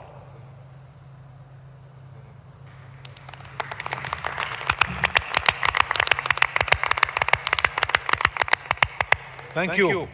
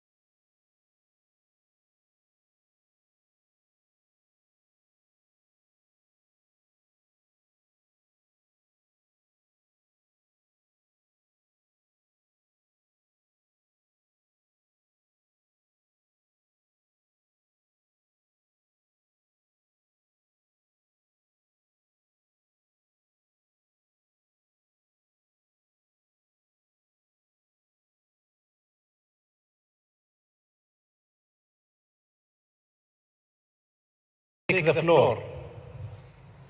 Thank you. Mr. President, Mr. Secretary General, distinguished delegates, and to everyone in the marvelous graciousness and impressive organization that we have all enjoyed. Greetings and thank you.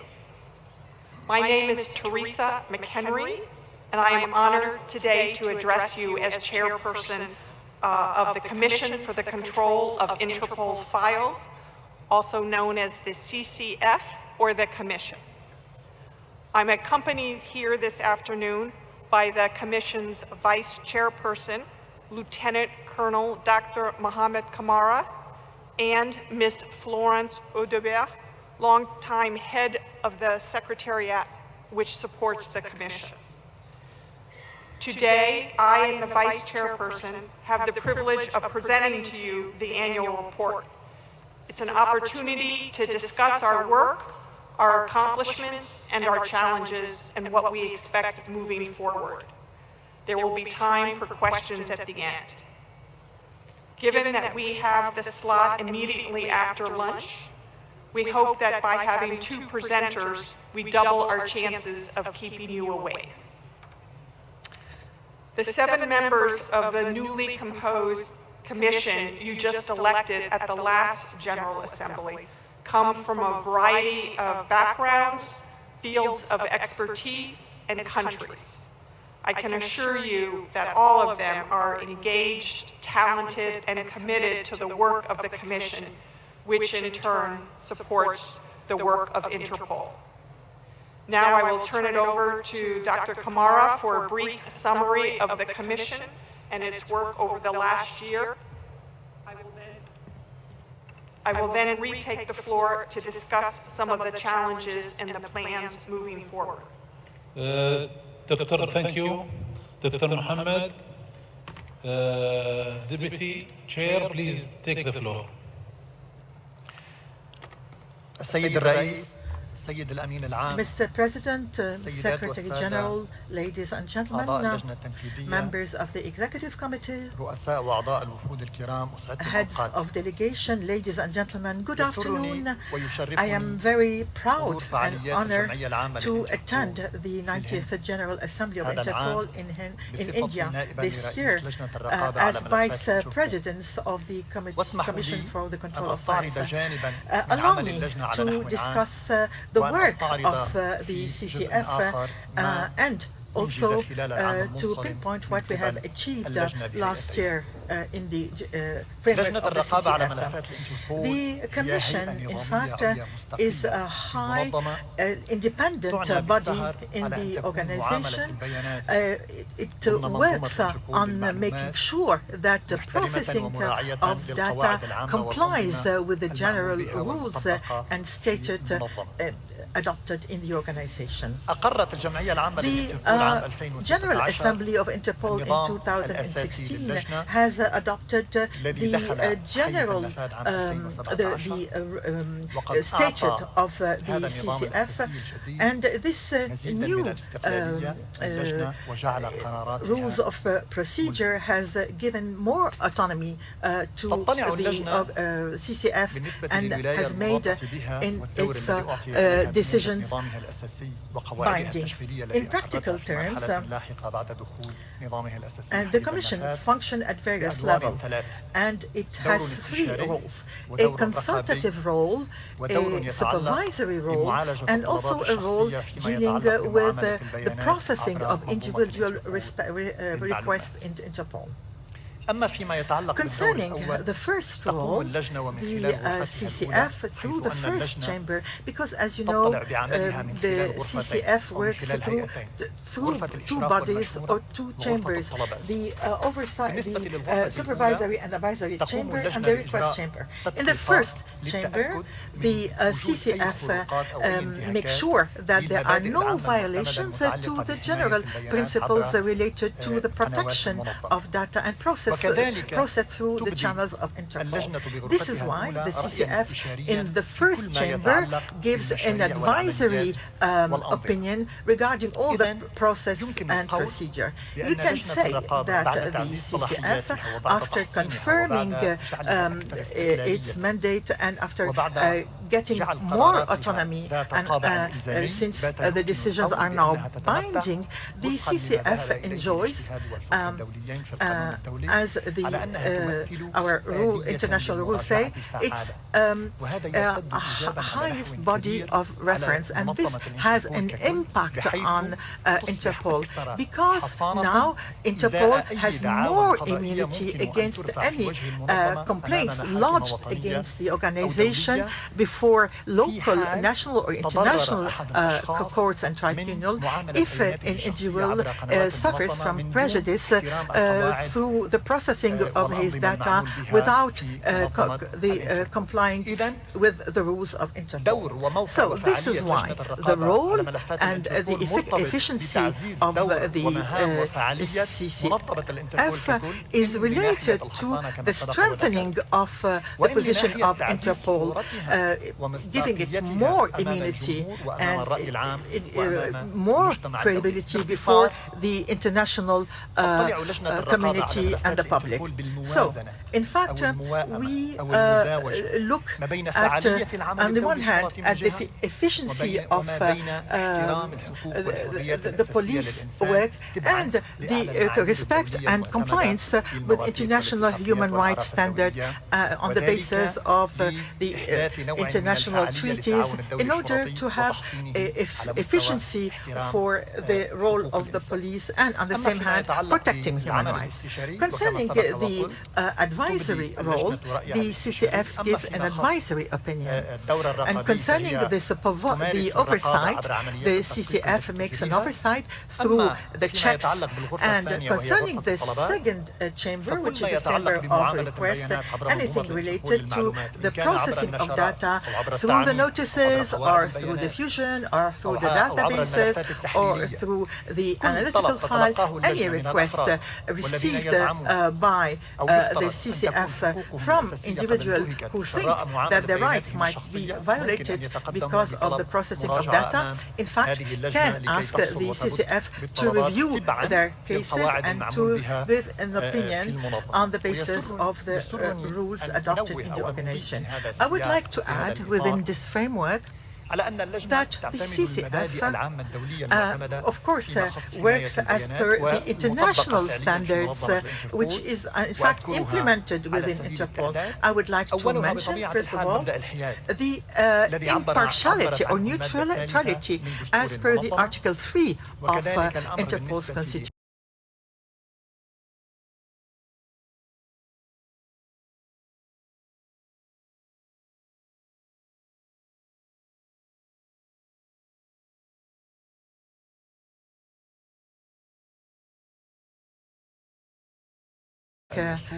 Quality of data, secrecy, confidentiality, proportionality. And it's very important to mention, in the presence of states representatives, that we grant a high importance to the cooperation with the national authorities through the NCBs in each country. And the Commission, within through its has a positive approach to the NCB. The Commission is to the NCB. The Commission is very keen on expressing respect And knowing that in addition to respect, we have to respect the basic rules of the organization. First of all, the Constitution, the decisions and resolution of General Assembly, and the rules of processing of data, which is the main pillar for the CCF in dealing with the data. And it's very important also to add that the Commission in their work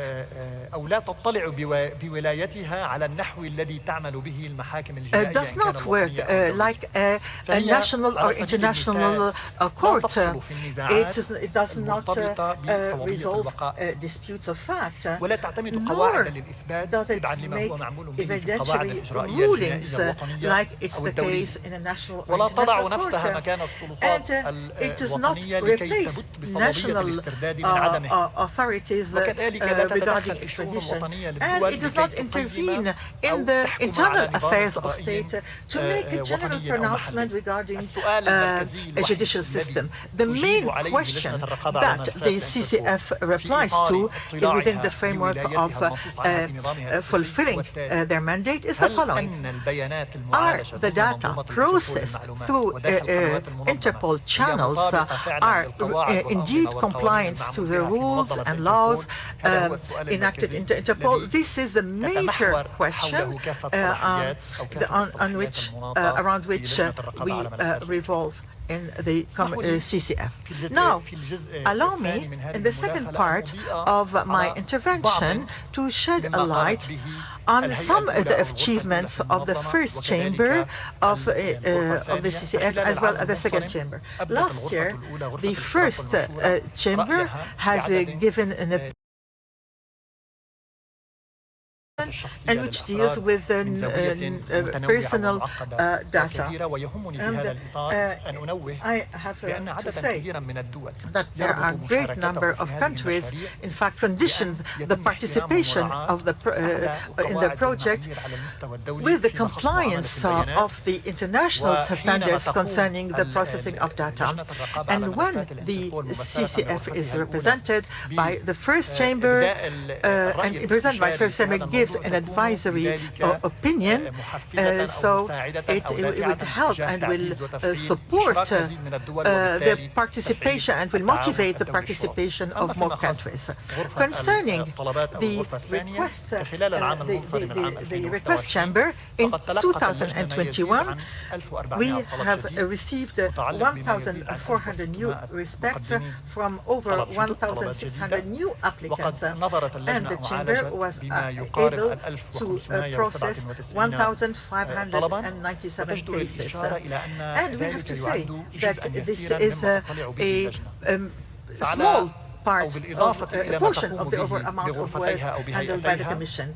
In addition to what we make, so the CCF with the two chambers tackle a certain number of matters regarding the promotion of its work and the organization, in addition to discussing some of the cases related to procedure. The Commission participates in the some of the statutory meetings of Interpol, and it works in holding meetings inside and outside of the organization to coordinate with many of the units inside the organization, inter alia, the Executive Directorate of Legal Affairs. To be brief, the Committee for the Commission of Files is necessary for the reputation, immunity, and credibility of Interpol as a whole. And now I will give back the floor to Mrs. McHenry to complement the address and to discuss the role and challenges faced by Interpol.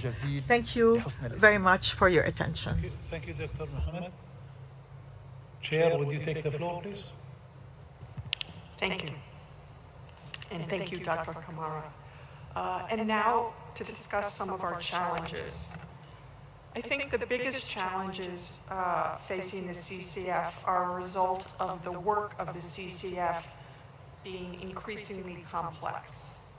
This is in part due to the increased capacity and complexity of the technological systems and databases used by Interpol, but I think even more so because of the increasingly detailed and sophisticated information and arguments provided both by NCBs and by applicants. So to put it another way, it is definitely the case that the number of cases being handled by the CCF has increased significantly over the years. But even more challenging is the fact that the data processed by NCBs and the requests from the applicants are significantly more complicated, often involving sophisticated allegations of financial fraud and public corruption. We have heard many times during the excellent presentations at this General Assembly about increasing financial fraud and what needs to be done to combat it. But this complexity means more work for the Commission, which in turn can mean more work for the NCBs upon whom we rely to receive information so that we can resolve the cases. Another challenge I want to mention facing the Commission and Interpol is the amount of concern and attention paid to Interpol from numerous external observers, whether they be the media, national governments, regional. The growing number of public allegations and claims of misuse of Interpol channels have prompted many observers to review, comment, and question whether Interpol and the Commission are doing enough to control how our systems are being used. So now the question is how to address those challenges. And of course, we're working to that we live in a world of finite resources, that priorities need to be set, and the core work of the Commission, including deciding individual cases, remains the highest priority. One of the first desires for this upcoming year is to increase the understanding of CCF's work and establish better modes of cooperation with the various stakeholders. For example, we believe that if the CCF and the NCBs were communicating more effectively about what information is being sought by the CCF when it asks questions, the NCB could more efficiently provide that information in a way that would help both the NCB and the CCF. Relatedly, the Commission wants to further look at the difficult issues that often arise when applicants request access to data and the issues surrounding disclosure of certain information to applicants as part of the Commission's examination of a case. Another point with respect to NCBs, the CCF has previously prepared a guide for NCBs about our work, and we've received very positive feedback from you about the guide. As part of our further effort to improve communication, we also plan on offering some further training sessions to NCBs, including explaining why we ask certain questions and the type of information we're seeking in response to our questions. We also wish to suggest that NCBs consider, where possible, having a specified point of contact to work with the CCF on the cases. We think having a specified POC who will develop experience and expertise in dealing with the CCF could help both the NCB and the CCF. I'll note that the CCF further discussions there regarding how to improve communication or any other issue. I'll also mention that the Commission wishes to continue to work on improving information available to the public. We previously created new tools for applicants, such as a frequently asked question for applicants. We hope in the future, resources permitting, to increase our direct communication with civil society, including with those who are concerned and critical of Interpol and the Commission's work. We also want, in the future, to have increased transparency about our work, balanced, of course, with the need for confidentiality where appropriate. We hope to have more anonymized decisions on the website. And we also want, as part of our evaluating our work and as part of enhancing transparency, to examine whether we can gather and provide more generalized information about the CCF cases, such as statistical information about the time it takes to complete requests, or the number of requests we receive relating to various countries, or the main reasons why cases are found non-compliant. And finally, as also discussed recently with both the Secretary General and the Executive Committee, we believe the Commission and Interpol need to continue to evaluate and discuss how to ensure that the Commission is well positioned to perform its work moving forward, work that is essential to Interpol's continued success. As part of our efforts to assess and improve the functioning of the Commission, we want your suggestions and feedback. So I will end here as I started, reminding you that we are newly elected and we welcome further discussions about the work. With the President's permission, I think there will be an opportunity for questions. I'll also note that I and Dr. Kamara and Ms. Audubert are happy to have meetings with you at any point during the General Assembly. Of course, as I believe you know, we can't discuss certain specific cases, but we welcome more general discussions, and we've had a number of bilateral meetings with many of you already, and they have been extremely useful to us, and we hope also to you. So, on behalf of the entire Commission, I thank you for your attention and for your continued support for our work in support of our shared goals. Thank you, Mr. President. Thank you, Teresa McNary, and the chairperson, and also the deputy, Dr. Mohammed. This body is very important body for our transparency of the organization, and they were elected last year by you all, which shows also diversity, shows also your selection of the best people to manage and to be also having an independent body for the organization as a CCF files. We'll open the floor for questions, for clarifications, for any insights, but if there is any cases which is individual, I hope that you contact the chairperson direct or his deputies, better than asking the question here in this room.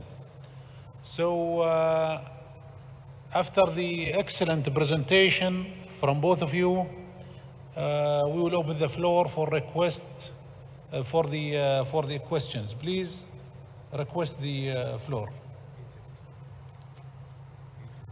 Egypt, please take the floor.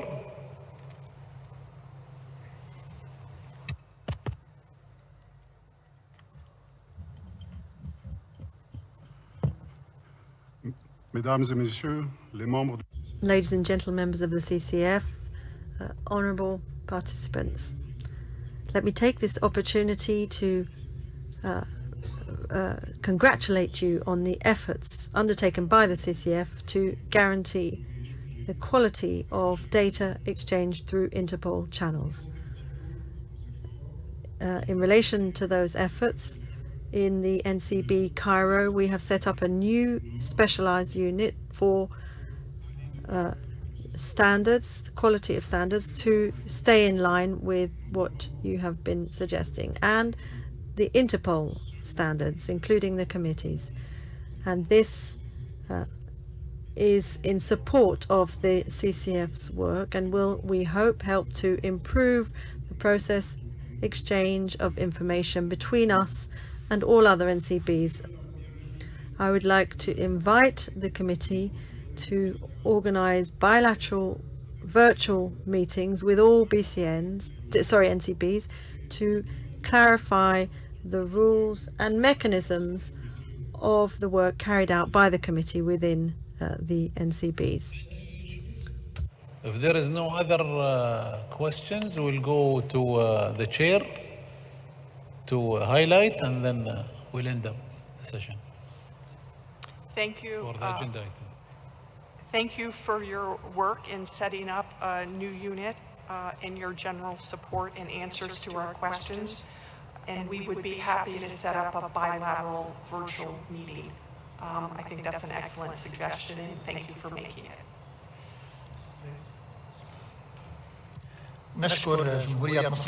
We'd like to thank the Arab Republic of Egypt for their presentation. We'd like to say that, in fact, this converges with our ambitions, as the President and I said. I would like to add that, indeed, we aim to organize a training session to better help the NCB to be aware of our procedures within the CCF and to support the compliance with the rules and to encourage the communication and coordination with the NCBs. I would like to tell you that on the general electronic side of Interpol, in the part related to CCF, we always look forward to improve this part. You will find a place related to frequently asked questions. We are ready to meet you in any meeting. We will be present during the head of NCB meeting in Lyon, and it will be an opportunity for us to meet you, to give you more clarifications and to talk about the rules and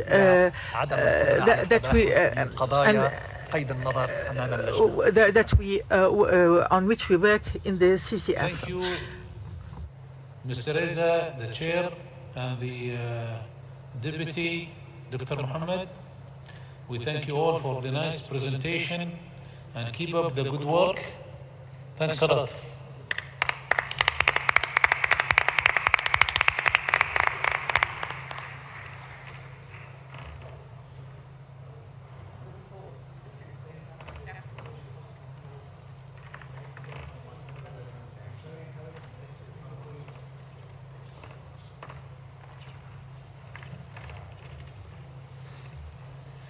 We'll go to the next agenda item. Report on the financial year 2021. Now I will give the floor to Mr. Alberto Verano, Executive Director, Resource Management at the Interpol General Secretariat.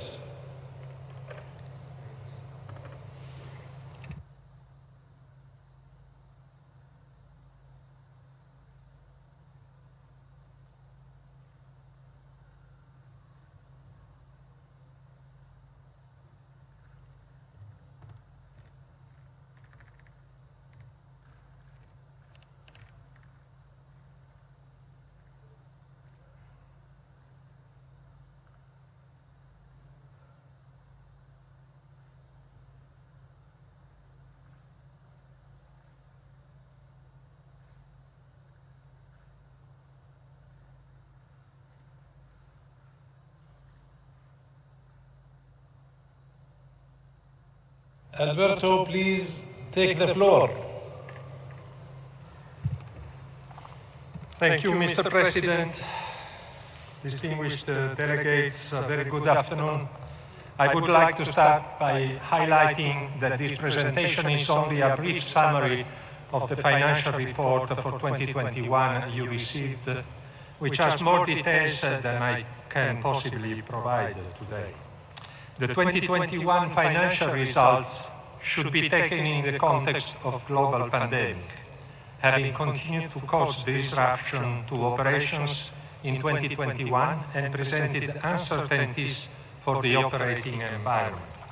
The organization maintained its conservative financial management approach in order to reinforce its reserves position and overall financial security. The financial statements were prepared according to internationally recognized financial standards and externally audited with a clean audit opinion. Nearly all of the organization's key financial indicators in 2021 had improved compared to the same period in 2020. The collection of statutory contribution was slightly higher in 2021 at 97.8%. The number of countries under Article 52 was, though, higher at 17.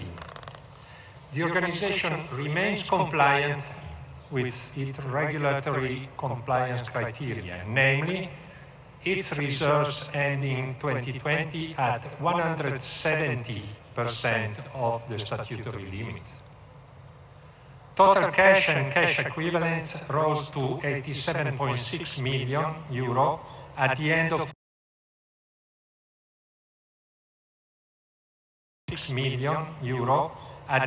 2021. Unrestricted cash, cash equivalents and investments increased to 8.9 months of operating expenditure at the end of 2021 from 6.3 months at the end of 2020. This allows short-term operational flexibility without recourse to external financing. Close budget control in light of the uncertainty linked with the pandemic, as well as the operational impact of the pandemic itself, meant a net underspend of 7.5 million euros in 2021 on the regular budget. Activity implementation on trust funds and special accounts were lower than budget due also to the impact of the pandemic.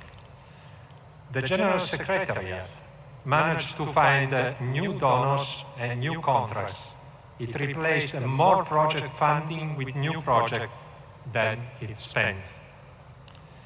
The organization's new costing methodology has now been fully embedded and is reaping the benefits, allowing for a higher recovery of expenses from externally funded projects compared with prior years, despite the reduction of project activity. The underspend in 2021 contributed to an increase in the overall General Reserve Fund. The close management of countries under Article 52 and the reduced operating expenses meant that the reserve requirement, in blue in this graph, reduced, while the available reserve, in red, increased. The level of reserves at the end of 2021 allows for the continuation of the strategic projects. Of course, we have reviewed what similar organizations may be doing in terms of reserves. I am pleased to highlight that Interpol is broadly in line with these organizations. These audited financial statements were presented to the Executive Committee for Information and Clearance in June, and in terms of oversight, was invited to confirm that the organization has correctly accounted for its funds, according to the financial regulations and supported by the opinion of the external auditor. You will hear shortly from our external auditor, who will present to you the audit report on the 2021 financial statements. The financial statements are being presented to you today to approve the movement of the reserves and discharge the Secretary General in respect to the performance of his duties according to the financial regulations. Finally, In a continued effort to aid financial transparency in its reporting of public funds, the organization will publish the financial statements on its website. Thank you. Thank you, Mr. Verano. Okay. We'll give the floor, please.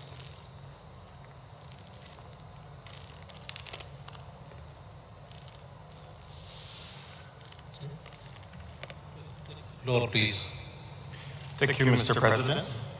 Mr. President, Mr. Secretary General, distinguished members of the Executive, ladies and gentlemen, thank you for the opportunity to address you today. My name is Rio Abgrel. I am a principal for the Office of the Auditor General of Canada, responsible for the audit of Interpol. The term of our appointment required that we report to you on the results of our audit of ICPO Interpol's financial statements and on any other matter that we think should be brought to your attention. My presentation summarizes the results of our audit work for this final year of our mandate on Interpol's accounts for the 2021 fiscal year. I will provide you with insight into our work on the risk management process, as well as an overview of Interpol's progress over the years. This summary also includes a highlight of challenges that remain to assist the organization in focusing its efforts. Like previous years, my office was able to express an unmodified or clean opinion on the financial statement of the organization. That means that we concluded that the financial statements present fairly in all material respect ICPO Interpol's financial position as at December 31st, 2021, and that its financial performance, cash flows, and changes in assets for the year then ended were in accordance with international public sector accounting standards. We also concluded that the accounting principles were applied on a consistent basis with the preceding year. Finally, we concluded that a transaction of ICPO Interpol that came to our notice in all significant respect were in accordance with the financial regulations of the organization. However, just like in the world of policing, accounting rules and financial reporting practices do not remain static. Adapting to change is inevitable and a necessity. As such, it is important that ICPO Interpol staff continue to monitor the evolution of accounting standards and financial reporting practices in order to remain compliant. Over the past years, in our detailed reports, we've made a number of observations and recommendations that could enhance Interpol's internal controls systems, streamline its operation, or enhance its financial reporting practice.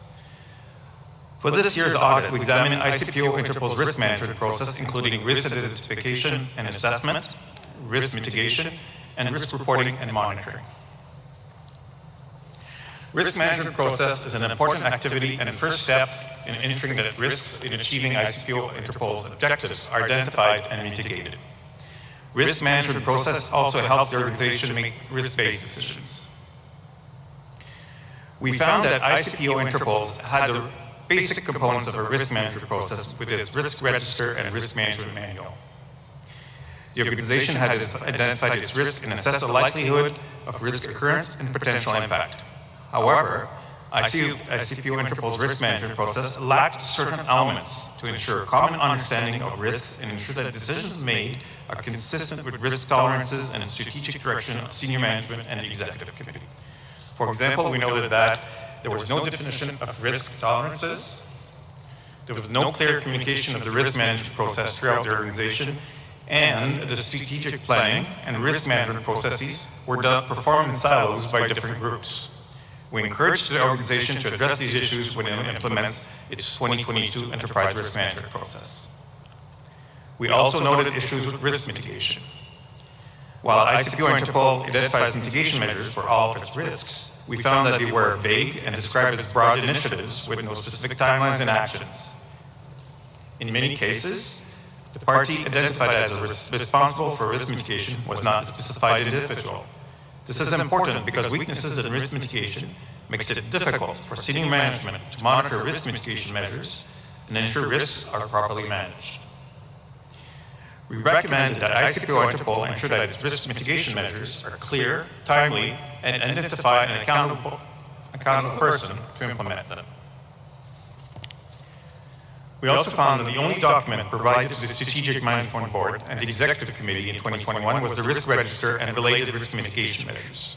No updates on the progress of the implementation of the risk mitigation measures weren't provided to them. Without timely, complete, and regular reporting, it is difficult to assess the progress of the risk management activities over time. ICPO Interpol should create a systematic approach to monitoring and reporting on the status of its risk mitigation measures.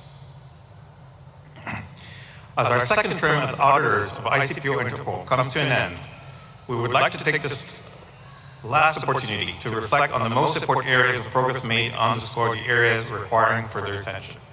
But before doing so, I would like to highlight that throughout this work, we noted the commitment and professionalism of the ICPO Interpol staff and their efforts to deliver on the mandate of the organization.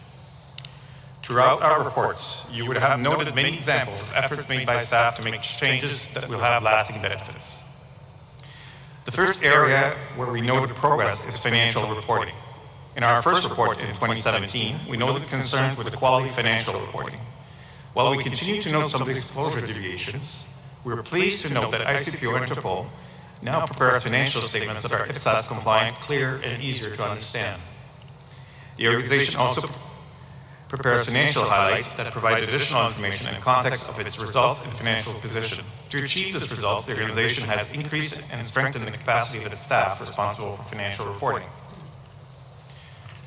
As you know, projects is an important part of the organization activities.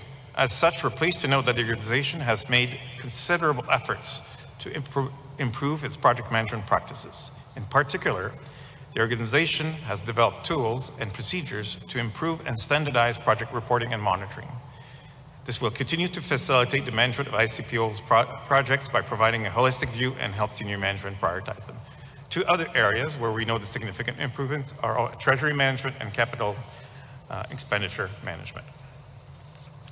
While progress in many areas has been noteworthy, ICPO Interpol needs to continue to focus on some areas of improvement. Over the last years, pressures on corporate functions have increased due to several factors, such as a higher number of projects, increased demand on services, or more complex operating environment. To continue to improve its management practices and deliver on its mandate, it's important for ICPO Interpol to maintain investment in its corporate functions, such as procurement and contract management, project management, and finance. Another area where attention is still required is ICPO Interpol's performance measurement. In our 2020 report, we highlighted the need to streamline and improve the quality of performance measures. As noted in our report, we understood from management response that they had started to address this recommendation as part of the 22-25 strategic cycle. However, over the past year, there was a complete turnover within the strategic planning departments. Many things can change with a large-scale turnover. We also followed up on outstanding recommendations from prior years. Despite competing priorities and limited resources, we found that ICPO Interpol has made good progress to address all of them. In closing, I would like to take this opportunity to express our appreciation to the Secretary General, the Executive Directors, the Directors and their staff for their cooperation and assistance received over the past 6 years of our mandate. It has been a privilege to be able to serve you as your external auditors. We believe that our audit work has helped and will continue to contribute to the success of ICPO Interpol.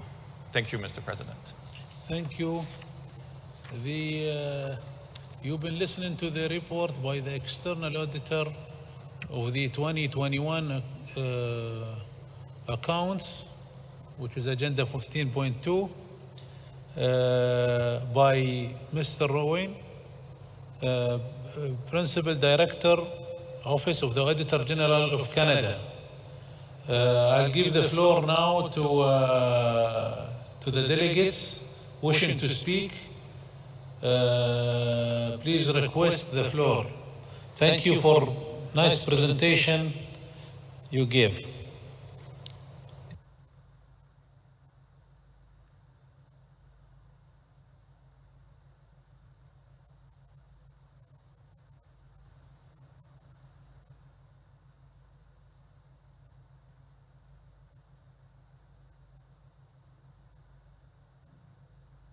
No request. I'll give the floor to the Secretary General to highlight on some points. Yeah, thank you very much, Mr. President, for giving me the floor. I just would like to take the opportunity on behalf of ISPSG and specifically the financial team, but also the strategic planning team, to thank the external auditor, the Auditor General of Canada, for an excellent cooperation throughout the last 6 years, throughout your mandate. You have been definitely helping us to grow in terms of the quality of this important part of our work. Handling the money we receive from our member countries in a proper way, following international standards, which I also learned are quite flexible and dynamic, of course is of utmost importance. Providing transparency, that we can demonstrate the best use of the money, how we spend every single dollar, euro, or whatever currency is of utmost importance. And as you said, you have been tremendously helping us in improving financial reporting. Project management has become, of course, more important as we've been receiving a lot more voluntary contributions from member countries. And also treasury management, we are glad to report that a lot of improvement have been made thanks to your advice. Nevertheless, there's still something to do. You have highlighted two of the important areas: risk management, something we started only a few years ago, before the external auditor did look into that and was absolutely right in saying you need to continue developing this. Currently, it's only a very small team that is doing that work, but which is important that we all, including our supervisory body, the executive committee, clearly understands the risks of the organization. And I couldn't agree more that we have to better align that with our strategic planning unit, because risk management provides important data, a basis to develop the strategic plan of this organization for the future. So to some extent, it's also linked to our project Vision 2030 that we have been developing, that we have been presenting this morning. So on behalf of the team, again, thank you very much for your support, but also the challenges you have been providing to the team. Thank you. Thank you, Secretary General. Now I'll give the floor to Mr. Alberto Verano, Executive Director of Resources and Management, who will present the draft resolution number 2, Annual Financial Report and Financial Statement for 2021. Please take the floor.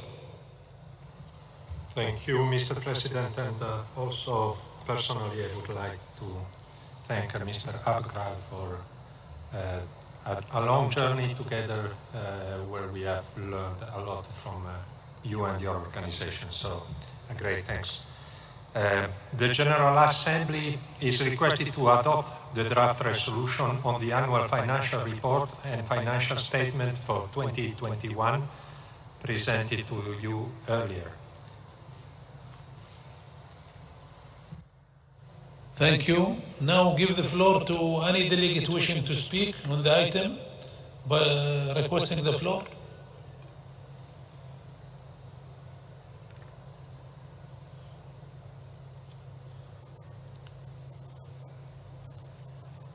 I think the lunch was heavy. We now will go for voting. Please put the voting on the screen. South Africa, please take the floor. No, it's there. Thanks, Mr. President. As South Africa, we appreciate the resources which you utilize at Interpol. Thanks, I submit, sir. Thank you. They deserve the appreciation. And we'll go for voting now. Please put the voting on the screen.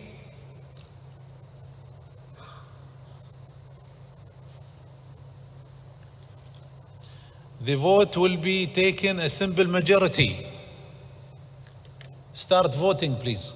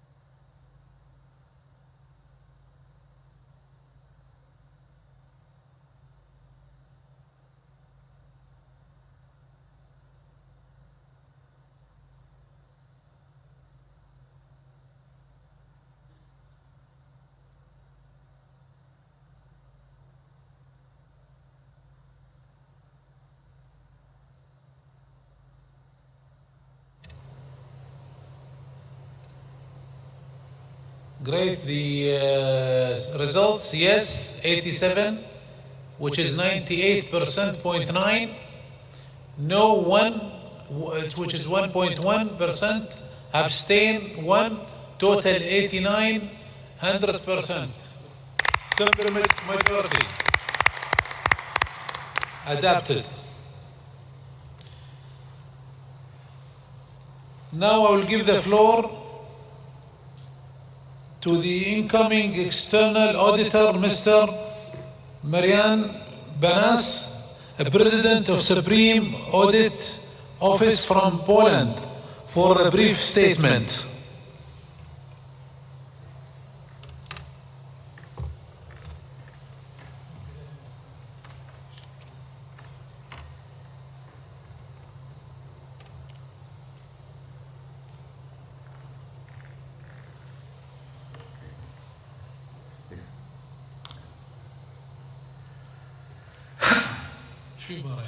Ladies and gentlemen, my name is Marian Banas, and I am the President of the Supreme Audit Office of Poland, the constitutional independent auditor of public funds with over 100 years experience in providing objective audit.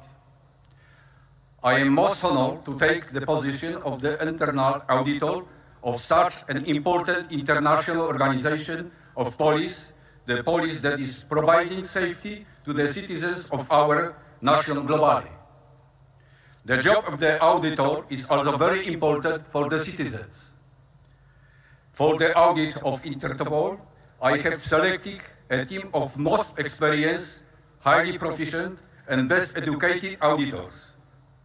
We will make sure that through the good cooperation with the headquarters in Lyon that we already received, will be able to provide the General Assembly of Interpol with reliable audit finding aimed at improving the functioning of the organization to the benefit of our nation, our citizens, and the global safety. Thank you for your attention.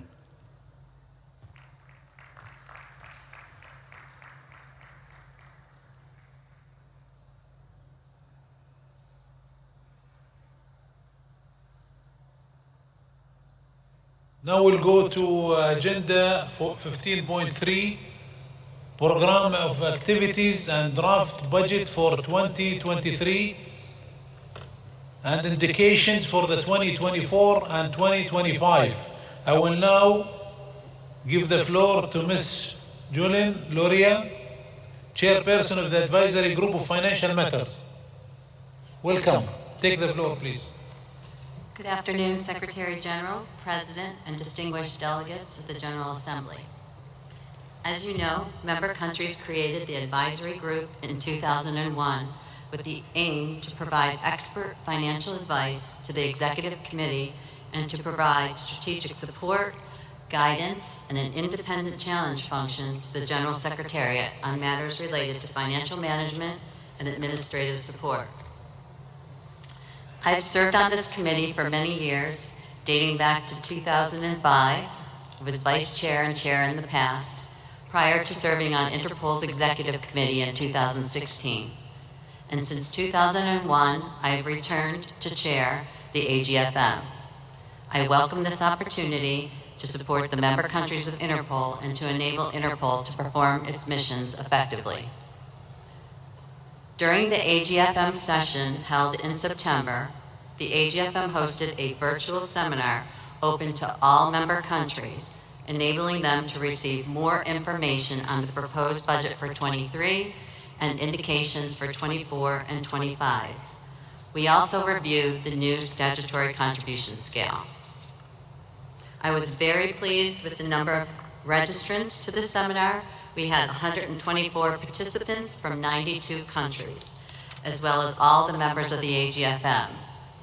I'm proud to be part of this workshop that promotes transparency and understanding of Interpol's budget and finances. This was the second workshop that I participated in, and this practice is now embedded in the AGFM as a yearly program. This workshop provides more in-depth and more frequent look at the budget ahead of the decisions that we must make in the General Assembly. We encourage all member countries to join the session in the future and look forward to your more active participation. The sustainability of Interpol's financial model has been the subject and discussion in the AGFM and the Executive Committee for the past 4 years. Interpol's General Secretariat presented the draft budget for 22 and indications for 23 and 24 during the 89th General Assembly in Turkey, where the permanent increase in statutory contributions of 22 million euros was approved. On the advice of the AGFM, the $22 million increase was spread over a period of 3 years. The first 5 million euros is being implemented in 22, and Interpol has achieved a good recovery following the impact of the pandemic on its activities. This has resulted in significant momentum into 23 to continue to execute its plans. This is good news, and this puts Interpol in a good position to execute the next 7 million euros in 23, followed by the final 10 in 2024. From the report on the implementation of the budget in 22, the AGFM is confident that the General Secretariat is doing the right things with the additional investments from member countries. As the Secretary General and I have noted from our earlier days when he was on Finance Committee, Interpol's financial house is in order.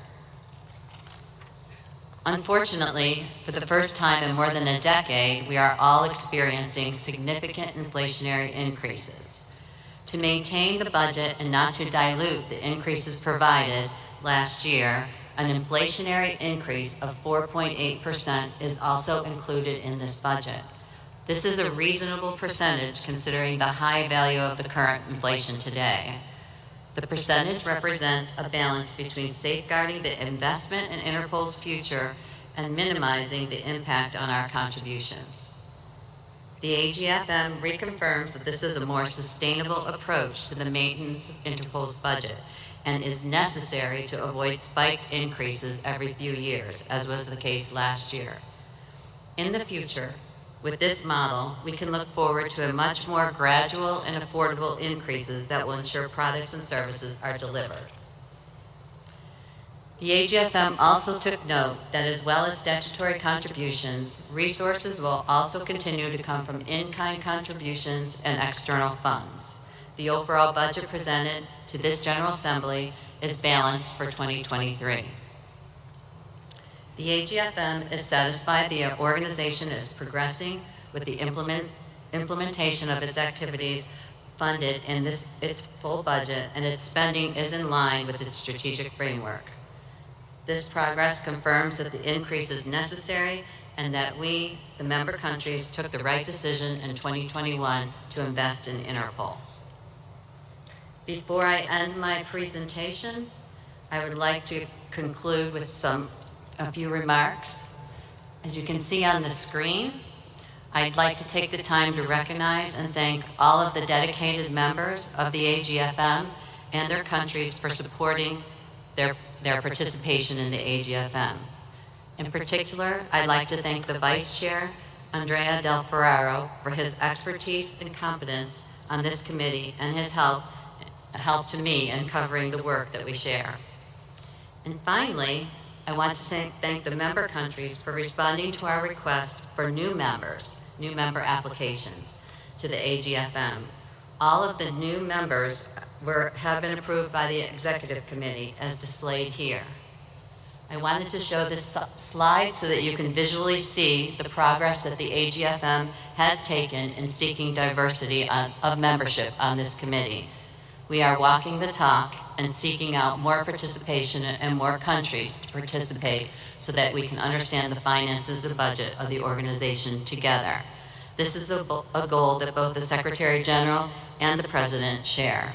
So we are very pleased with the result. I look forward to working with all your countries on these important matters. Thank you, and I yield the floor. Thank you, Chairperson of the Advisory Group on Financial Matters. I will now give the floor to Ms. Roima, Acting Executive Director of the Partnership and Planning. Please take the floor.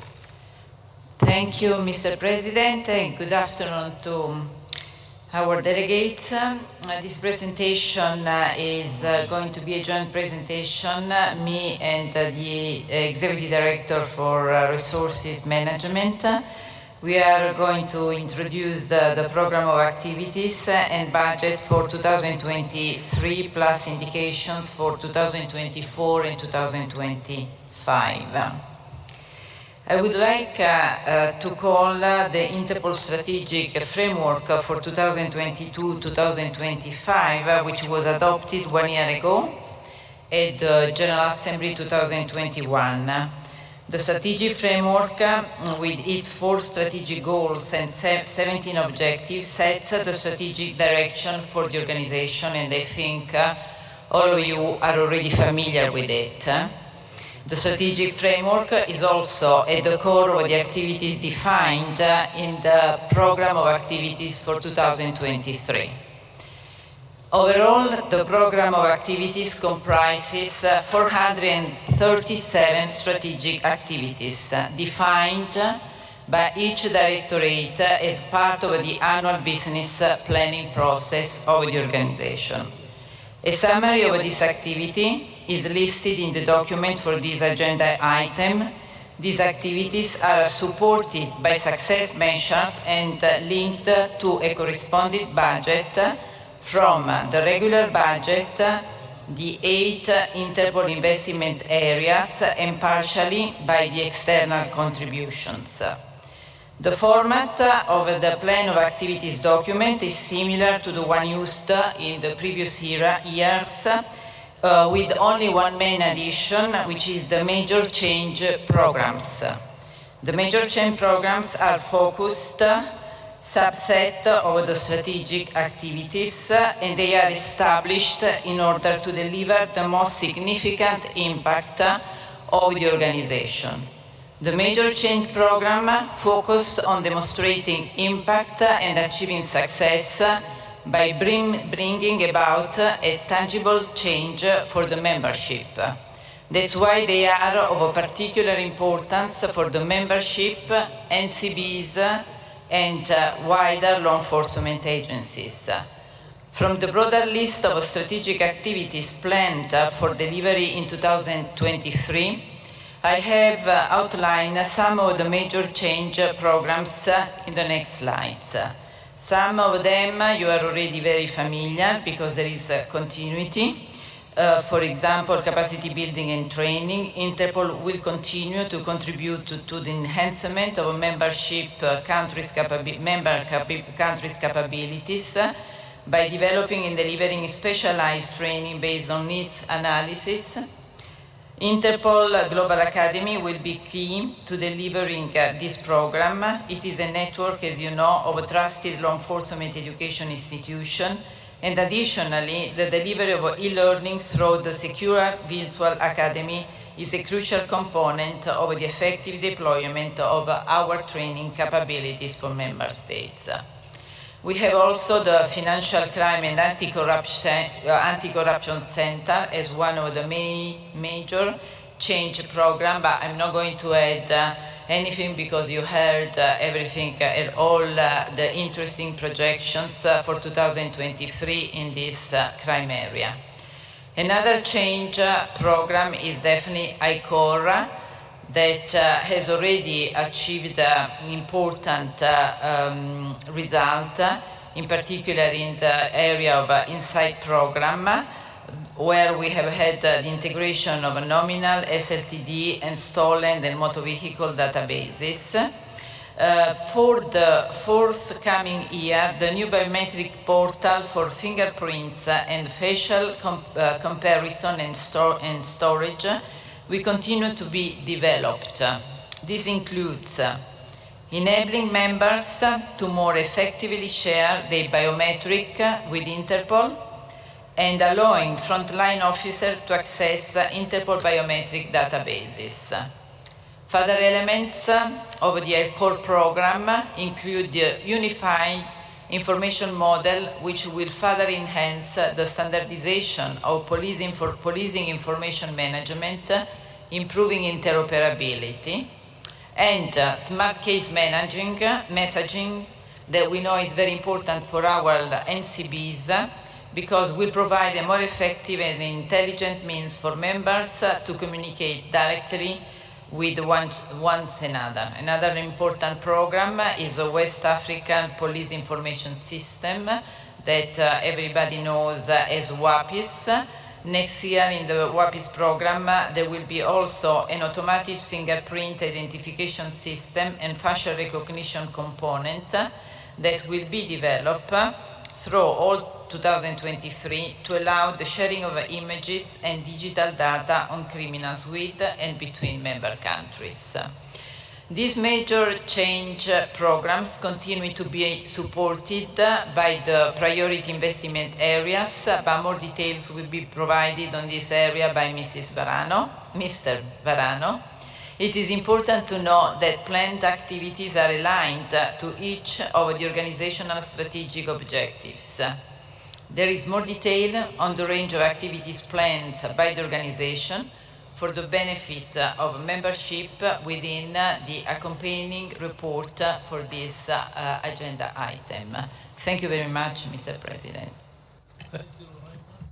Thank you, Roraima, on this presentation, Executive Director of Planning.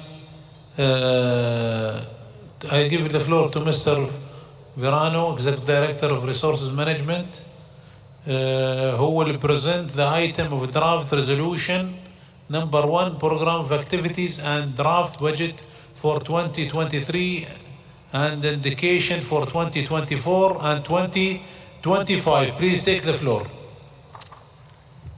Thank you, Mr. President. We have heard from Ms. Andriani that the 2023 program of activities has been developed to deliver on the strategic objectives.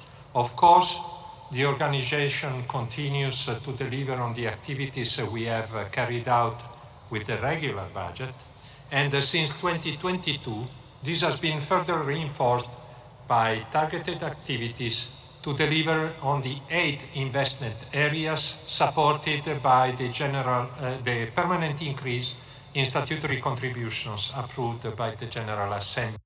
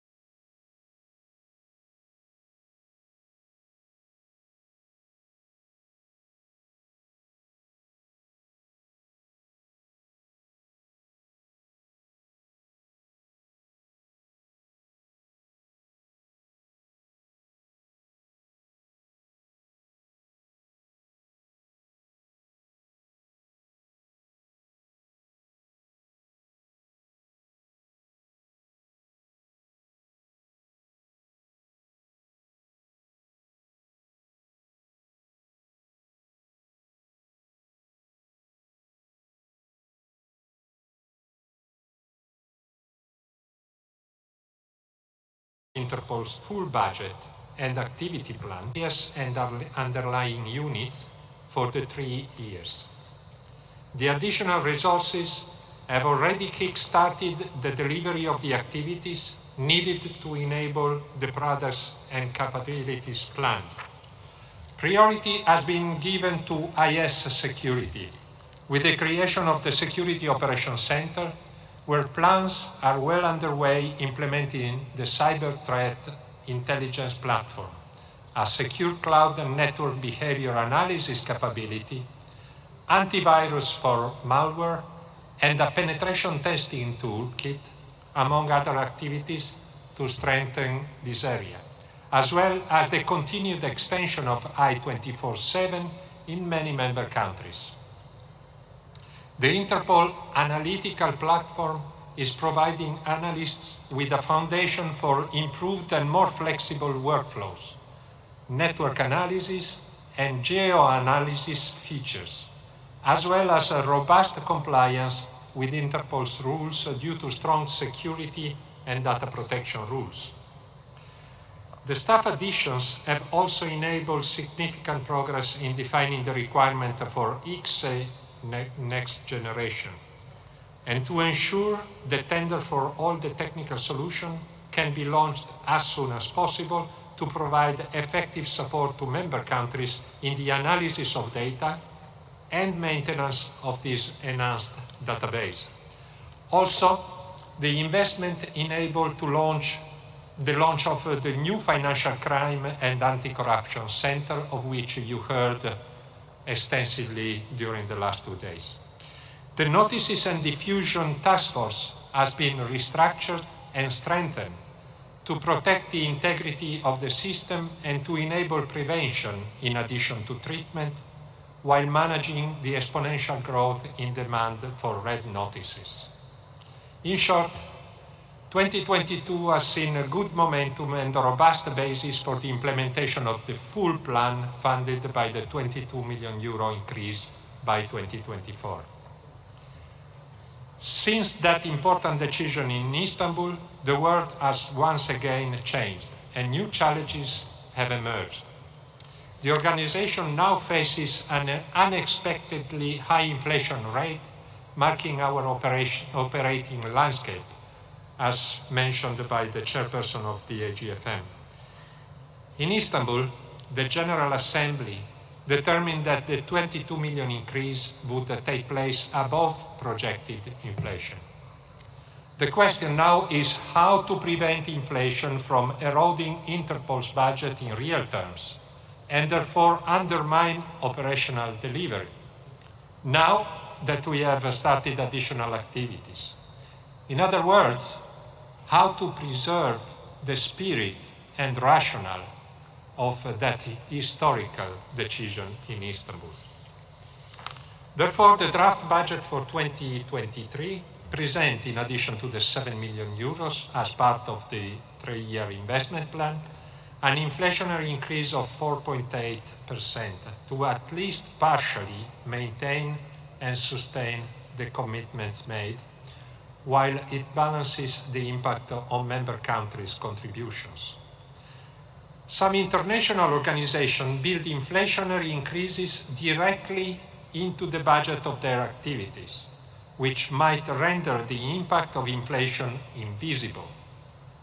This is why the AGFM asked the General Secretariat to separate the inflation from any other increase. Therefore, Interpol shows the inflation separately from the activities to provide transparency to member countries on why an increase is included. For purposes of providing estimates for the budget 2024 and 2025, a constant inflation rate is currently applied. This will, however, be adjusted to realistic estimates every year for the following year budget prior to the General Assembly approval. Interpol has learned that external funds as a substitute for insufficient increases in statutory contributions do not allow for sustainability, maintenance, or critical growth to respond to crime and technology evolutions, and puts the organization's relevance at risk. As a result, from 2025, a minimum sustainable increase is proposed, fully devoted to the maintenance of the new tools. We will continue to the use of the Capital Investment Fund, considering the changing market model of IT services. Of course, the Financial Strategy 2023-2025 foresees that we continue the prioritization to channel the funds to the most strategic activities, and we will also continue the cost awareness throughout the organization. This slide captures the summary budget presented in the program of activities and draft budget for 2023 and the indication for 2024 and 25 document that has been circulated for approval during the 2022 General Assembly.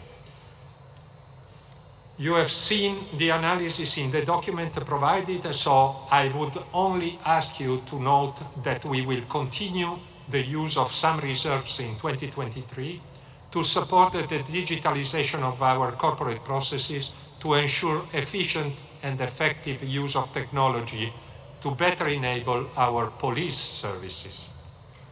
We will also use the reserves to manage the phased transition of the increase in contributions smoothly, ensuring we can already plan and implement priority activities without delay. I conclude with this important chart. While we strive to ensure an optimal allocation of the funds to policing operations, the investment in our corporate support functions, which enable those operations, is equally important. These two elements are intricately linked and are not in competition with one another. Overall, as you can see, we invest 83% of our resources in police operations. This has improved from 81% last year because we have allocated the increase in statutory contribution even more to supporting policing activities. You would have expected it, but we are happy to reassure you that this is the case.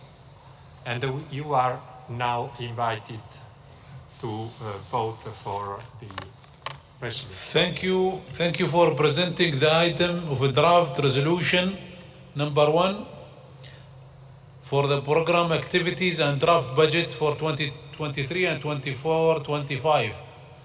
Please, if there is any delegate wishing to speak on the item, please request the floor.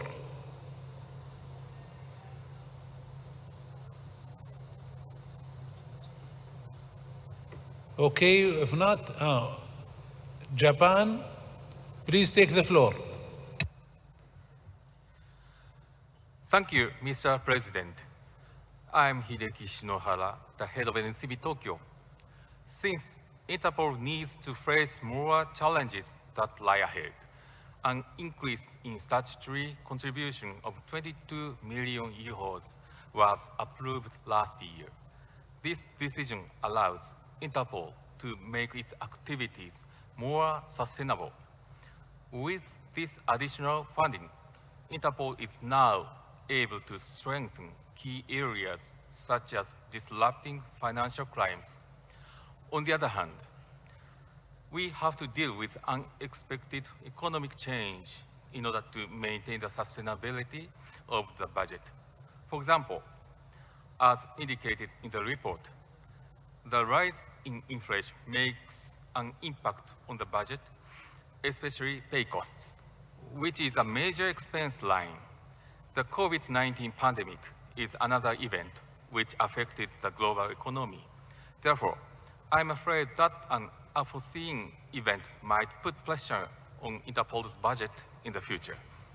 Therefore, I would like the General Secretariat to clarify your strategy for handling a budget under an unexpected economic situation. Thank you for the floor. Thank you. We end the request for floor. Now we'll give Mr. Vorano the floor to clarify, and then we will vote. Thank you, Mr. President, and thank you, representative of Japan, head of NCB, for this important question. Indeed, as I mentioned and as you confirmed, inflation is going to erode our ability to deliver. This is clear, and is clear in every organization.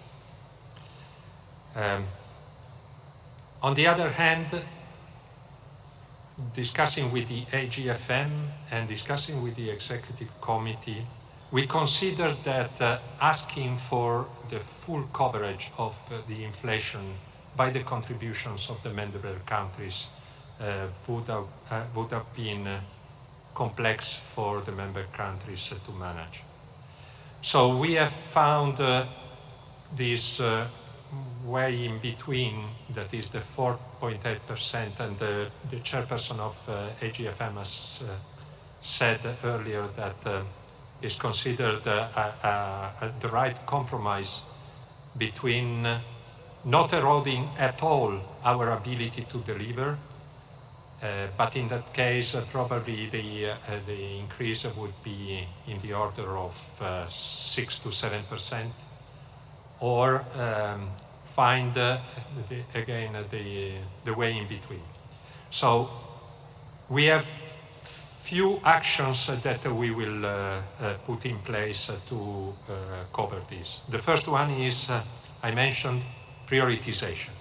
If we don't have all the resources necessary, we will prioritize as we have done in the past, and we would like to make it clear we are very grateful to the member countries for the trust that they put last year in increasing the budget by 22 million. So we will do all the best to make sure that we prioritize the activity, and if we have to cut any activity, this will be the activity that has the lower priority. The second way is also through the reserves. So I mentioned that we might have, we will make a use of the reserves in the implementation of the increase. So we can have a certain flexibility, if necessary, for the amounts that we have declared in the budget 2023, to use the reserves for sort of bridging this activity. So basically, these are the two main tools that we will use.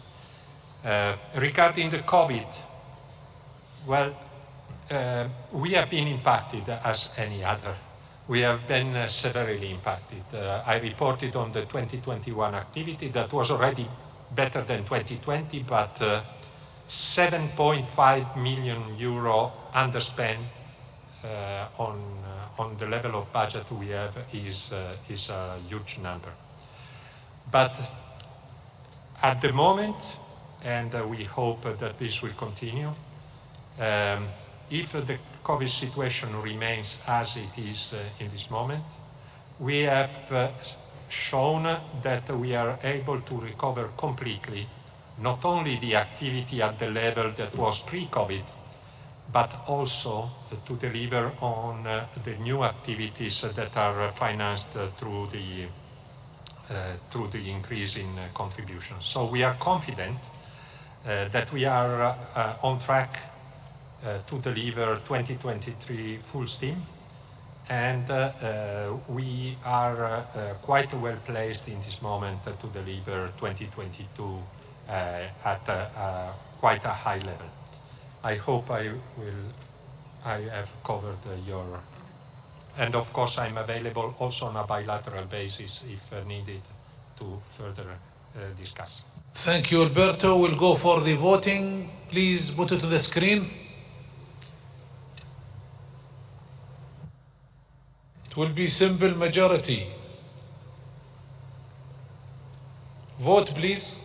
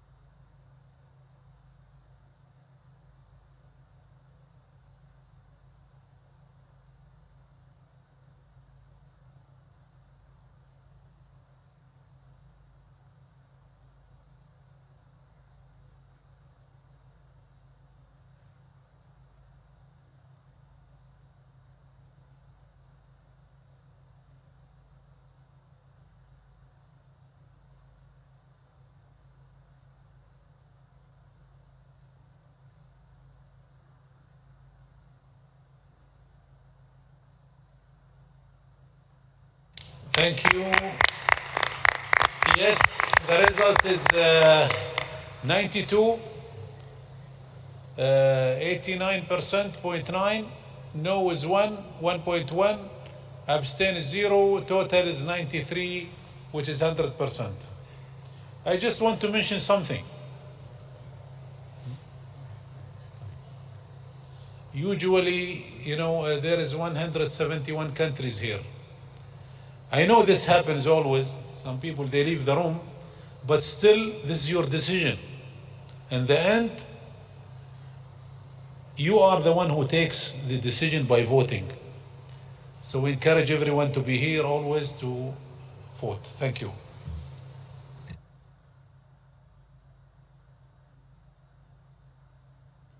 Before the break, I think you deserve a coffee. So we'll be engaged again and we interact more. I would like to recall the meeting of the election board at 17 p.m. this afternoon in meeting room A. Please be there. We will now have a coffee break for 15 minutes. We'll be back at 17 hours. Thank you. Looking forward to see you back.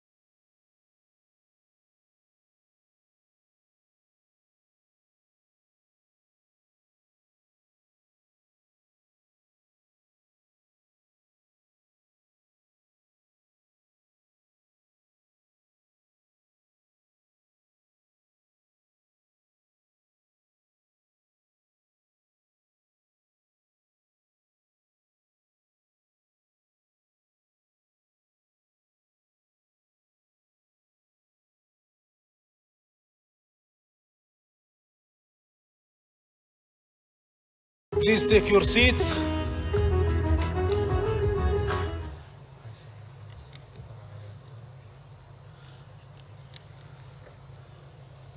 Agenda item 15.4,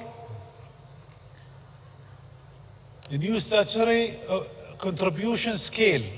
I will now give the floor to Ms. Julian Loria, Chairperson of the Advisory Group on the Financial Matters. Please take the floor. Okay. Good afternoon again, Secretary General, President, and distinguished delegates of the General Assembly. For 2023, member countries need to approve the implementation of the new 3-year statutory contribution scale that determines how the Interpol budget that you just approved is distributed among the member countries. In 2017, member countries created a working group that developed the methodology to determine the scale of contributions to be applied every 3 years. This methodology was based on a set of principles including fairness, transparency, and flexibility. In 2018, the General Assembly approved the methodology to be applied in determining the scale every 3 years. 2022 is the last year of the current scale, and as a result, member countries need to approve the new scale that will apply from 23 to 25. The AGFM discussed and confirmed that the methodology approved by member countries in 2018 is applied to the scale proposed for 23 to 25, resulting in the application of the new UN scale of 22 to 24, with the necessary year delay to allow for the adoption by the GA. The AGFM confirms that the adoption of the methodology approved by member countries in 2018 has worked well and supports the scale proposed based on this methodology. Thank you. Thank you. Now I'll give the floor to Mr. Alberto Verano, Executive Director of Resources Management of Interpol. I will present the item and draft resolution number 4, new statutory contribution scale for the period of 2023 to 2025. Please take the floor, Mr. Verano. Thank you very much, Mr. President, and welcome back to everybody. You just heard how we built the 2023 budget, and you approved it. Thank you very much for your vast support. So member countries will pay 77.1 million euros in statutory contributions according to the scale determined and periodically reviewed by you, the member countries. The working group of member countries concluded, as was mentioned by the chairperson, concluded that the UN scale was the best fit for the organization. While noting that certain elements of the UN scale were not wholly compatible with Interpol, especially the minimum percentage of 0.001%. When applied to Interpol's much smaller budget compared with the UN, this minimum resulted in a contribution of only a few hundred euros, which the group felt was too low. For example, if we apply the UN minimum to the 2023 budget at 0.001%, the contribution would be 771 euro. The group at that time suggested that the original Interpol minimum of 0.033% be maintained.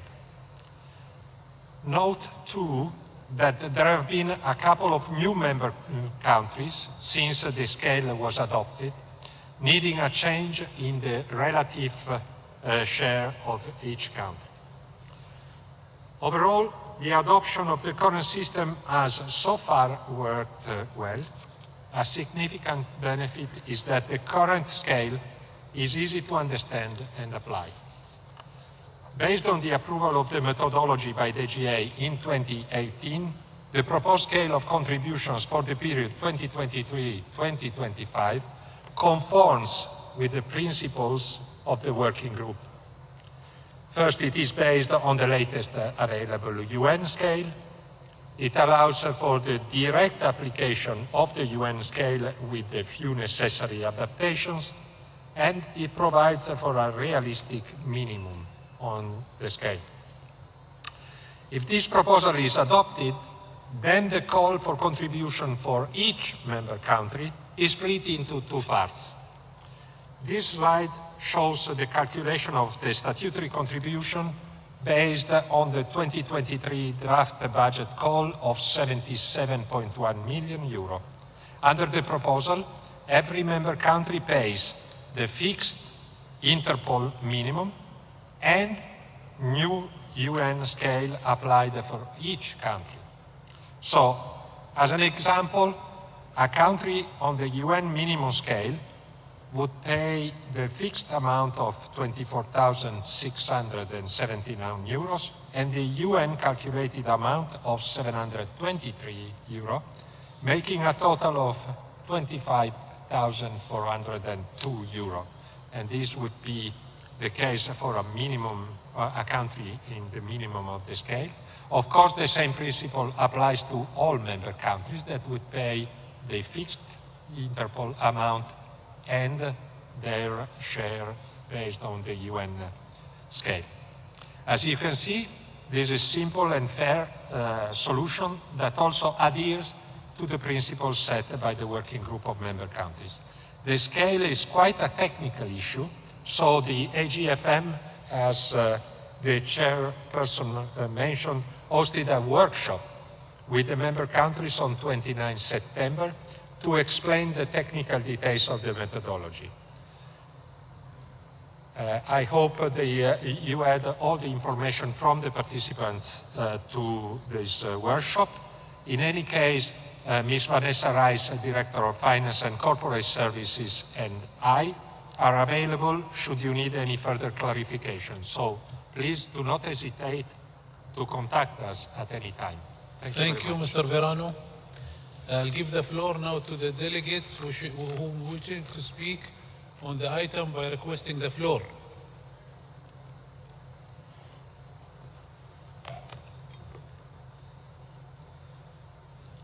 Requesting the floor. Anyone? No effect of the coffee? Thank you. We'll move for voting. Please put the voting on the screen. Simple majority will be taken. Please start voting on the resolution.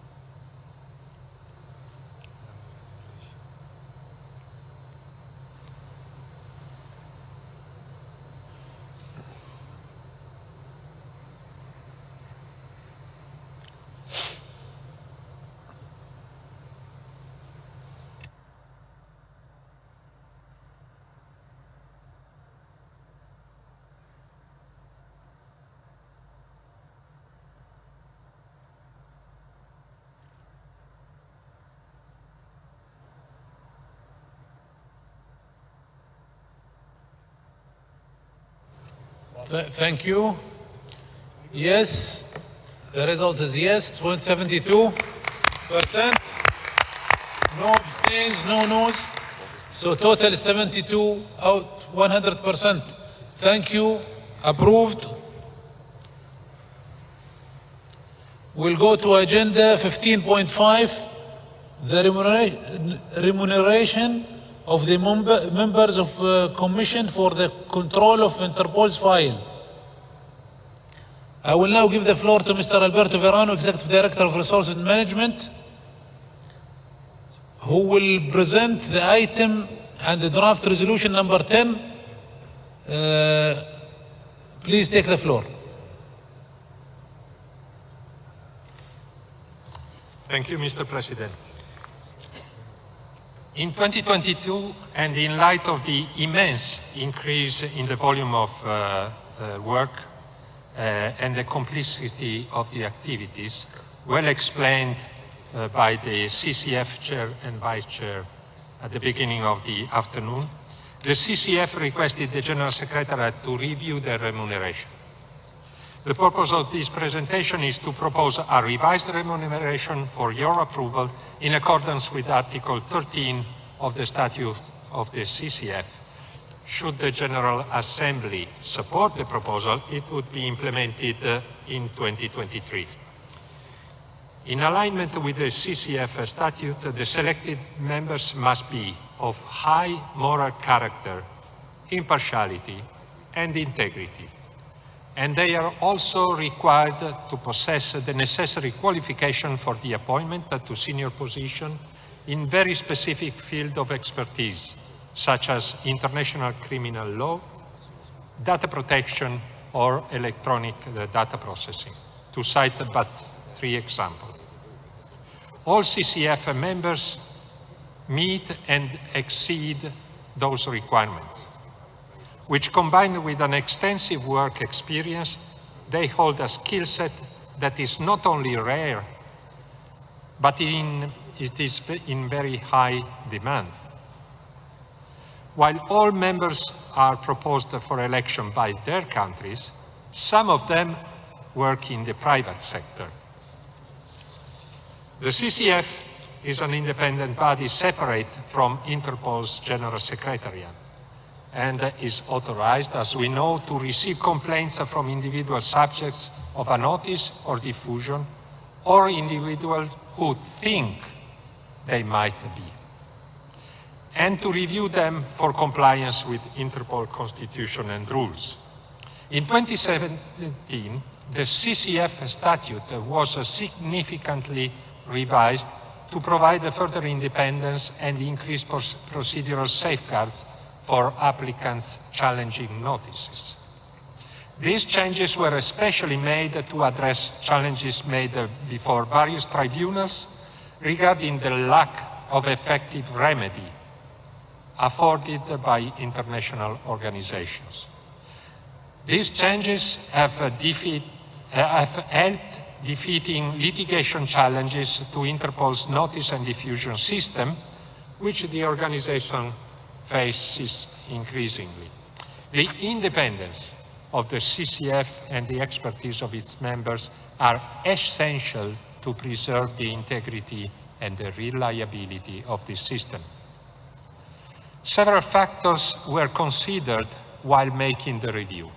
First, the increase in cases and decisions over the past 5 years. Since 2017, the number of cases dealt by the CCF have increased by 33%, while decisions taken have increased by 37% over the same period. A second factor is the requirement of the CCF statute, which includes new rights for applicants, short deadlines to process requests, detailed and reasoned decisions, right of applicants to apply for a revision of the CCF decisions, and remedies as well as communication. We have seen more detailed explanation by the Vice Chair. In addition to the increase in volume and complexity of cases, Interpol and other international bodies have developed rules and initiatives that need to be considered in the review of each case. There is also increasing external scrutiny, namely from the NGOs, journalists, and lawyers, as well as a high volume of actions brought by parties challenging the Commission's conclusions. This requires a vast follow-up and underlines the need for better increased communication. Considering all these factors, it seems necessary and fair to review the current remuneration. Currently, CCF members receive an annual allowance of €10,000 and a special working day allowance of €150 for a maximum of 15 days per year. The General Secretariat concluded and conducted a benchmark exercise comparing Interpol's rates to that of 6 other bodies, indicating a reasonable working day allowance on average of 624 euros. One of the benchmark organizations may pay up to 1,350 euro per day. This is, however, on all-inclusive daily fee and takes into account the various expenses foreseen to incur during the contract. Interpol proposes to increase the special working day allowance to 600 euro per day and increasing the maximum allotted days to 26 per year. The amount would be paid to each member and only for those days that are effectively worked. Why 26 days? The figure was determined as a cap, given that the CC members are now required to hold 4 formal working sessions per year. Each working session lasts 5 days for a total of 20 days per year. 1 additional day is required to prepare for each working session for a total of 4 days per year. 2 additional days per year are included for ad hoc support as necessary and outside of working sessions. The second component of CCF member remuneration is the annual allowance. This allowance serves the purpose of a retainer fee, which is defined as the amount paid upfront to secure the services of a consultant, a lawyer, or any other professional to perform a specific action on the payer's behalf. The one reason why these fees are paid upfront is to secure the commitment of said professionals, in this case, of the CCF members.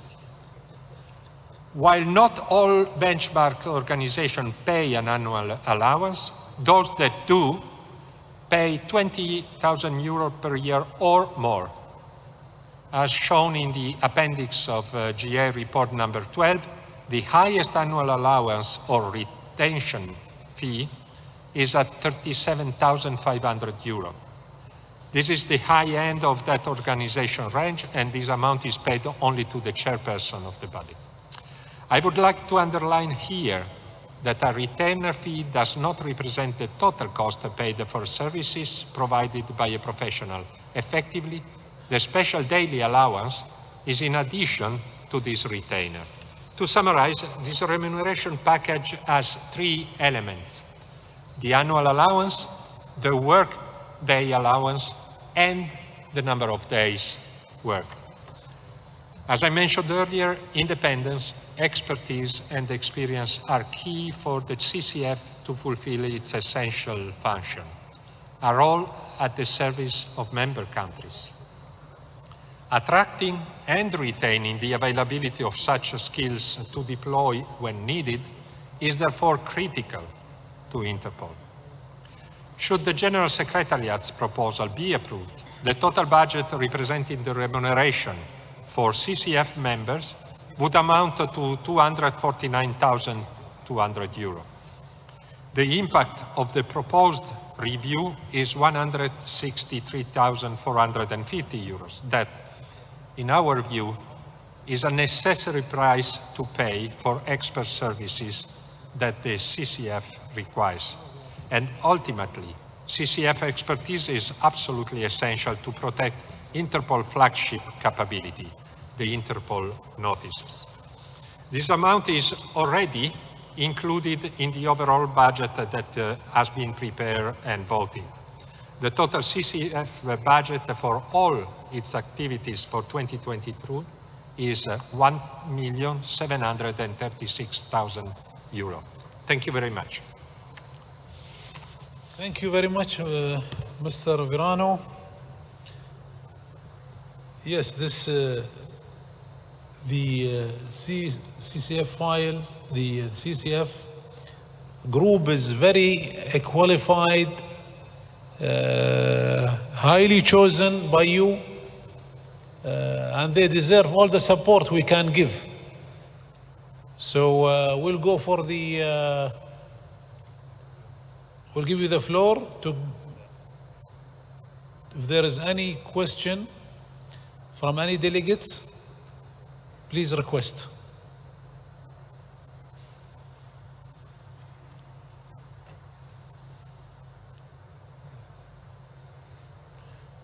No request, we'll go for voting. Okay.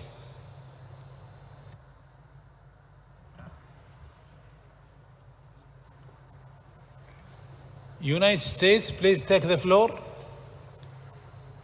Thank you, Mr. President. The United States would also like to thank our Indian hosts for their outstanding hospitality and organization of this event. The United States supports this resolution and the important work of the CCF, which is critical to ensure the integrity of the organization and to protect its reputation for respect for human rights and the rule of law. The caseload of the CCF has grown incredibly in recent years, and it is expected that the funds needed to meet this growing demand should also increase.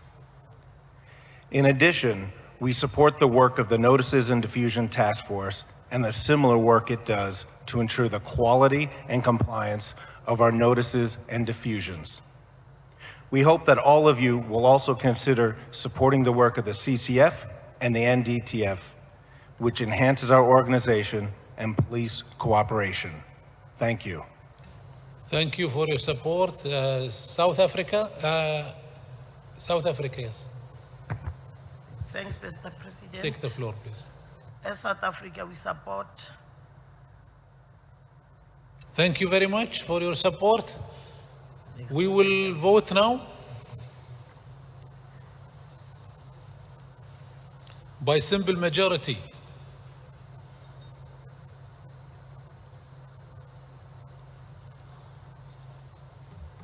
Start, please.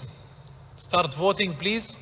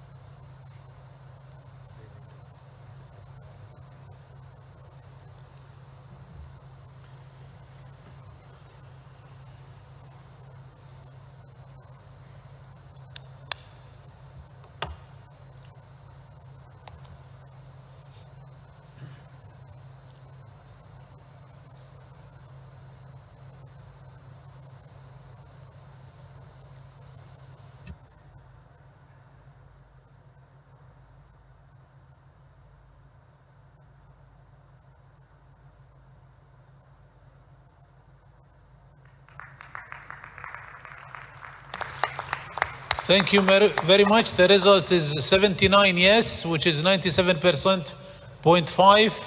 No is 2.5. Abstain 1. Total 82. 100%. Thank you very much for the support of the CCF. They deserve it. Thank you. Approved.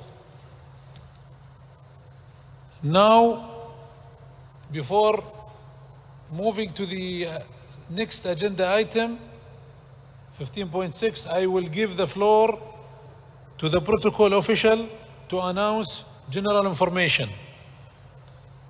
Please take the floor.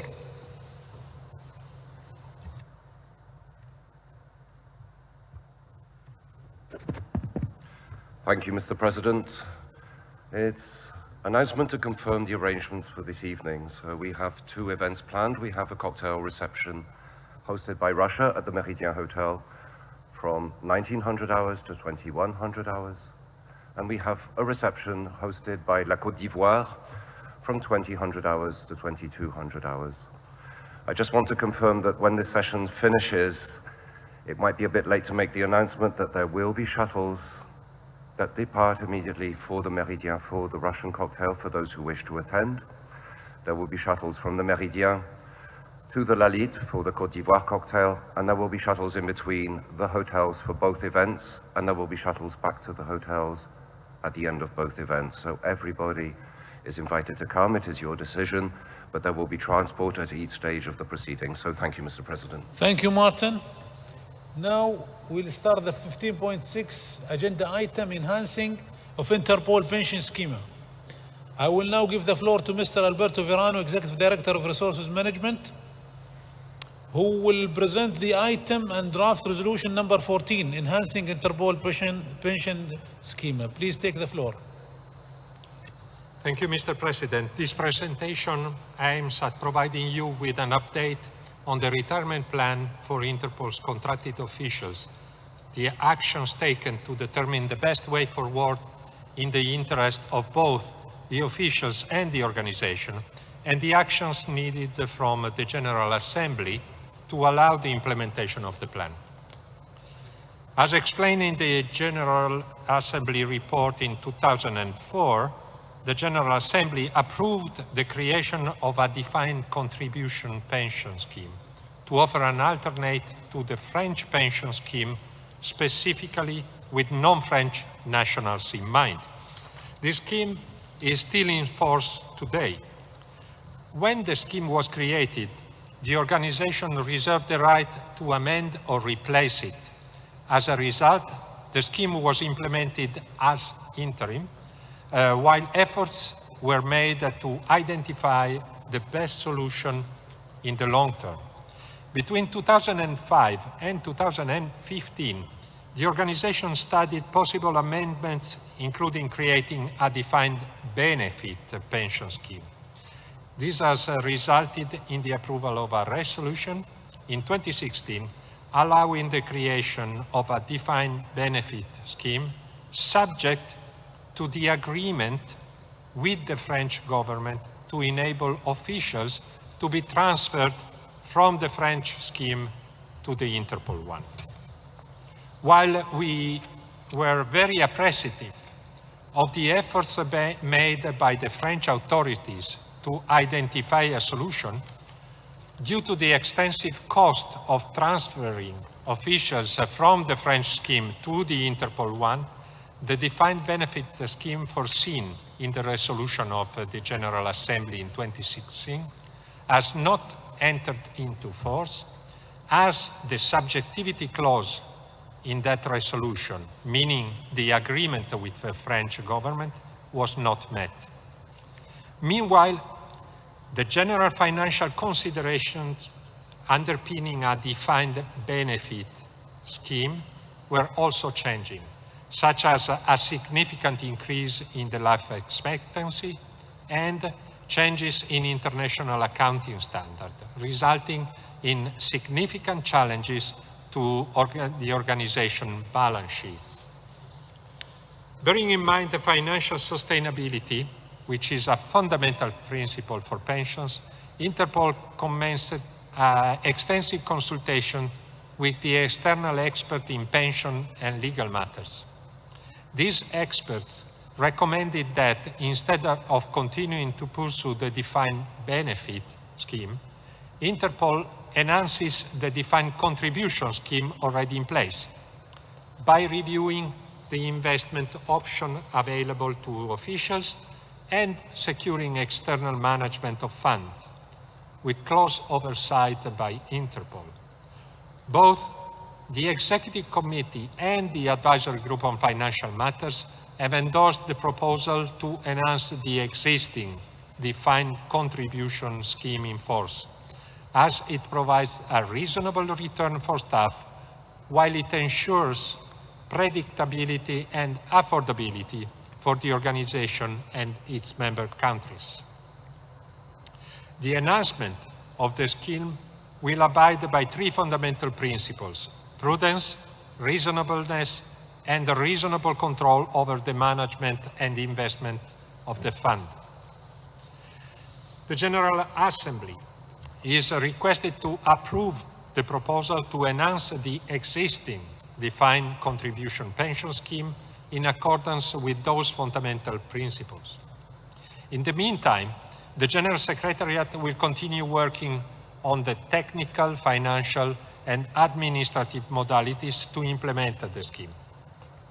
Subject to the approval by this General Assembly, the General Secretariat will propose draft amendments to the Interpol legal framework for the 91st General Assembly session in Vienna, Austria, and will continue to regularly consult and seek guidance from the Advisory Group on Financial Matters and the Executive Committee.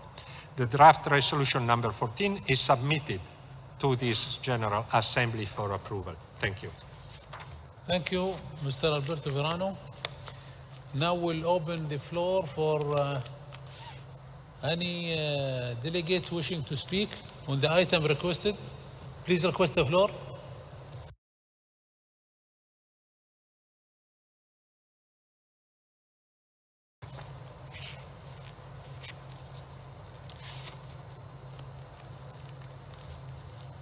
None?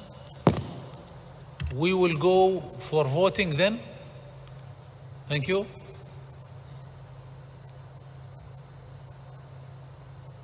Okay, there is United States. Please take the floor.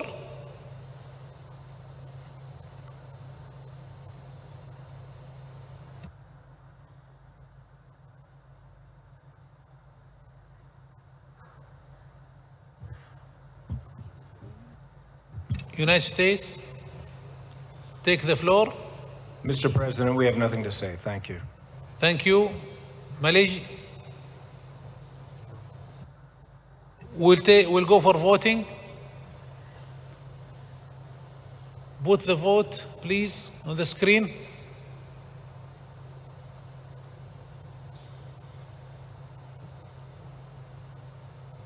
Vote, please.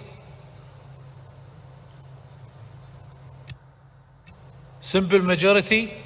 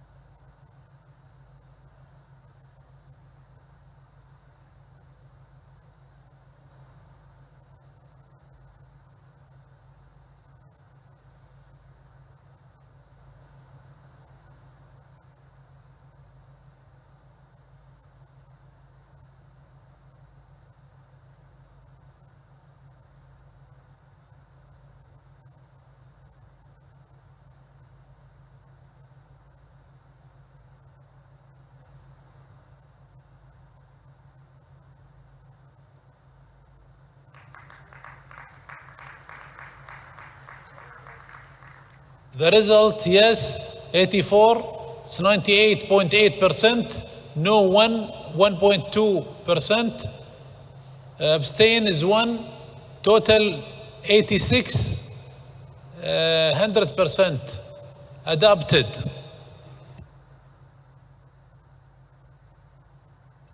We'll go for agenda item 15.7, human resources strategy and diversity.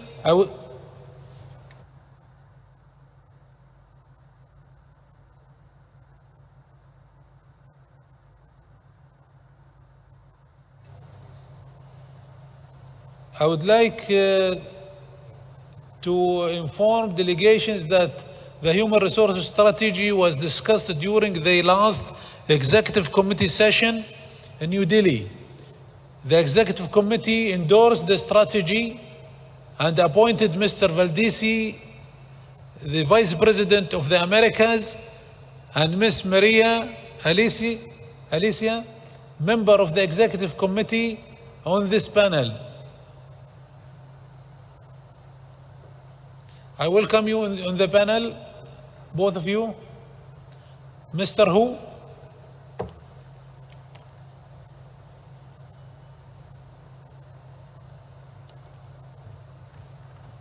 Mr. Hu, delegate of Asia also.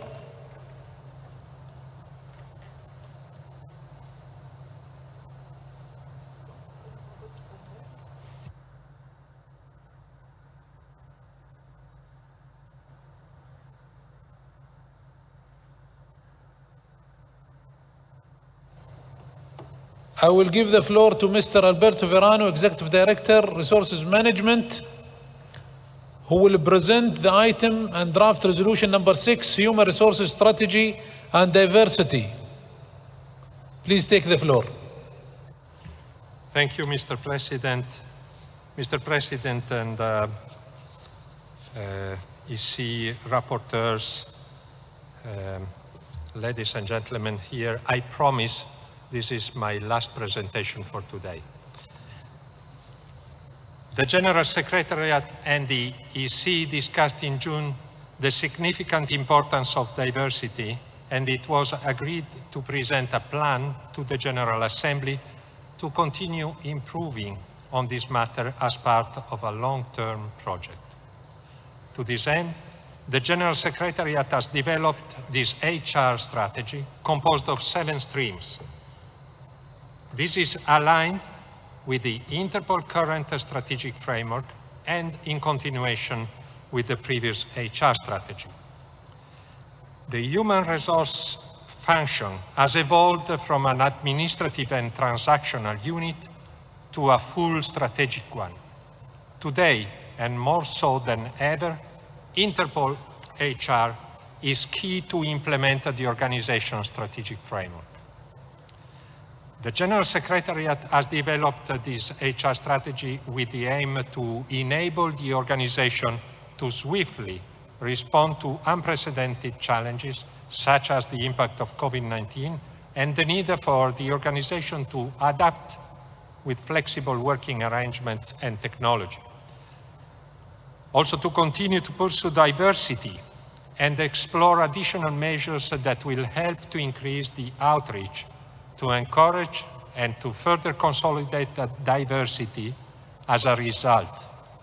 Of course, this needs to go hand in hand with the organization's need to look for the highest standards of efficiency, competence, and integrity. Finally, the aim of the strategy is also to face a competitive labor market that makes it imperative to ensure attractive conditions as an employer. The first stream of this strategy is enhancing diversity and inclusion. In order to reflect the diversity of its 195 member countries, and as the world's largest international police organization, Interpol workforce must show diversity at all levels, including senior management. This action stream focuses on creating a diverse and inclusive work environment that respects and values everyone. The organization will work on the outreach for gender and geographically diverse talent. The aim here is also to reinforce initiatives that promote inclusion and address biases. The General Secretariat will work with 3 rapporteurs of the Executive Committee to define tangible ways to execute this stream of the strategy. Together, we are preparing a detailed implementation plan to be presented in the Executive Committee early in 2023. Defined KPIs, also raised by the rapporteurs, will be used to measure the implementation, and a dedicated team to work and follow up on diversity and outreach has been assigned. Recruitment for core seconded and contracted posts will continue to give consideration to diverse candidates. As of 30 September, 115 nationalities are represented at the General Secretariat.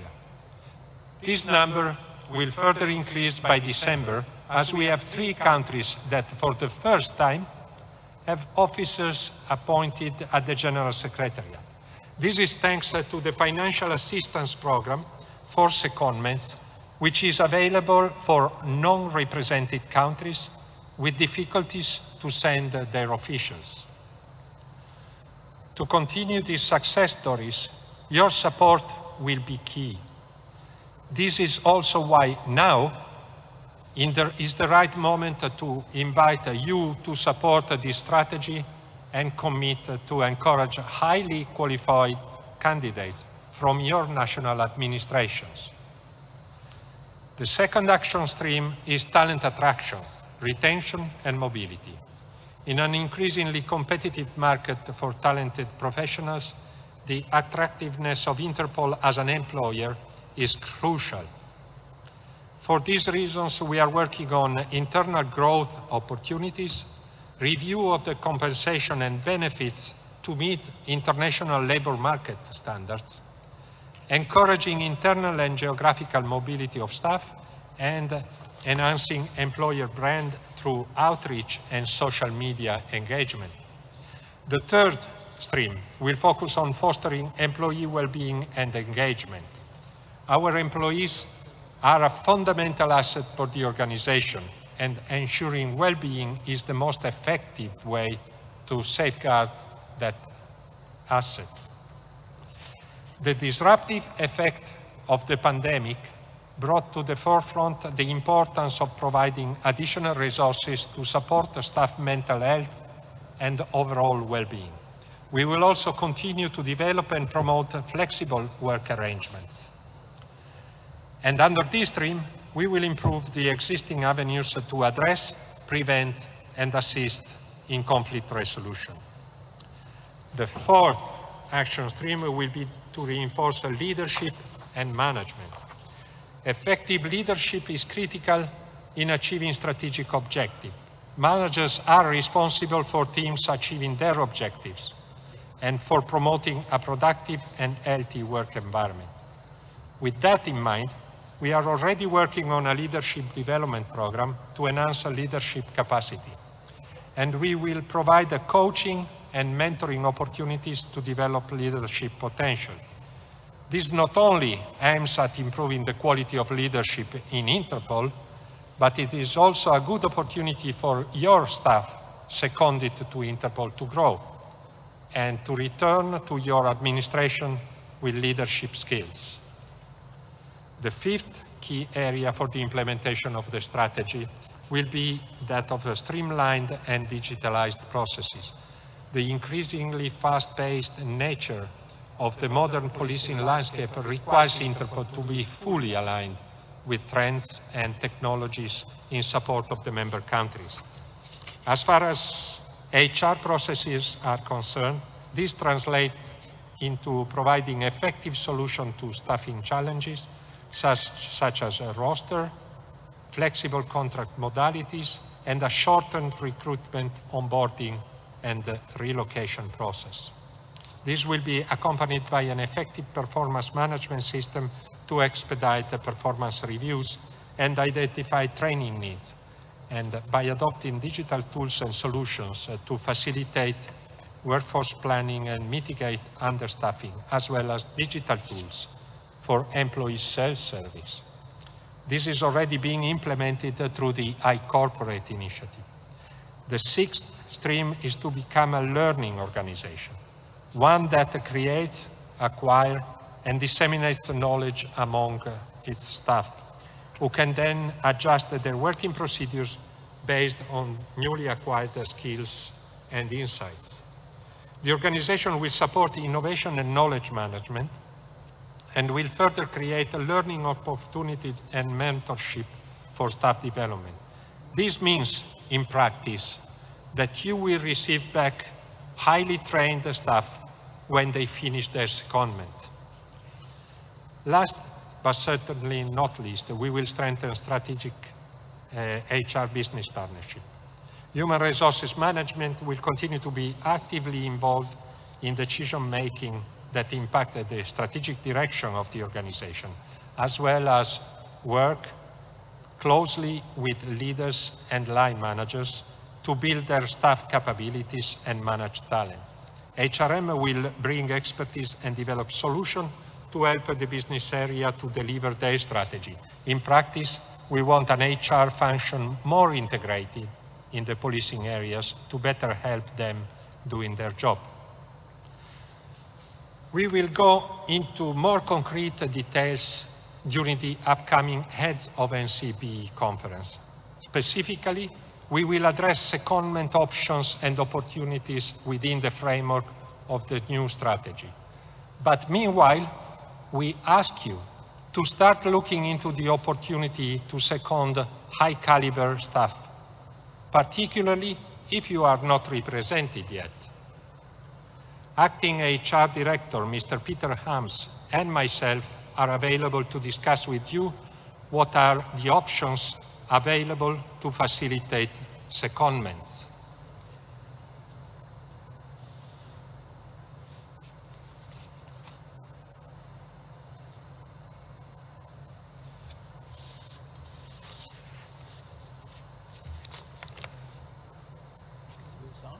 No, there is.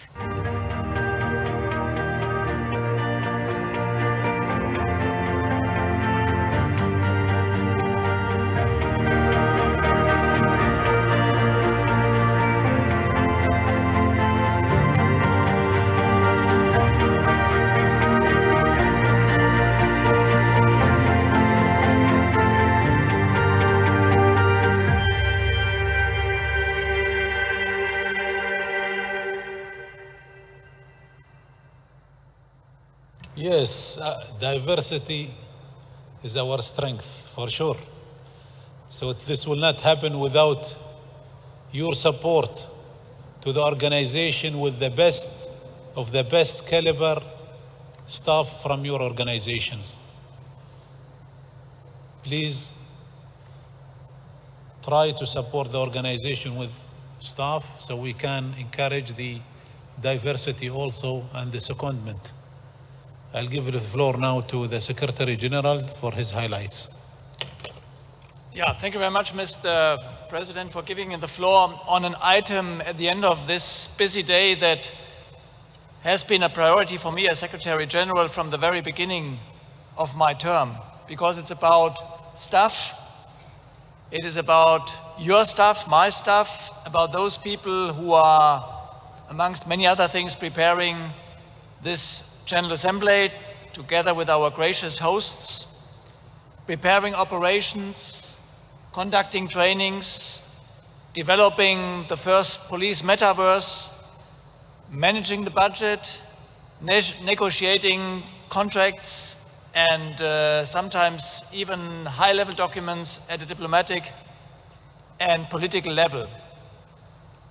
I've made HR a priority within IPSG. It was upgraded into a full-fledged directorate internally. And we had recently been doing a very interesting exercise. We hired an external consultancy company, also inspired by our president, who said we need to meet the highest standards of HR work. And we all know HR is a critical component of any police organization, any company. So in these company that we have been hiring has been providing us with important confirmation, advice, how to proceed for the future. For instance, the confirmation that our structure that we have been developing within HR in principle is okay. The confirmation that the number of staff we have in HR in principle is okay. And we were in a position, also thanks to your financial contributions to IPSG, to make a number of recruitments and getting some of the skills which so far we have not had on board. The thing that we still need to do is modernizing some of our processes. This is what iCorporate is about. Digitalization, also to speed up the processes, because very often it still takes too long until decisions are taken. But we are not where we want to be. We had the recent HR strategy with a very ambitious implementation plan, and not all the goals have been reached. Of course, we know that diversity is much broader than just geographical representation. Alberto highlighted that in his presentation. But geographical representation in our organization is a very important part and should be, of course, reflected in all our organs, of course, including the General Secretariat. We have now, as Alberto said, 115 nationalities on board. We want to make sure that we have diversity on all levels of Interpol's work, including the General Secretariat, all levels of our work. 115 is good, and we have recently, also thanks to some financial support, from countries that are represented here on the podium, we have been able to welcome staff from NCBs who never before had a secondee in Interpol. That is a great achievement, and at least it's indicating that we are going in the right direction. So that, yeah, in an ideal world, all our member countries would be represented in Interpol in IPSG. But too often, also during my bilateral meetings here in Delhi, I hear we are unfortunately financially not in a position to second staff to Lyon or to Singapore. Singapore also because, as we all know, a very high price level, for instance, for families. So we continue working on that. The other element is that, of course, we are operating in a competitive environment, specifically with other international organizations. We need to look with all the competences that we are now having on board into our, what is called, benefit and allowances system, or the other way around, allowances and benefits, remuneration, to remain competitive on the market. It has happening too often that we lost staff that got more attracted financial packages from other international organizations.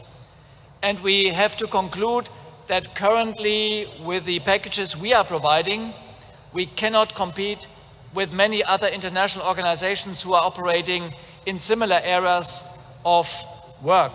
So we will come back hopefully next year in Vienna also with a proposal to deal with this element to remain an attractive employer. So the Executive Committee also has been challenging us to do more, and we have been presenting this first, or this new, no, it's not the first human resource strategy, it's the new human resource strategy, which of course necessarily remains at a level where the main action streams are being described. The next step is now a concrete and specific implementation plan.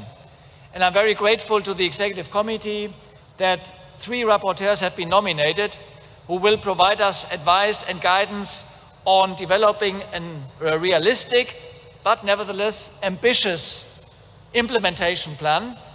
And I very much hope that first results will be presented at the next Head of NCB meeting that will take place at the end of the year in Lyon, so that we can translate a strategy plan into a concrete action plan. I'm looking forward getting the support and the advice from the Executive Committee. I'm looking forward getting the advice from the NCBs, and let us know whenever you are in a position to second somebody. We have a lot of positions vacant. We will, of course, the increase in statutory contribution will allow us for a lot of recruitments next year, in the years to come, and that will definitely provide a lot of opportunities for your talents in a kind of win-win situation to support the General Secretariat. Thank you very much, Mr. President. Over to you. Thank you, Secretary General. As you said, we have 3 rapporteurs for from the Executive Committee for this strategy. It's very important for us all. And we will start now taking the any wish to speak. We'll open the floor. Please request the floor.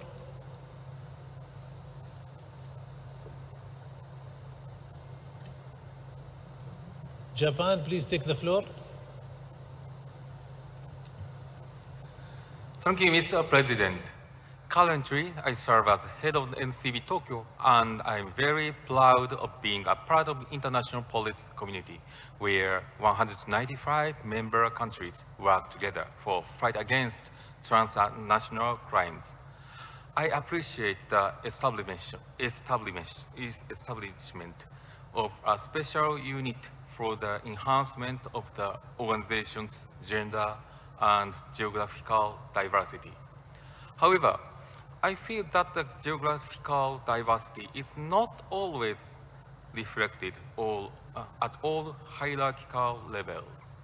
I have understood that Interpol recruitment processes and human resource practices are merit-based with the highest standards of integrity. In this regard, I'd like the General Secretariat to explain your detailed plan on how to effectively integrate an element of geographical diversity into the recruitment processes and human resource practices. Also, I wish to know of any progress in the geographical diversity in recent years. Thank you for the floor. Thank you, Japan. Uruguay, please. Perdona, Guay. Se disculpa la intérprete. Thank you very much, members of the panel, and thank you to all our colleagues. I agree with the director that human resources are the most important source that law enforcement agencies have. Diversity, inclusion, the ability to attract human talent. Improving human resources are essential to fight crime. They are a critical component in this fight against crime.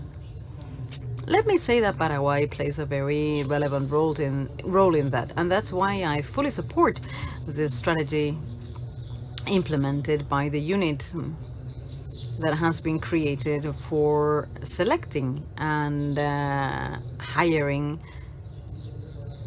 the right staff to become to draft the rules and regulations that will help us be more efficient. So Paraguay would like to kindly ask the President and the legal advisor who told us about the position of Interpol regarding the situation of Taiwan and its requests. I would like to say that Paraguay needs to use I-24/7 by the police forces of the Chinese Republic of Taiwan. And this is not a political issue. It's a strategical police measure. So if you allow me, I would like to hear more about the reasons for the denial of the use of the I-24/7 system by the Taiwan police authorities. Thank you, Paraguay. We'll give the floor to Verano, Mr. Verano, to highlight on the questions or. Thank you very much, Mr. President. I will take the question from Japan. So what we have presented today is the strategy. And as was mentioned also by the Secretary General, what we are doing now is transforming this strategy into a concrete plan. So, and this will be done in strict collaboration with the three rapporteurs from the Executive Committee. So we will have a concrete plan, and we are ready to report regularly on how we are dealing with the situation and how we are improving. You asked to have statistics. We do have statistics, so we can provide those statistics. And the last number I remember is at the beginning of the year, we were below 110, and now we are at 115 plus 3. So we are improving quite a lot in terms of geographical diversity. But we are, of course, I mentioned the KPIs. The KPIs are measures that we will be ready to share once we have implemented them. Thank you. The topic of Taiwan has been addressed this morning. I don't want to repeat the same story. We'll go for the voting now. Please put this voting on the screen. Please start voting. Simple majority.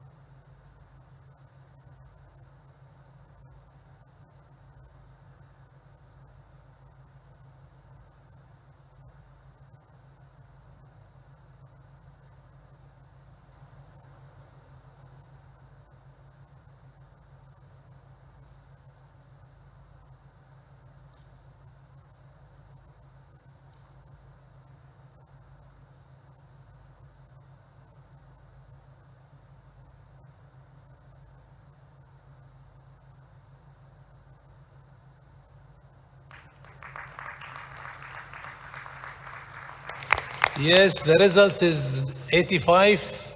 Yes, 98.8%. No is 1.2%. Abstain 0. Total 86. 100%. Adopted.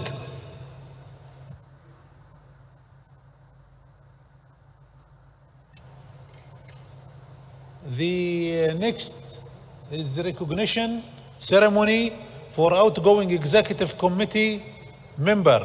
I would like executive committee members are invited to the stage, to the main stage. Executive committee members on the main stage. I give the master of ceremony, Mr. Martin, the floor. Or Muhammad Lansi. Martin is coming. Okay.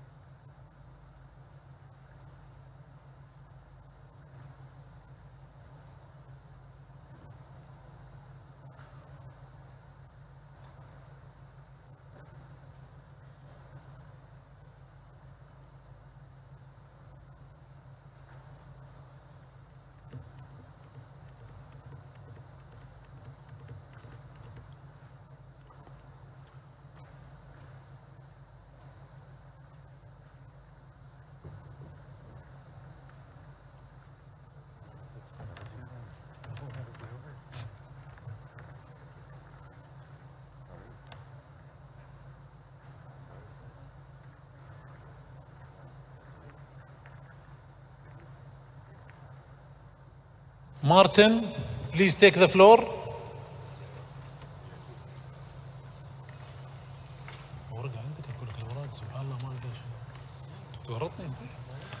Thank you, Mr. President. And as our President, Major General Ahmed Al-Raisi, quite rightly said, this is a special ceremony for an outgoing executive committee member.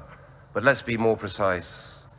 It's a very special executive committee member. It's actually our Vice President for Europe, Ms. Shaka Havrankova.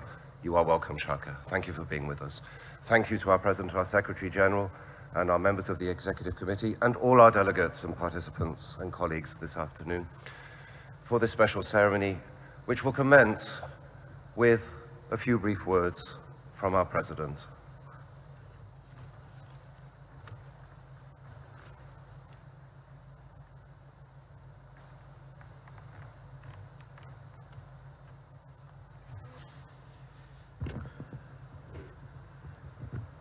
Good afternoon, Your Excellencies, ladies and gentlemen.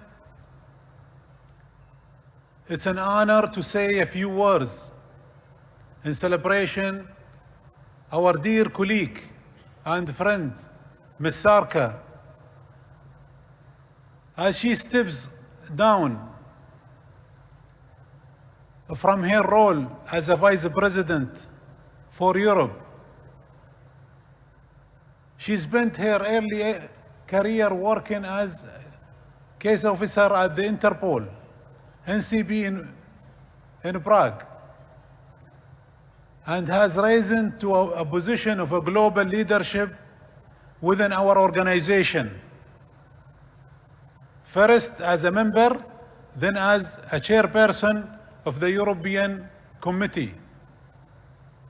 And in 2019, she joined us in the Executive Committee as a Vice President. She has dedicated years of furthering Interpol, working in Europe and more broadly on the international stage. But foremost, Sarka is an exemplary officer serving more than 27 years and as the highest ranking woman in the police in Czech Republic. She is a role model to many. By no means is this our last time working together with Sarka. I am sure we will celebrate soon with through the European Union or Europol. There are several policing organizations where she holds key roles. Sarka's contribution to the executive committee have always been valuable. She has the highest new areas of committee to take the leads as well as the spotlight many emerging threats. A fearless defender of neutrality of law enforcement and a good representative of Europe. She has served on the executive committee with utmost integrity, and she has worked tirelessly to enhance collaboration with other regions and peer agencies. I am not sure when Sarkas go to sleep, as she has balanced her role as in Interpol concurrently with senior roles at the police of the Czech Republic, Europol, and the Council of the European Union. Through these roles, she has contributively worked, created more synergies at the right against the transnational crime. She has also used her dual leadership roles of Interpol and Europol to promote further partnership between our two agencies. So today, Sarka, we want to honor you and your commitment to law enforcement, safety, and peace. I also would like to personally express my gratitude for all of that you have done over the years. It has been a pleasure to work along with you in this committee. I look forward to seeing you to continue deliver excellent job across the international law enforcement. You can always count on our support and my colleagues in the Interpol. Thank you, Sarka. I appreciate everything you have done. Mr. President.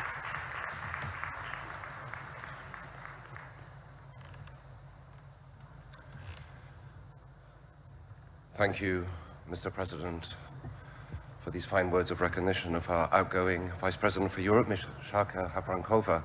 And Shaka, it's time to bring you up on stage. Please join us.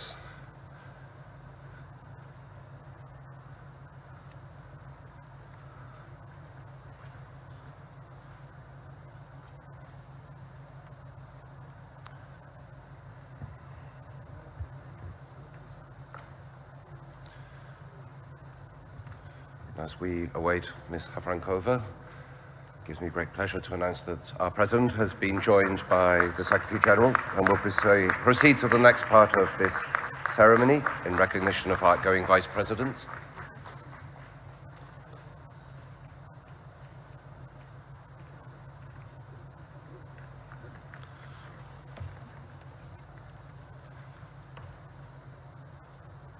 Okay, if I could just ask the Executive Committee just to stand back for a second. We'll do a group photo with you in a second. And I'd like to invite the President to award you, Shaka, with the Golden Handshake. It is a symbol of the companionship and also the collaboration that you have had with the organization. It's a testimony to your collaboration, the handshake from Interpol, and that you will be able to cherish for the years to come. Thank you very much, Mr. President, and Shaka.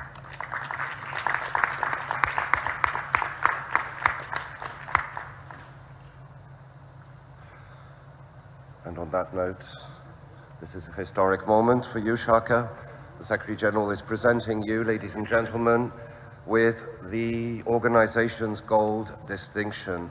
To you, Sharka Havrankova, in recognition and appreciation of your distinguished services as Interpol Vice President for Europe from 2019 to 2022, here today in New Delhi, the 20th of October 2022.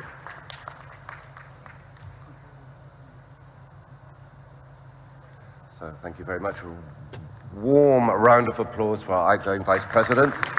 We'll now proceed with a group photo with the President, with our Secretary General, our Vice Presidents and Executive Committee members here present. If you could come to the front of the stage, ladies and gentlemen, and we'll do a final group photo and we'll hand the floor back to President Al-Raisi.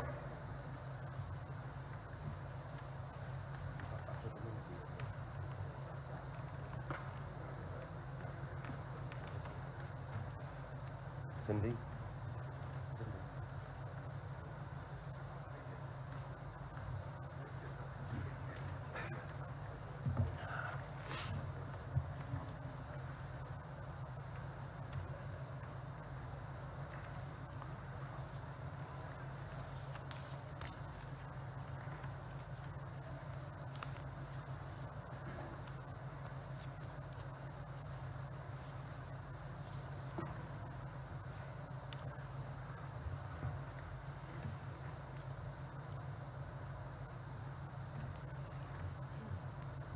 So Sharka, we invite you to take these memories of the words of recognition, the golden distinction of Interpol, the handshake, and especially a photo with your colleagues, the Executive Committee, our President and Secretary General. Sharka, this is your applause.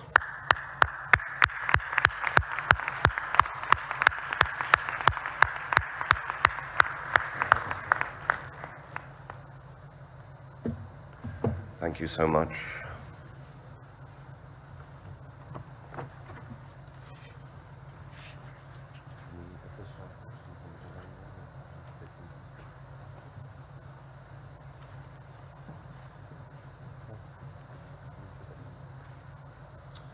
So that concludes our ceremony in honor of the outgoing Vice President for Europe. I'm sorry, Mr. President. I just wanted to officially hand the floor back to you. Thank you, Martin. Thanks a lot. You're most welcome.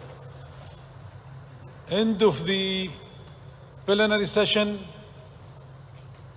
I will now ask Mr. Mohammed Al-Ansi, Protocol Officer, to provide general information.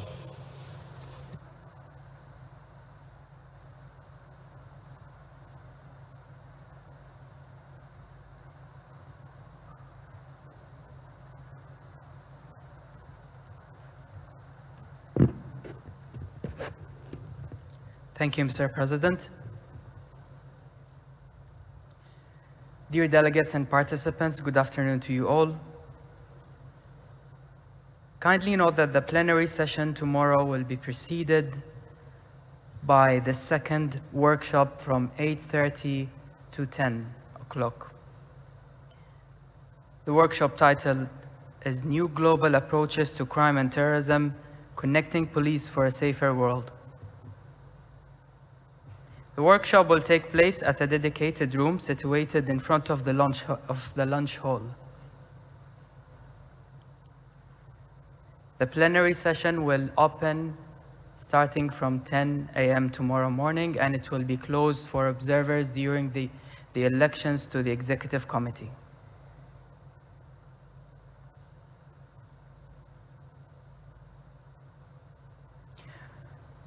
For the other delegates and participants involved in bilateral meetings and who have booked a room, we invite you to proceed to the bilateral's dedicated area at level 1. As a last friendly reminder, we invite you to take a photo with our new logo for Interpol Centennial celebrations. You may find the Interpol Centenary booth at the entrance of the exhibitions hall. Thank you. I now hand the floor back to you, Mr. President, to close the session. Thank you, Mohammed. I would like to thank you all for your good spirit and your commitment to the neutrality and values of the Interpol. I announce closing the session today, Thursday, the 20th of October.